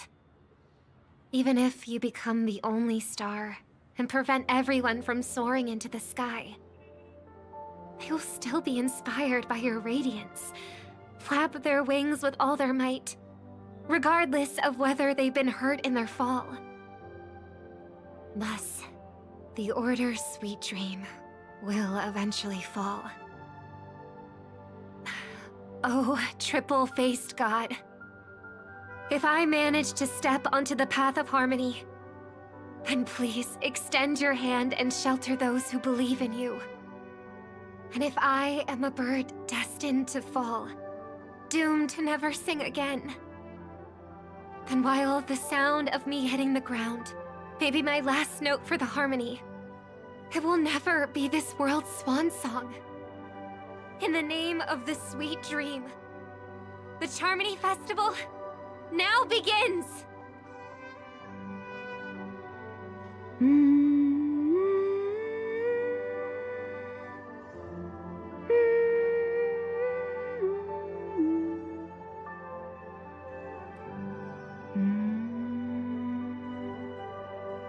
Brother, do you miss home?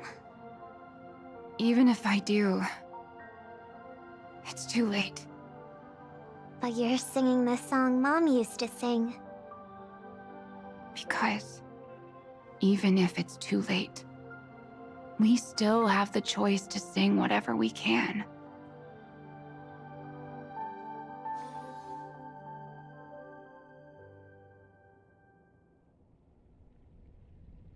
Welcome to the horizon of existence.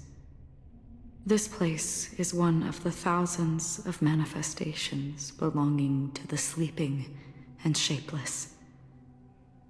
And it's also an exit out of the nihility for the awake ones. Let's bid our final farewells here. Remember your name. I'll be waiting for you at the end.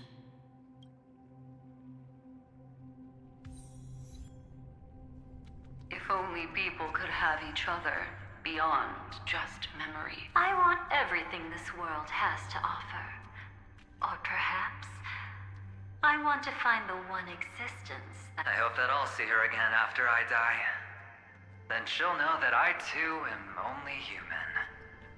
And all humans will find happiness in the end.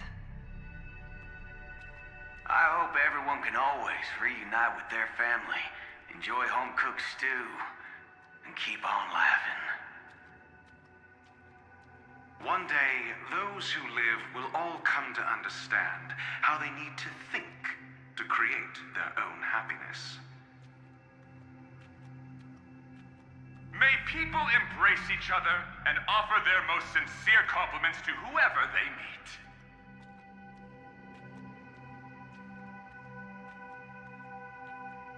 Our hopes and dreams are in your hands now.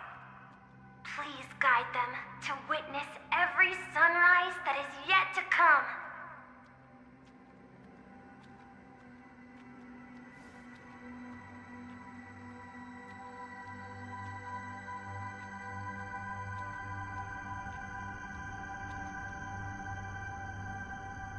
Hey, I've read the script. Why are you asking me?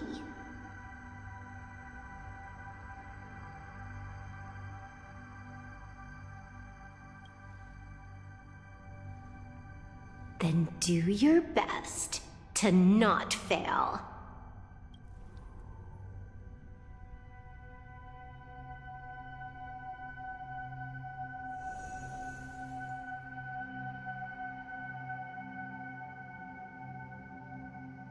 It's not the time to leave your final words yet.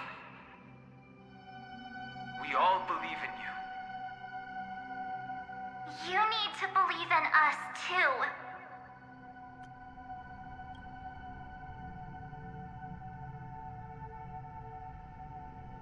We'll wake up together.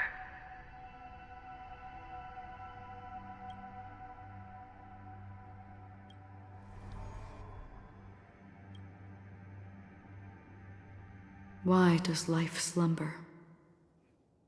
We don't know the answer yet, but we're about to awaken from this dream. Or perhaps such is the answer itself.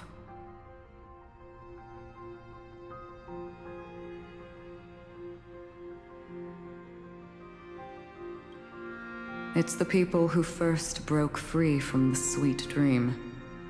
The sleeping and shapeless caught a glimpse of their desires. It was because they held on to these desires that they could dream. It was because these desires were never fulfilled that they could wake up.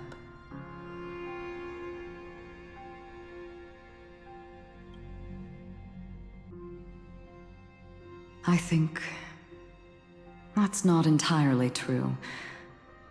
I wish people could find happiness, but I've been tainted by too much nihilism. Sometimes I can't help but think that the nihility is a proud and terrifying dream. It's brought forth not by gain or loss, but by the severing of roads, or even the loss of desire itself. Fulfilling a wish can certainly make people feel the joy of being alive. But if no new wishes ever surfaced again in people's hearts,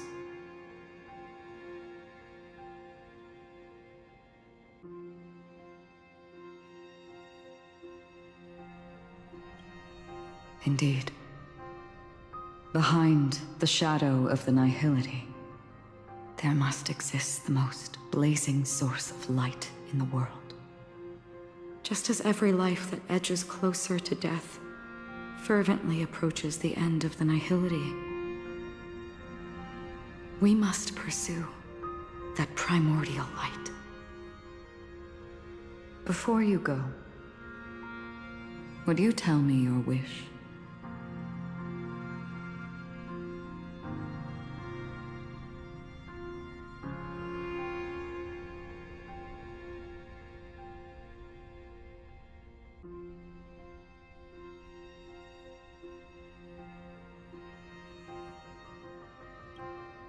I'm glad. The answer itself doesn't matter. What matters is that you've made a decision. Only a name remains. A person that I was, and now want to become.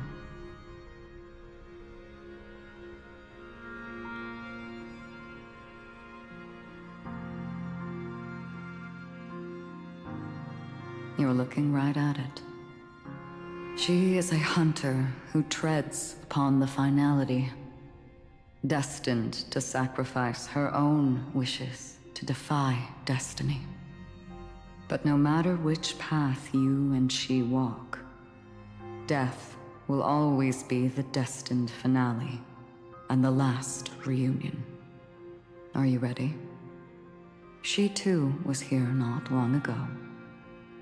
You can witness her resolve through this.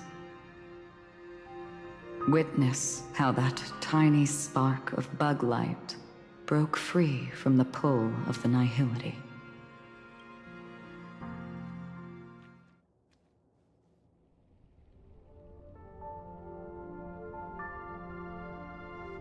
Who were you in the past? The scenery. Am I dead? Really dead? Death is one step away from here.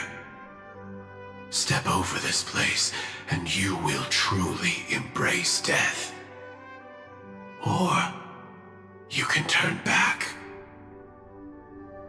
Tell me, who were you in the past? Glamoth's Iron Cavalry. And who are you now? A Stellaron hunter. Then who will you become in the future? Just an ordinary girl. Well then, keep walking forward. Death would suit you better. Never. I fought tooth and nail to get where I am today, and this isn't over yet. Even if everything burns to ashes, I won't give up. You should know that's a wish that can never come true. You couldn't become an ordinary girl, even in the last sweet dream. Why do you think that? Entangled in the family's conspiracy, facing the mimetic entity's blades head-on, while challenging the resurrected swarm disaster alone. Armed only with the script that can peer into the future. That's more than enough cards stacked against you. Do you really think that the time you spent with him proved anything? For an ordinary girl, simple happiness shouldn't just be a matter of chance. But who's to say all of this isn't what an ordinary girl would do? What?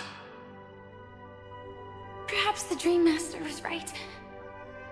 All the past we've left behind has already determined our future. All my experiences so far will still make me choose to step into danger when I face it in the future. But you misunderstood my answer. I guess it's my fault too. Always talking about wanting a normal life. As if the past that shaped me is some heavy burden weighing me down. Being a Glamoth's Iron Cavalry and having entropy loss syndrome are more than just scars.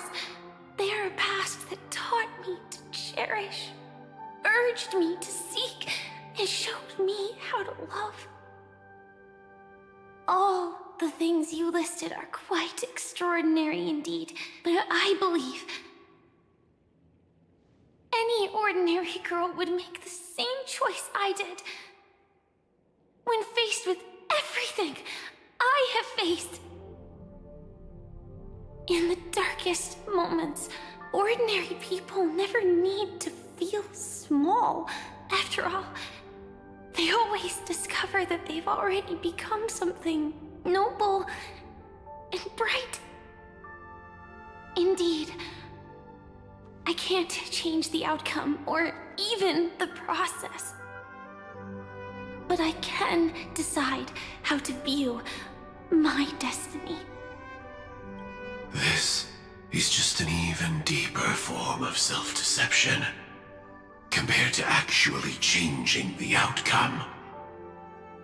Free will is mere self-deception for most people anyway. But as long as I'm not asking others to do the same, there's no shame in it for me. Everyone has their own answers as to why life slumbers.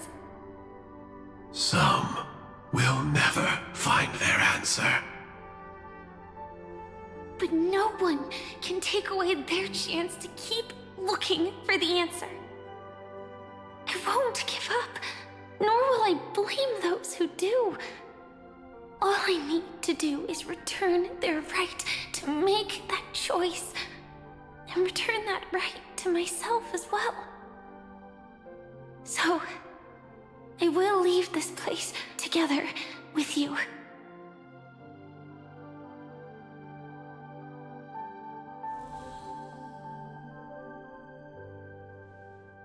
Even if embracing my former strength means speeding towards my death.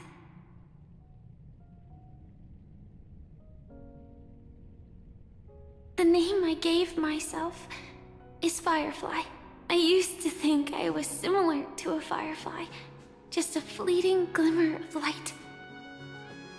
But later, I realized no one would give themselves an unlucky name.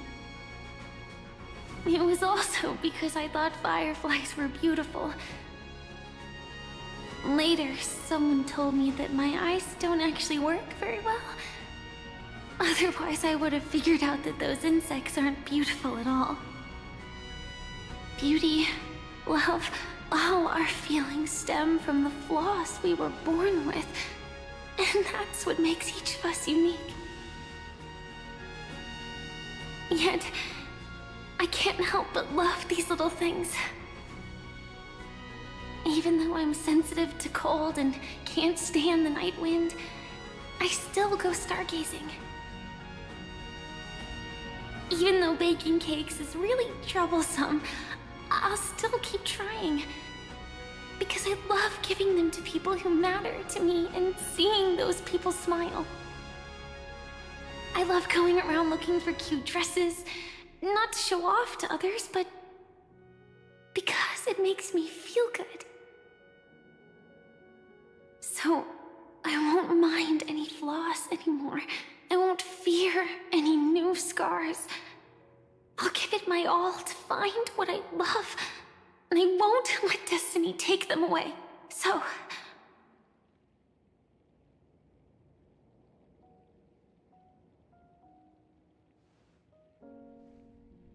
moths don't fly to flames because they yearn for light. It's about going through the flames, igniting yourself and burning with the most intense light. My destiny won't fall into darkness. I will light up everything around me.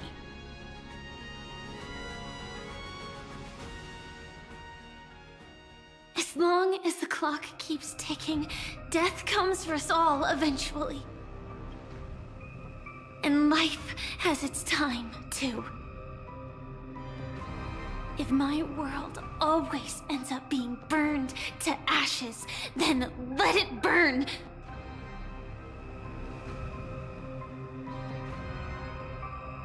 As long as I can keep burning, then wherever I am will be flames, not ashes. Order. Dismember. Actually, I used to envy you. You wouldn't feel pain, even though you were born to bring disaster.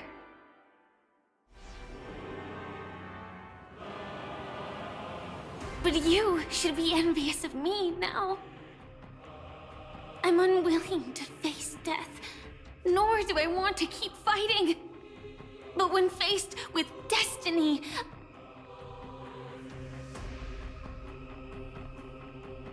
I will never run away! My dreams were always a scorched earth, where even a single new bud could never bloom. But I will still burn, and keep on burning, until new life rises from the ashes!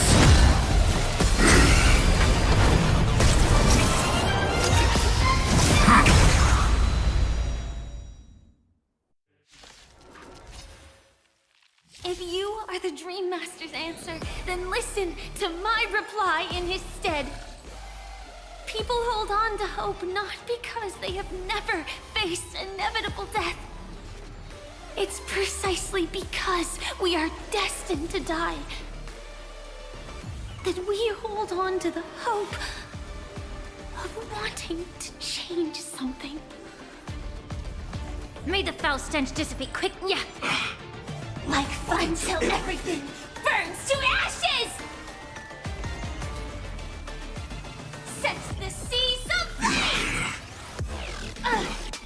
Execute. Devour. Recalibrating.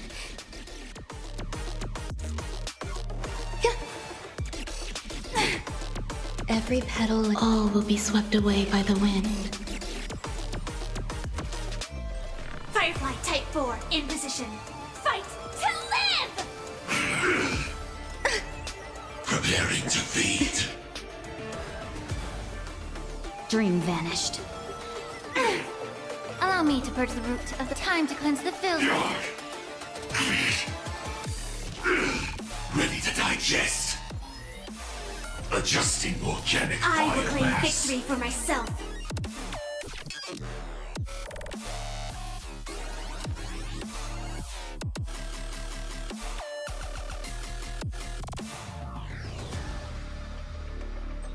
Firefly Type 4, awaiting orders. Set the seas aflame! The truth burns. Everything in this world is bleeding. There's more to life.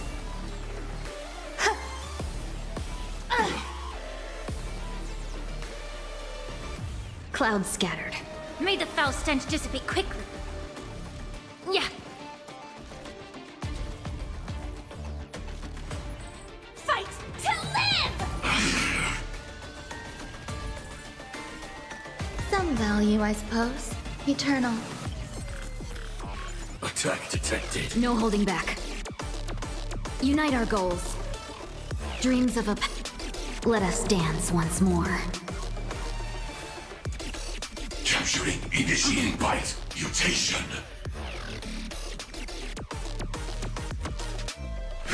Detonate. Immerse yourself in it. There's more to life. Every petal, all will be swept away by the wind. Dream vanished. Adjusting organic.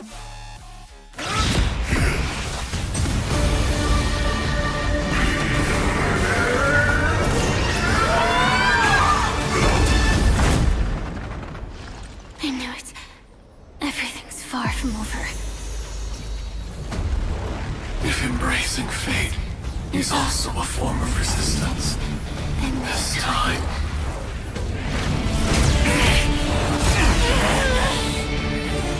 I shall embrace death!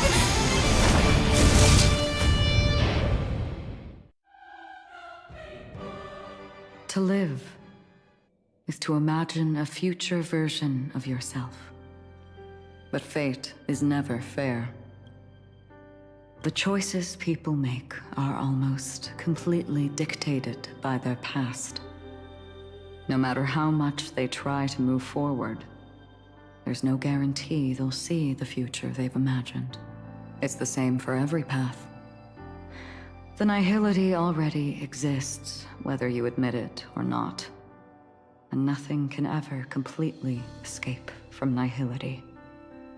Most paths make people believe that this world is good. That as long as you are willing to believe, you would gain power because of your belief. But that does not apply to the Nihility. The Nihility is absurd and vast, capturing those who were unwilling to blindly believe, yet are powerless to fight back. It has nothing to do with good. Be it willing or blind, the way people obtain strength from faith should come from within, not from being forced to bow their heads. This will be a tough journey. Are you still willing to return to the starting point once again?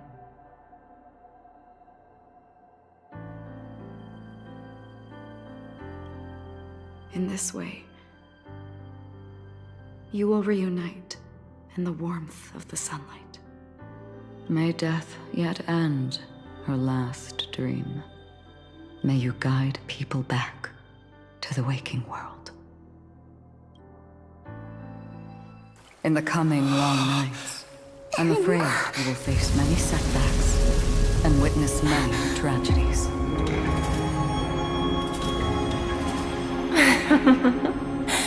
I come to greet, I come to whine, I come to claim. I grant poison for nectar, sow in spring to reap in fall. Await wizened fruit to fill livened boughs. All for the Amber Lord.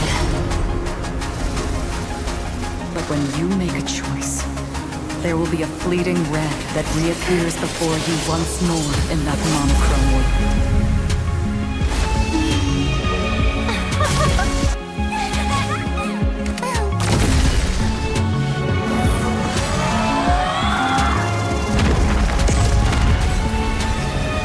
What you must do now is ponder its significance, and then return to the waking world.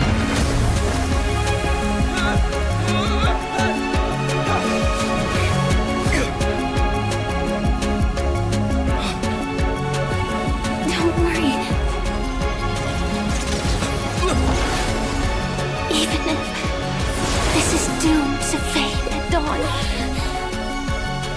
I won't fear waking up from this dream. Go. Take back the right to trailblaze. For them, and for me. That's where we will all find our answers.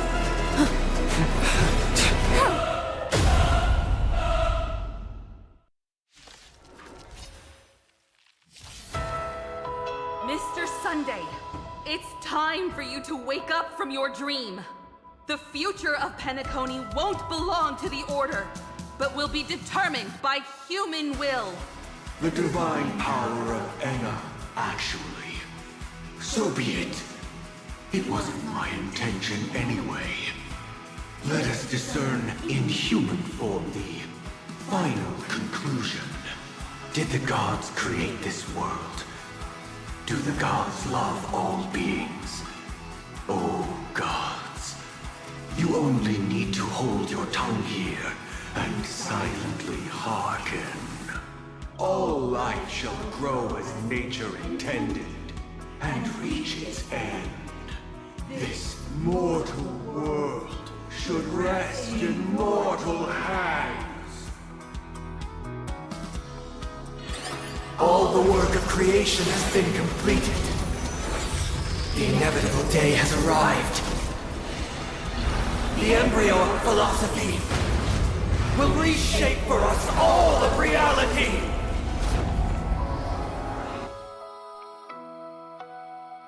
No more gods will ever stand here again. This paradise shall be forged by the King of Humankind!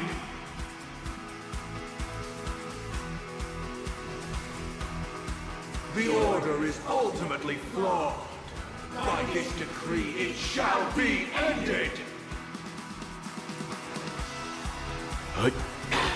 The remembrance is fleeting and impermanent. By this decree, it shall be ended!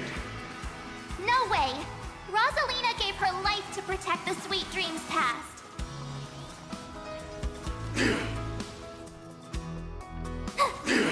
The hunt brings only futile misery. By this decree, it shall be ended. But Tiernan's bullets still protect the sweet dreams present! How insolent! I have something for you. The nihility leaves no light unextinguished. By this decree, it shall be ended. Survive or be destroyed. There is no other choice. The Trailblaze knows it attempts the impossible. By this decree, it shall be ended! Even so, Mikhail still believed in tomorrow.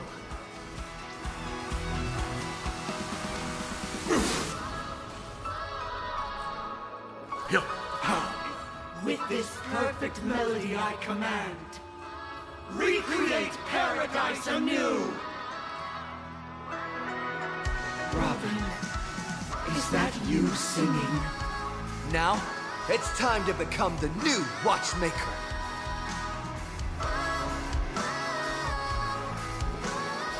Only by blazing a trail forward can we set time in motion and give it meaning. Only after the sweet dream ends will tomorrow come. People will keep moving forward, discovering countless new wonders. Tomorrow, people will know that the world will still welcome countless marvels worth fighting for. A stagnant sweet dream can't imprison our desires. May this journey lead us starward!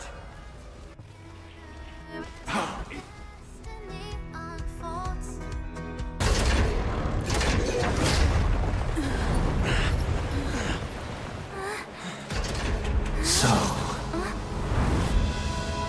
why does life slumber?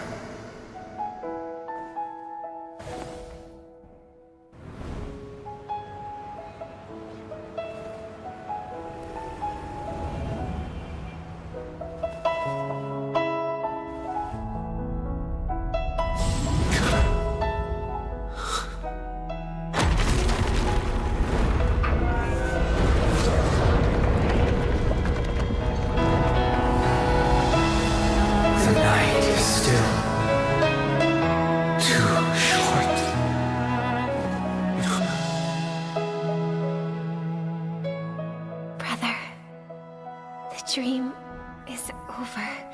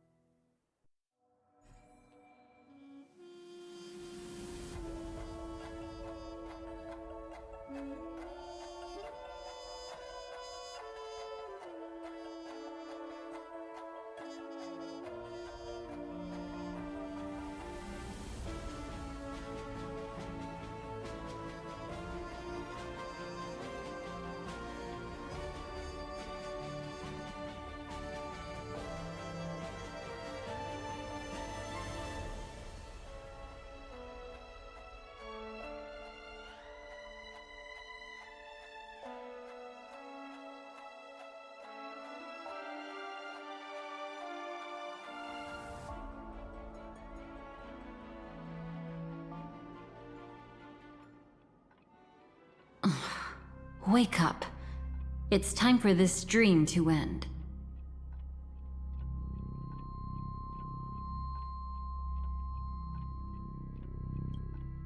Destiny won't let me give you the answer, and the true ending is too sad. I'd rather you forget about it.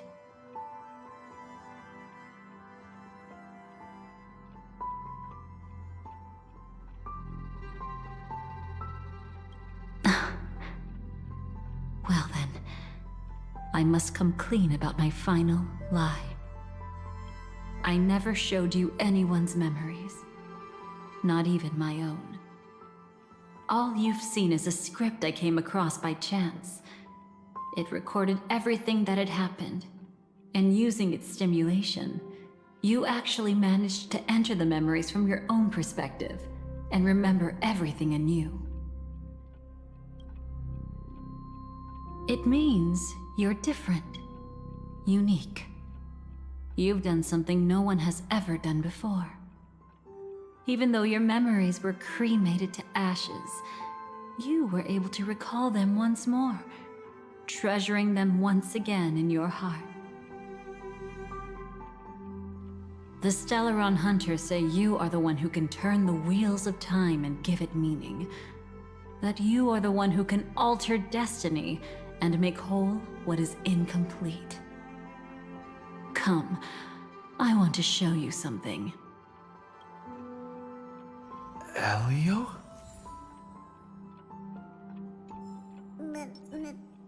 No. Come, I want to show you.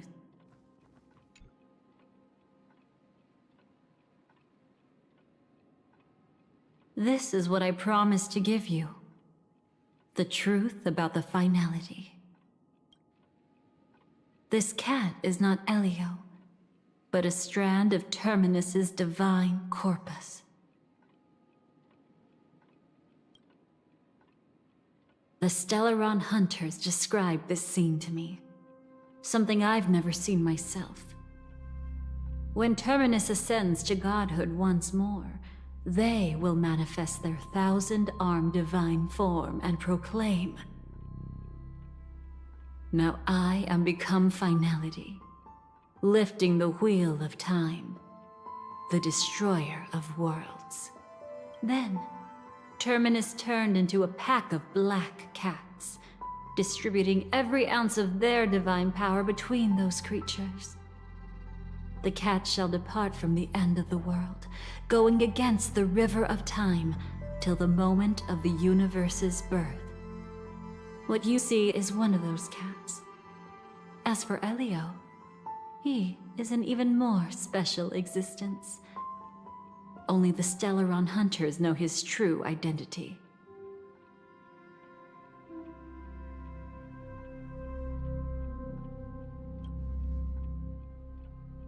It will tell you the truth regarding the ending you haven't yet remembered. But you must be prepared.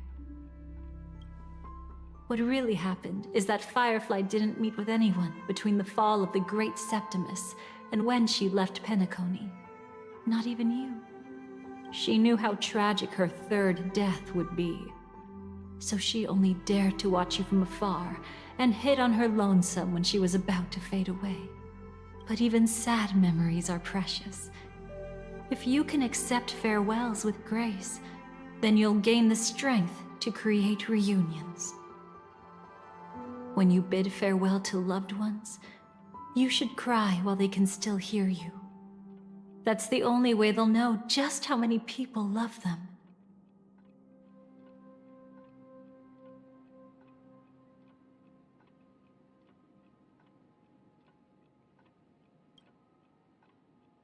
You know, I often wonder if everything I'm doing right now is just a whimsical gift from destiny. That I haven't really decided anything, but merely being tossed around at its mercy. But right now, I don't care. Because my joy is real. My sorrow is real. And you will be the same. Remember, if you have regrets that must be mended, then shout with all your might from the depths of your heart. Let it be passed to the end of time, and make Terminus, who was about to set off, hear your call. The fact that you can see this black cat means Terminus is in the process of passing by you. The power of only one black cat cannot change much, but your past is Terminus's future. If it remembers your voice and decides to change something in its own future, your past will change accordingly.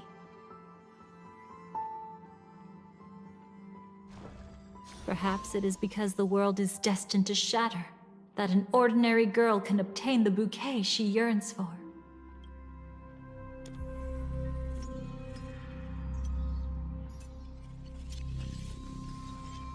Go forth and deliver that bouquet with your own hands, so that no one will be left with regrets.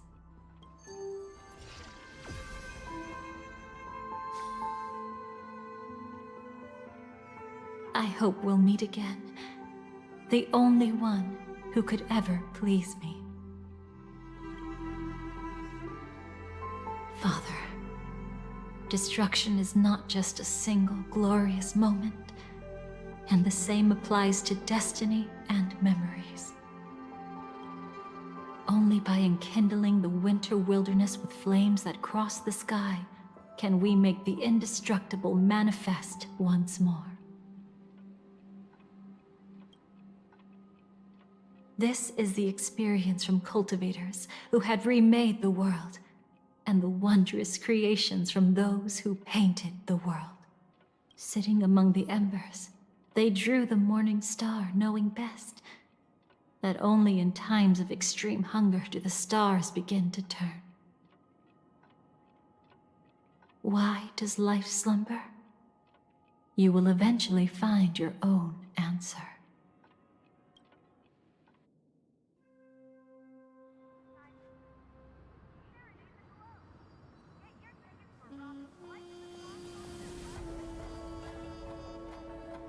Then, let's go reclaim everything that was forgotten.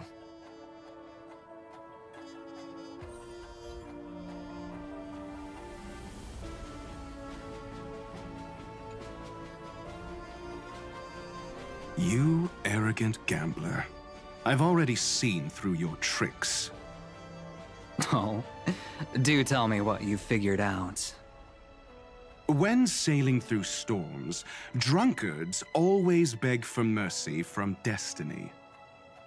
So? So, they all died. Destiny loves to watch them crash onto the reefs. A fool deserves a fool's end. I feel like I need to read between the lines here, Professor. But you know I'm not that well read. You're not lucky at all. You chose to forever remain sober, never becoming a drunkard. Let's make an actual bet then. It's the perfect day for a few drinks. Once I'm actually drunk, you'll see just how wrong you are. But I don't even care about the outcome. In this world, what could be more precious than possibilities?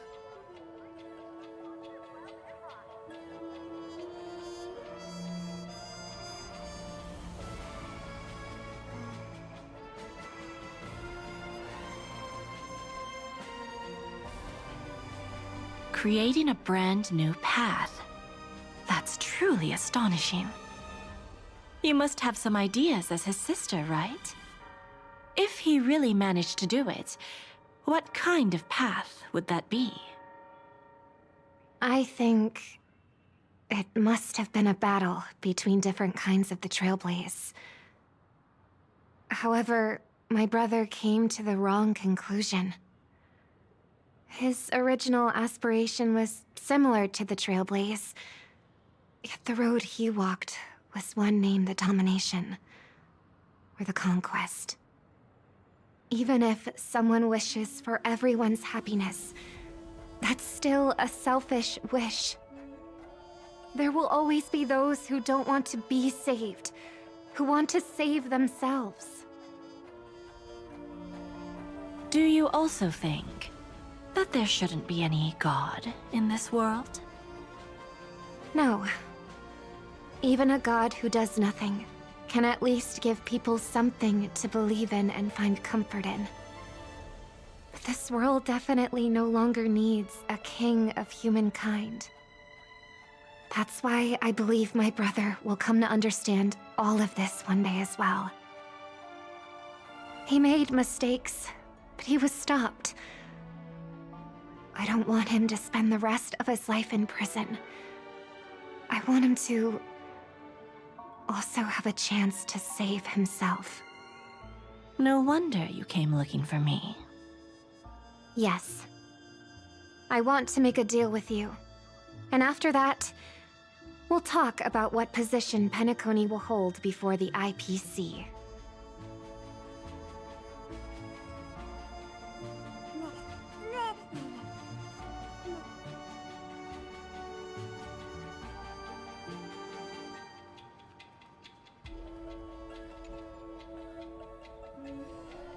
Burnt.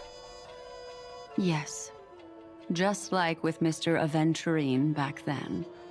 Nihility infected the dreamscape the moment you drew your blade. Thankfully, this is the world within the dreamscape. Constance took all the knot upon herself and burnt it away completely. Perhaps she won't be able to fully recover for a long time. I'm very sorry. Don't be. She's got other pressing matters right now. That's why she asked me to meet you. She really wants to thank you. She's betrayed too many people, facing death threats from Avengers at every moment. She used to delight in dancing with death. But at the moment she burned away the nihility, she said she was blooming. She said that, for the first time, she felt the joy of being alive. Come to think of it, people all believe that the Dahlia's floriography means betrayal. But on the planet where it was first discovered, the locals saw it as a symbol of life and prosperity.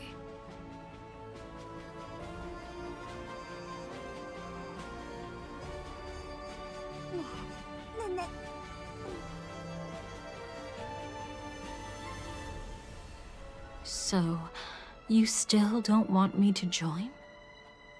That's Elio's decision. He saw my future? In all possible futures where you join the Stellaron Hunters, you will ultimately choose betrayal. You shall become a Lord Ravager named Ephemera, poised to destroy the Remembrance. Those were Elio's exact words, and your payment. Payment? After everything is over, we want you to burn some of his memories. May I know why? He can't head to the next stop with these memories. It would draw the Destruction's attention to him too early, and he'd die there.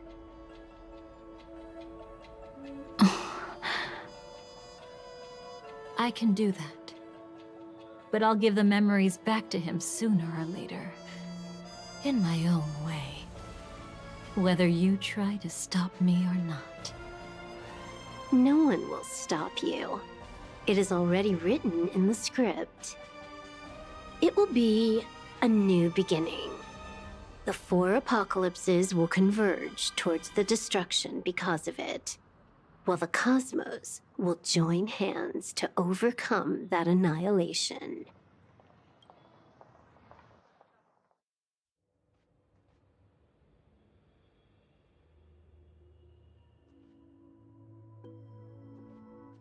But where's Firefly? I haven't seen her anywhere.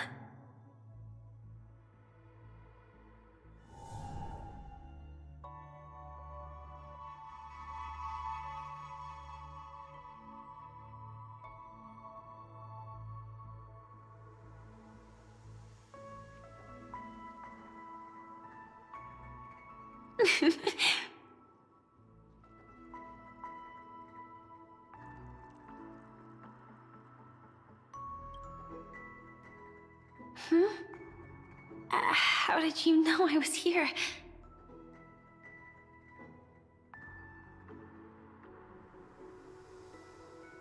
I'm doing okay. Sorry. I wasn't trying to avoid you. But I have my own reasons. Can you just let me stay here by myself?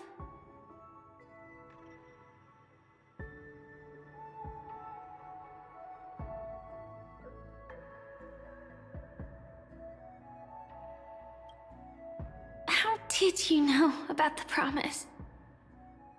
I never mentioned it.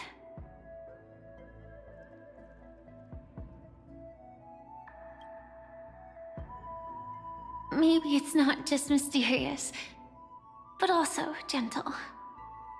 I don't think I've mentioned it, but I wrote down everything I wanted to do in my journal before coming here. I'm staying here because I want to fulfill the last wish written in it. I've been quietly following you and watching you from afar for a while, but I still didn't want to disturb you. I hope your dreams begin with a smile and end with one too.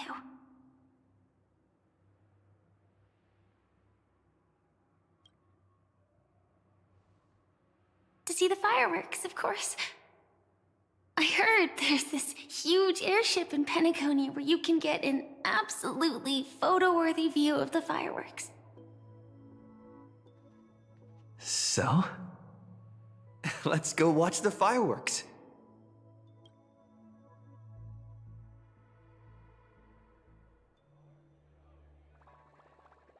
It really is the perfect spot. You've got great taste.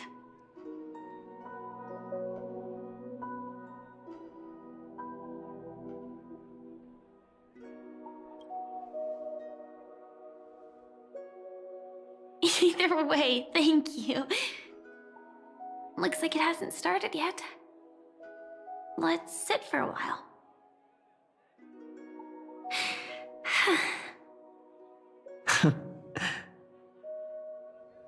I wonder whether everyone feels speechless at times like this.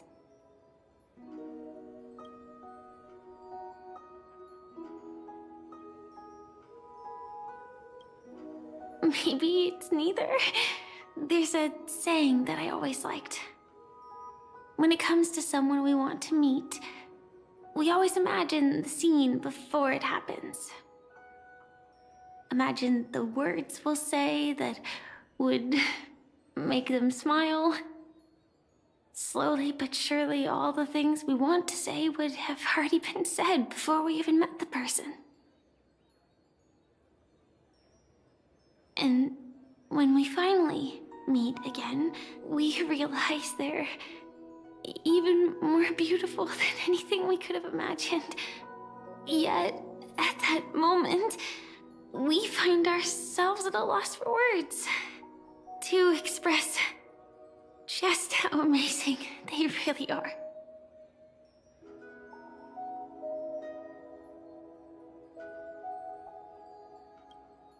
I'm sorry, but I can't tell you. Elio told me that it would lead to a terrible future. If I say even a few words more, you'll die at the next stop. All I can tell you is why our paths crossed again. Long ago, you promised me that if I could dream, then you would make it a beautiful daydream.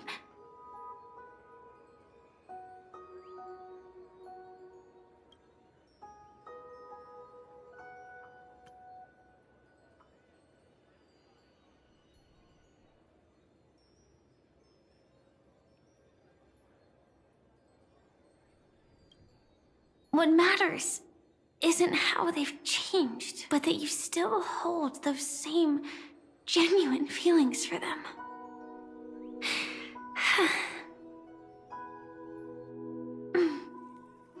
I'm sorry.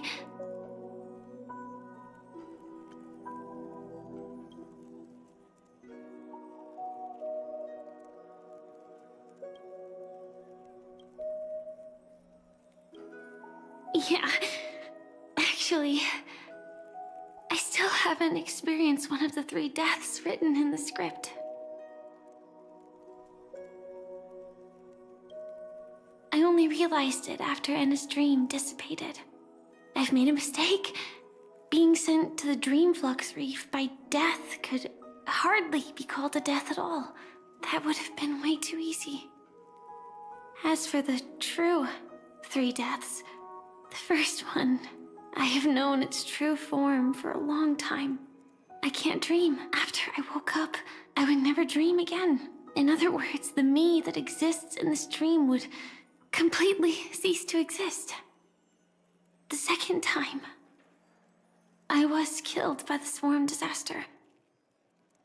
I activated my true power and came back from death. But that power would inevitably lead me to the third death. My symptoms would accelerate uncontrollably until I die of entropy loss. The dreamscape had already started merging with reality when we arrived in Penacony. I thought I was dreaming, but I was actually also living in waking reality. It was causing my entropy loss syndrome to worsen. But don't worry, I asked Silver Wolf about it, and she said things won't get that serious in real life. Let's not talk about this anymore. I just don't want to see you looking sad. This is our most beautiful daydream, and we should see it through with smiles on our faces. After all, we never know when we will use up all the moments we have with someone across all space and time. Hey, could you close your eyes? If this is my only chance to dream, then I want you to see the best version of me. As we near the end, let me indulge in a bit of perfectionism. Just like what I used to do. Let's close our eyes and imagine ourselves being together. Even if you can't see me, you'll still know that we've never been far apart.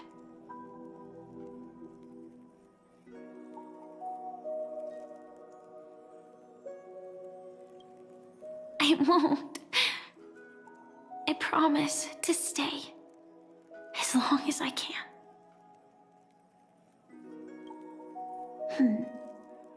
Let me think. Where should we start? Right.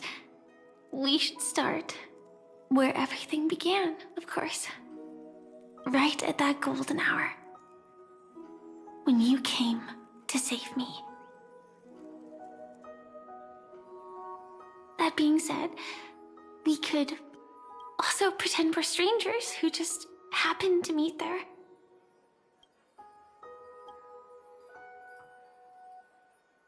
Me, I'm a student traveling to the golden hour, and it'd be nice if I had a bit more pocket money. Oh, and when I show up there, I should dress up a little fancier. And you're a student too, but you came here from a really, really distant planet, completely unfamiliar with your surroundings. Then, a bunch of mean-looking thugs jumped out, trying to pick on you. When that happens, I'll step up to the plate. Yeah. Let me be the one to save you this time.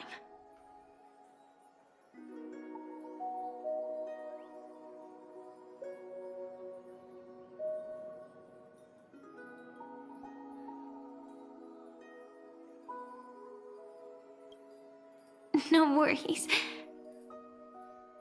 That's exactly what I'm going to do. The result doesn't matter. And even the process isn't important. What matters is how we take part in this journey and how we choose to view it. So, grant me one more wish.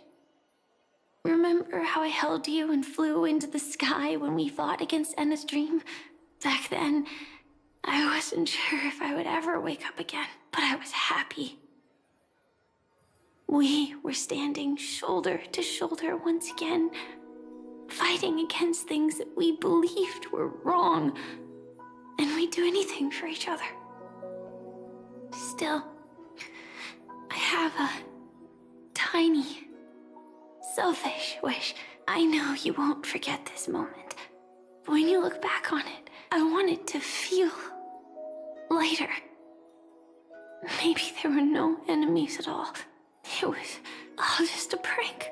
And when I carried you up into the heavens, what we saw there wasn't the terrifying swarm, but rather the fireworks that I never got to see.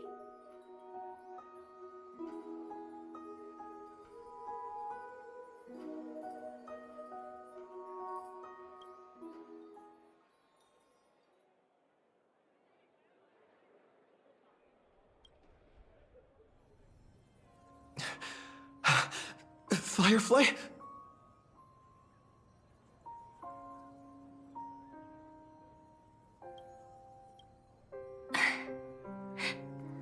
Elio said we're destined to head to different finalities, that we can't have a future. That's why you told me that you'll give me a daydream more beautiful than any ending could ever be. I'm looking forward to it. But can we really not step over the ending together? I'm not scared of death, but please don't let me die alone. They say you're destined to bring about the finality, but I believe you'll be there. You definitely will. Only you can know it, and only you can decide. This cosmos certainly doesn't exist solely for you, nor does it flow only under your gaze, but it's forever waiting for you to save it.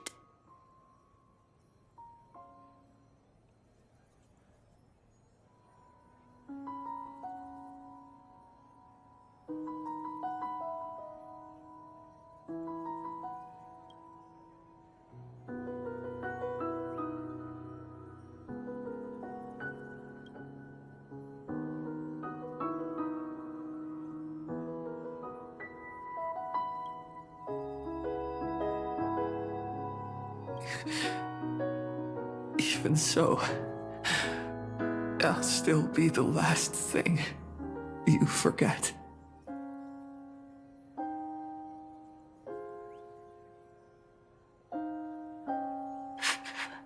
Fireworks.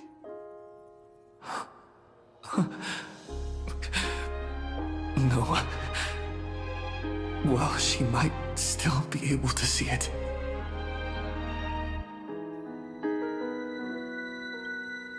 The result doesn't matter.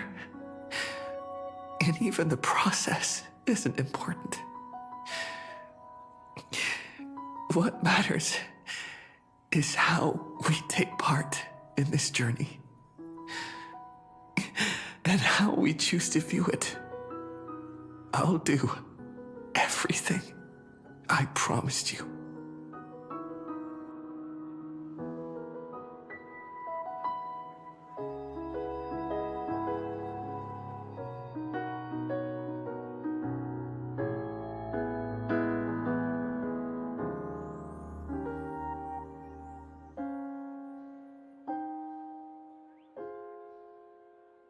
Am I still one step too late?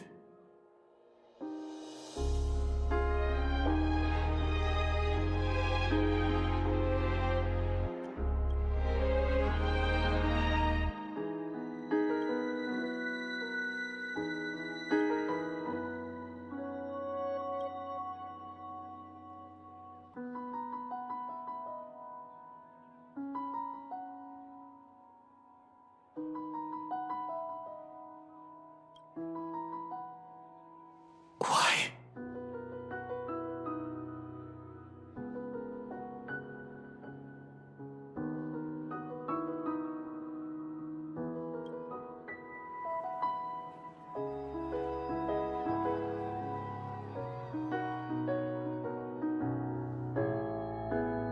But Firefly can't see it anymore.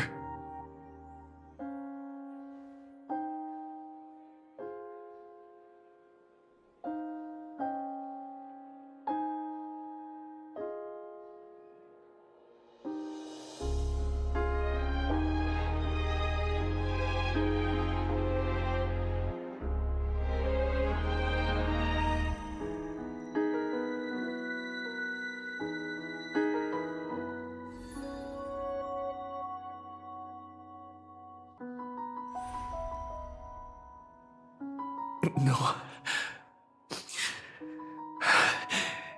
It's not beyond saving.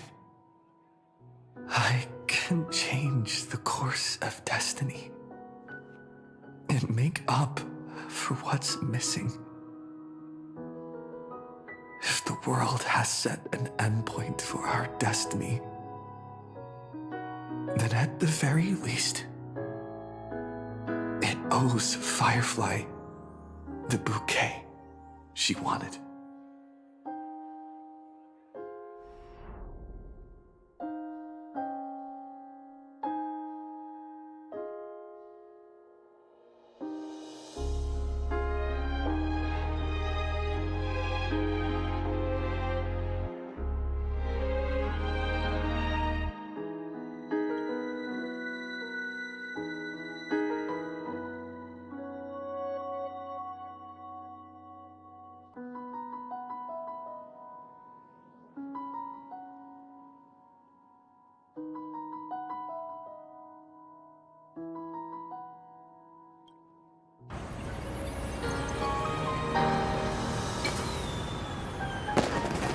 You see, everything is possible in this land of the dreams.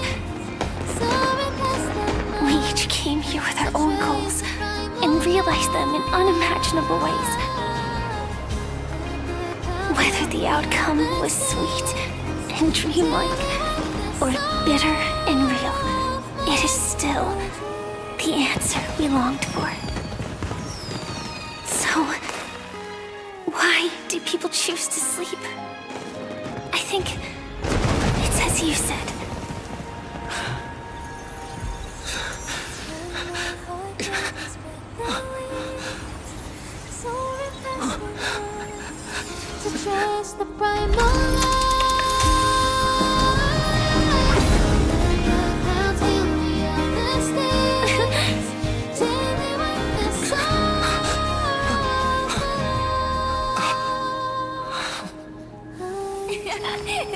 So when tomorrow comes, we'll wake from our dreams, smiling.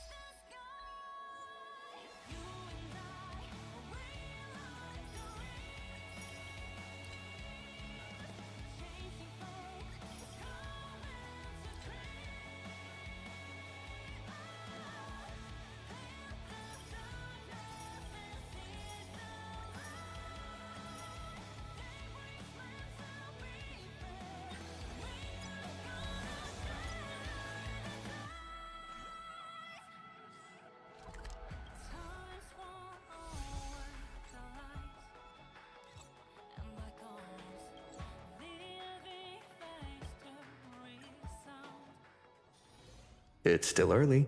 Where to now?